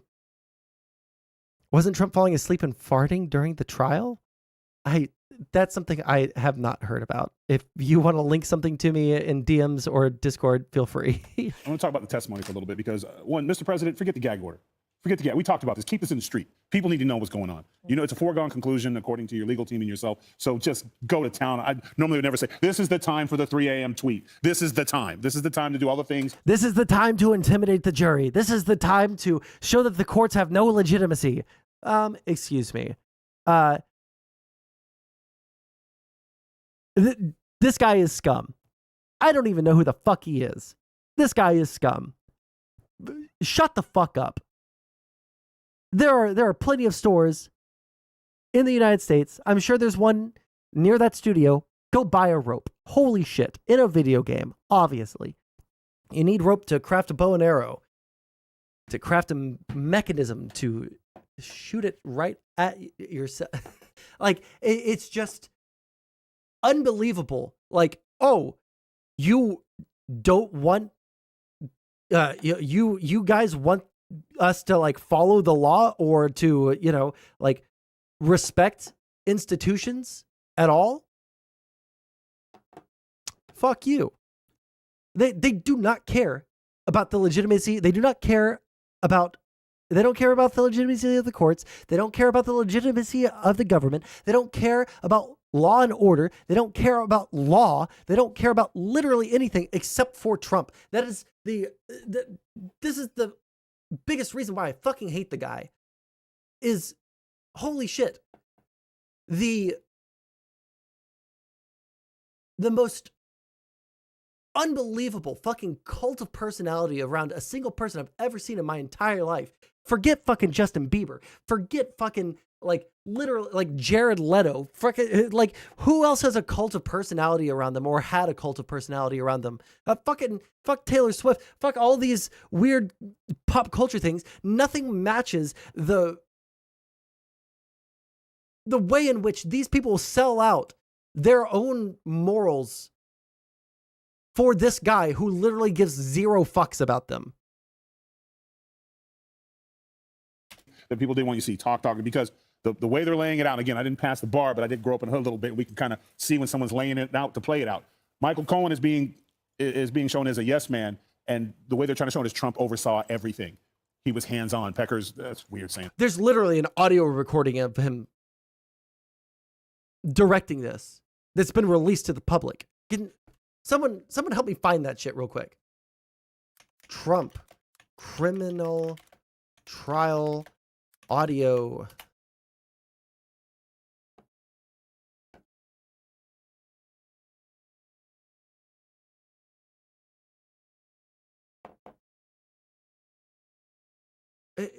Fuck. Trump audio evidence. New York criminal trial. It'll fix it.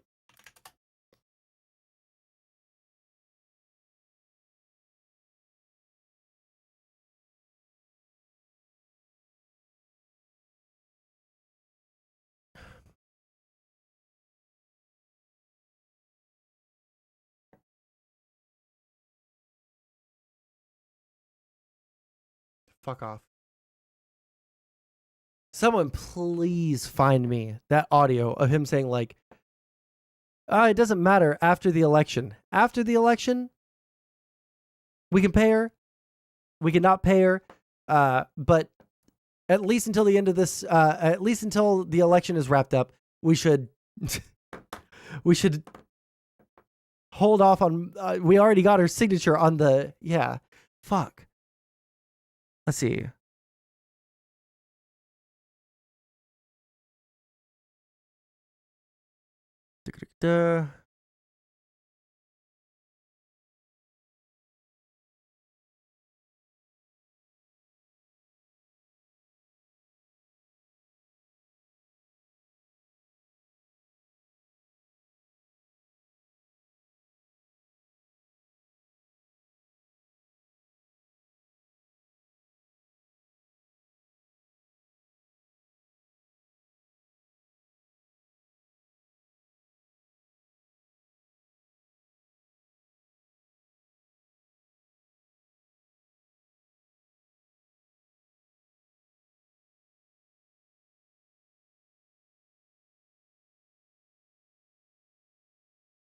YouTube actual justice warrior.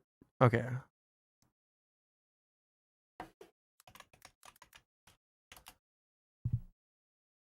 Damn, this guy's blown up recently, dude.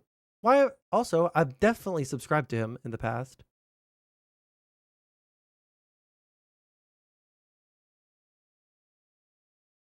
I'm pretty sure I watched part of his video on this, but I'm not sure.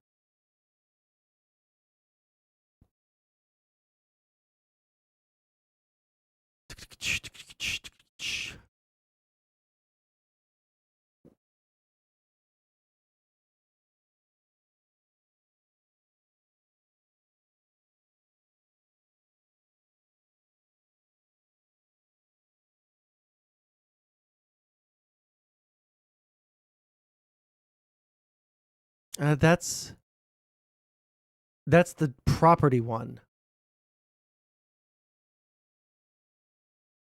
Trump, New York. Oh yeah, that's right. You can search on their fucking channel. I forgot.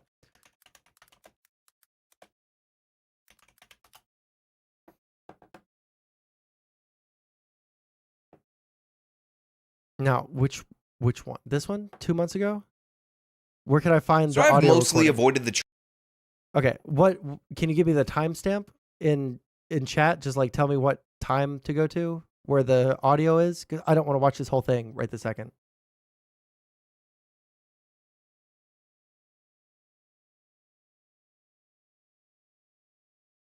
Hello? In the Reason piece, Donald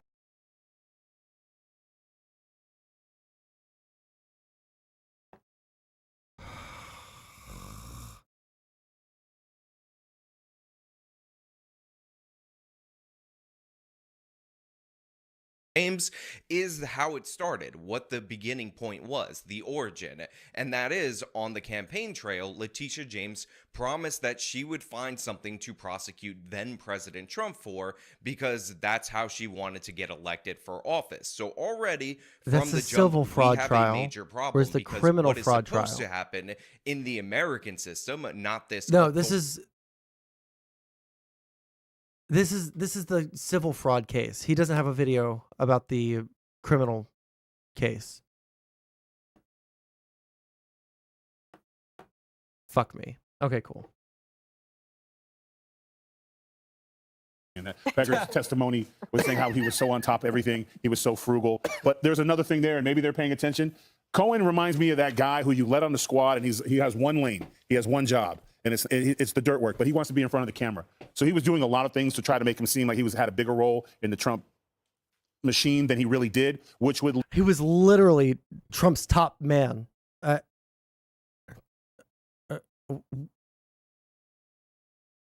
Why do people like pretend like that's not the case? Lead to him being overzealous, doing things without talking to the president, hiding because he's trying to show him he belongs. And Jesse, you have. He was literally with Trump, literally every single day, literally working to fix problems.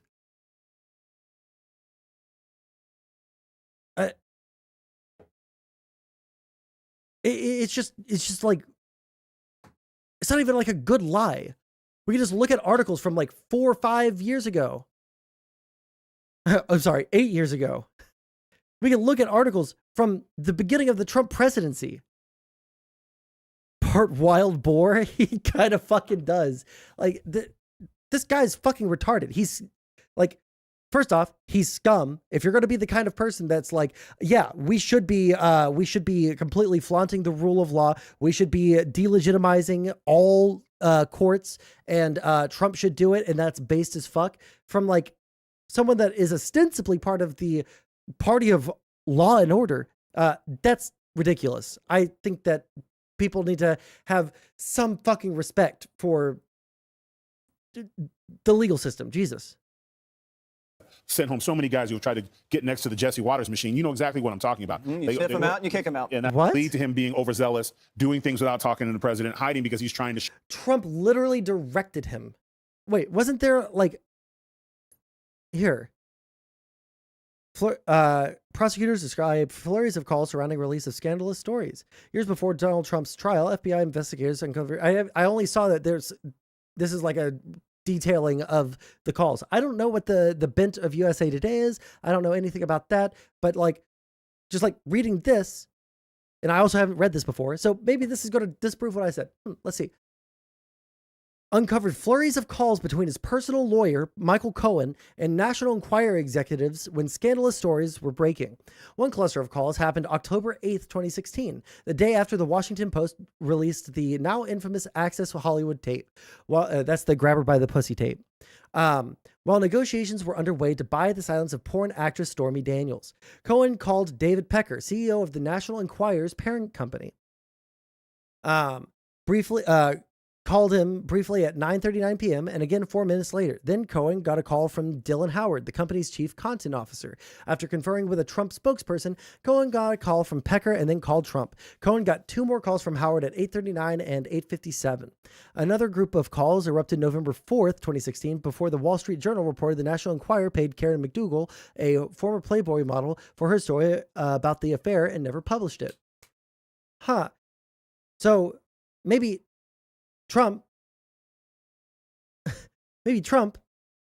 does have Cohen as his point man for scandalous stories. It's almost like he's a fixer of some kind.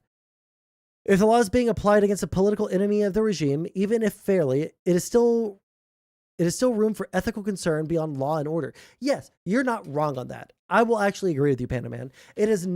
There is still room for ethical concern beyond law and order. Yes, that is right. This guy is telling Trump that he should be actively intimidating witnesses and intimidating jurors. He said to go crazy. He said to go wild. 3 a.m. tweets.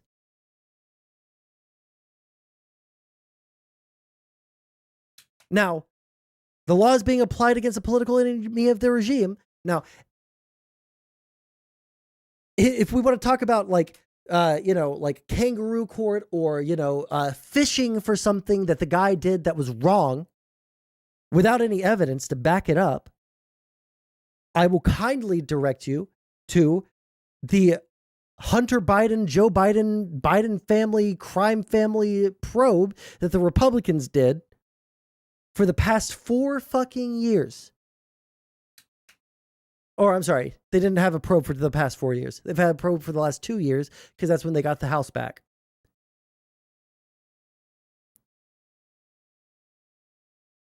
They were fishing for something, even something minor.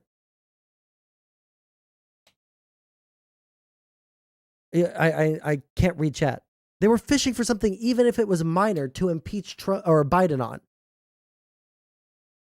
And they never found it. That's something that I would say that is a major ethical party foul. We shouldn't be doing that. We shouldn't be searching and fishing and trying to find something that our political enemies have done in order to, get them in trouble with the law. Which is why when it comes to the Letitia James, is Letitia James the New York one? The New York civil trial. I have ethical concerns about that one. I think that she literally got elected based off of like I'm going to prosecute Donald Trump. Okay? I have ethical concerns about that one. Did he break the law? Yes. It's been found in a court of law. But also, it's insane when there's like the Florida one is so open and shut. The only reason that one hasn't gone to trial, the only reason that one hasn't been, had a jury selected, all of that shit is because the judge is highly favorable towards Trump. That is literally the only reason, because it is open and shut. And it happened after he was president. They didn't have to fish for anything. They asked him for documents back. He said he didn't have any documents. They said, we know you have documents. Please give them back. They asked him like 6 times over 3 months. And he actively flaunted the law for that 3-month period. They gave him so many chances to just give over the fucking documents that were not his. They were the property of the United States, not of Donald Trump. When he was in office, they were totally his. He can do whatever he fucking wants. He can declassify them if he wants. Once they're at his house, afterwards, and he hasn't declassified them, they're not his. They're the property of the United States. And then he lies to the FBI. He lies to National Archives, whatever that department is. Provable lies by audio recordings, by the evidence presented to the public. We don't even know what's in private. We don't know what's going to come out in court. But just the stuff that's in public is open and shut. He just openly flaunted the law. There's no ethical concerns on that one. There are no ethical concerns on the January 6th trial. There are no ethical concerns. NARA, thank you. I knew it was National Archives something. I don't have any ethical concerns, at least because I don't know as much about the Georgia case. I know about it, but I don't know as much about like the lead up to it.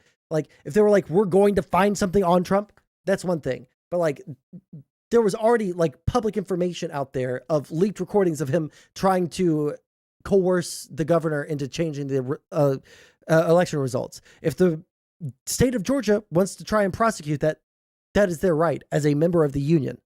Okay? So that's what I'm saying. Yes, ethical concerns, not completely out of, not unreasonable. And even like I would agree with one of the cases that he faced. Well, he's no longer facing it anymore because he was found guilty. But yeah, Trump just fucks up and expects to get away with it and thinks that he can, lawfare his way through all these criminal trials.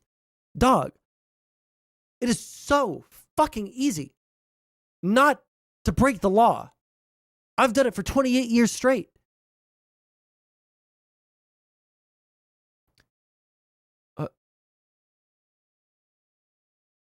I haven't moved to DC yet. I'm moving to DC in end of summer.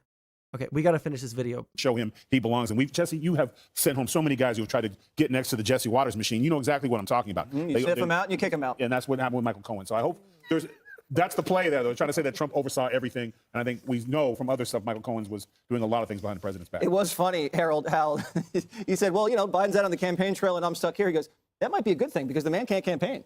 I'm not going to say what my new job is going to be. Not on stream. Them out. And then you kicked him out. I love that. I hope you had a good weekend. It's good to be back around the table. I'd say a couple of things. I agree with Dana and you. I thought the president, and what Tyrus was saying about the start of the day, I thought the president, he needs to stay on the campaign before he goes in the courtroom to draw that contrast, the juxtaposition that we talked about last week when I talked about his ability to be a good political athlete. 2, he's innocent until proven guilty. And when he goes in the courtroom to draw that contrast, the juxtaposition that we talked about last week when I talked about his ability to be a good political athlete. 2, he's innocent until proven guilty. And Mr. Pecker's comments, I'll get to that in one second, I think are I'm beginning to understand better what Mr. Bragg and his office is trying to do here. We learned, and the judge, I imagine, will comment on this in a few minutes here, in a minute or two, that the second charge that was not outlined in the body of the indictment became clear today from the prosecutor who was doing a direct examination against Mr. Pecker. I think there's going to be a belief from the legal standpoint, and I agree legally, the things that they're talking about that Mr. Trump did to, whether it's hush money or these relationships, none of that is illegal. What they're getting at, and what I will be interested in seeing if they can make the case, they're not saying that was illegal. What they're saying is there was a criminal conspiracy to influence the election through perhaps in-kind donations and other things. When Mr. Pecker suggested, Yes. and no one's in the courtroom, but the reporting that we're getting, that they were affirmatively planting stories against some of the other opponents that Mr. Trump faced in 2016, Mr. Rubio and Mr. Cruz and others. The question will be legally, does that constitute a Wait, so you're saying Democrat campaigns don't coordinate with the media to plant stories? Well, no, if you listen, I am saying that. If you listen to Jesse, listen to me 1 second. Mr. Pecker is openly saying, he's laying on a narrative, saying that they were together, they talked about these things, that Mr. Trump was, none of that is illegal, that he was popular with women, and these stories, they were into paying for journalism, all that kind of stuff. That's fine. But the question becomes, if you are out peddling stories that you know. Wow, this guy is like based on the facts, like 100%, literally everything that he's saying is 100% true. Or not true about other candidates. Can that be perceived as an in-kind donation? Who said that? That's what they said today, Judge. And that's what no. Well, Judge, Judge, this is just a fact. You can disagree with the analysis, but Who said that today? The prosecutor. That they said that the prosecutor. So that's what I'm saying. This is the part of the indictment that was not talked about. And this is the question. There are going to be good days and bad days in courts. I'm not saying that this can be proved. I can never remember that lady's name. I've literally never seen her contribute a single fucking word of substance to anything. Like literally, she is the most fucking brain damaged news reporter I've literally ever seen in my entire life. But now I understand the case, because what you said, Jesse, and many have said over the last several days, we've all said on this set, that the federal he could have leaked dangerous secrets intentionally. He did leak dangerous secrets intentionally. He just like showed some random Australian billionaire like nuclear sub secrets. Like he did leak dangerous secrets intentionally because he was bragging. Prosecutors decided not to pursue some of this hush money stuff. I got that. That seems right. The question is, does this other stuff, does this constitute a crime? What could Biden have gotten wrong on COVID? He wasn't president for the majority of what the COVID lockdown. Biden wasn't in office during COVID. I'm not saying it does, Judge, but this is the issue that they're pushing in this case, and we'll see. Jeanine Pirro, what yeah. happens. I hope they lift the gag order on him. I think it's unfair to have a gag order on him. Harold, you're a lawyer. You know as well as anyone else that you can't possibly pick a jury. The voice of a woman who's been smoking 4 packs of cigarettes every day since she was fucking 12 years old. Or make an opening statement if you don't know what the crime is. And if you're saying... How fucking old? Like, she has had so much... I'm sorry. I usually don't like to comment on people's appearance, but... How old is this woman? The amount of work that she's had done. She's 72 years old, guys. She's 72 years old. At this table today, we found out what that crime is. It was not included in... She has a worse hairline than I do. Bill of particulars. We reported it on Fox. Then we got a real problem. Then Fox, legally, you have to agree with me, we have a problem. Look, I want to get to the bottom line of this case. The bottom line in this Trump case is whether or not Donald Trump had the intent that the money that was paid was being used to affect the election. And I believe that the proof so far has proved just the opposite. Number one, an NDA. We're 2 days into this trial. Wait, yeah, today was day 2 of the trial.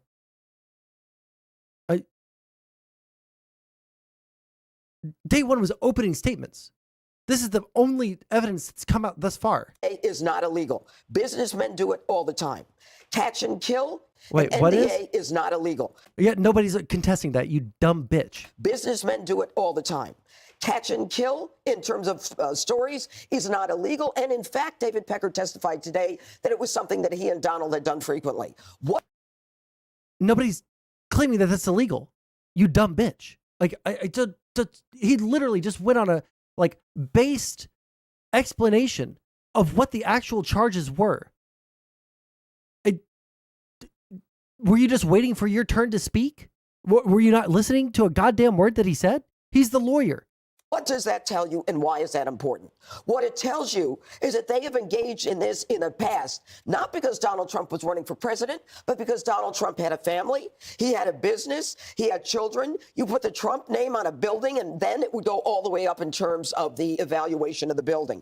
So this is not money not true that was a either. campaign contribution. It was his own money for starters, but it's money that is used to protect the Trump name. And unless you can prove to the opposite, beyond a reasonable doubt, to 12 people, stop talking, all right? And the gag order is unconstitutional. You cannot. Lockdowns weren't happening under fucking Biden, you fucking retard. I'm sorry. The lockdowns ended.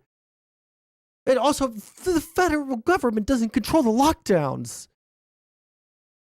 Gag one party, especially a defendant who is running for president on a sham case where the misdemeanors are expired and the local DA is putting on the jacket of the federal prosecutor saying, I'm going to save us from the statute of limitations by making believe I'm a federal prosecutor. That sort of shit happens literally all the fucking time. Watch a fucking episode of SVU from well before Trump was president.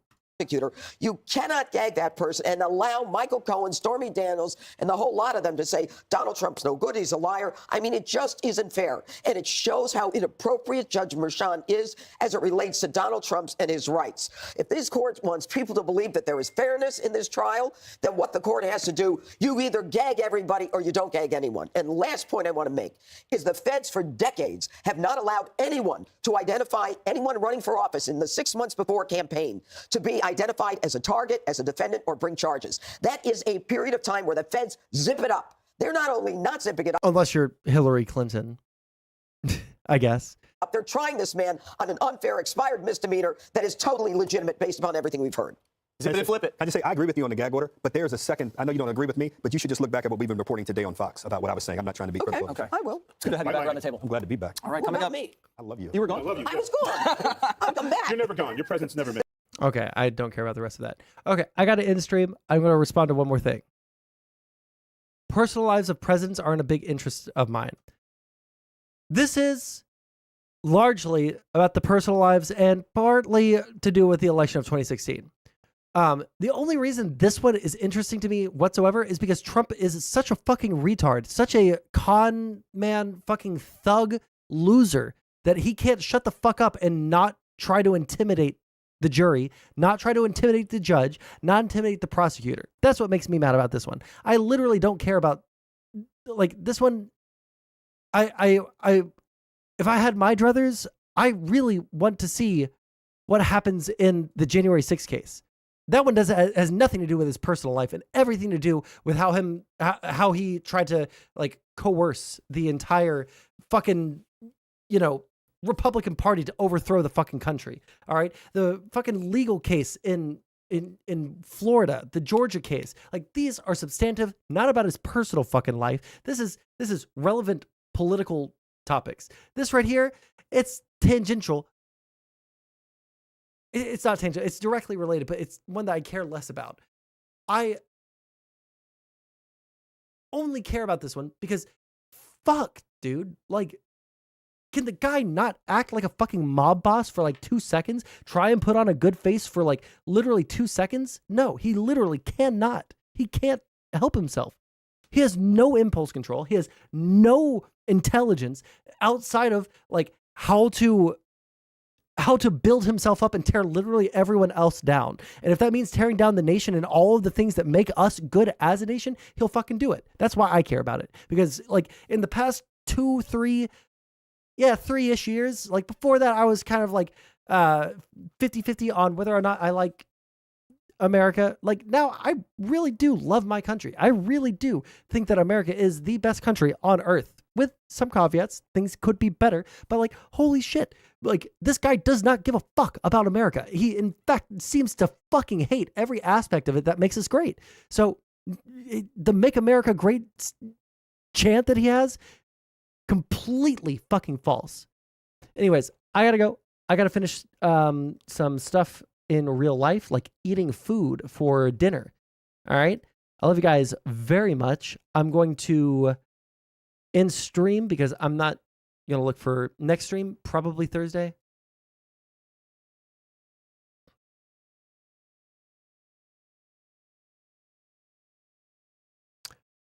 I'm just going to reply to you here because you didn't hear me. We're absolutely wrong on the government's end.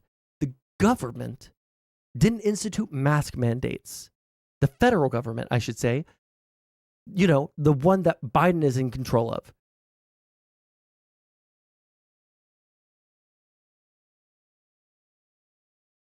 Anyways, I'm done. I'll catch you guys next time. Love you guys very much. Catch you later.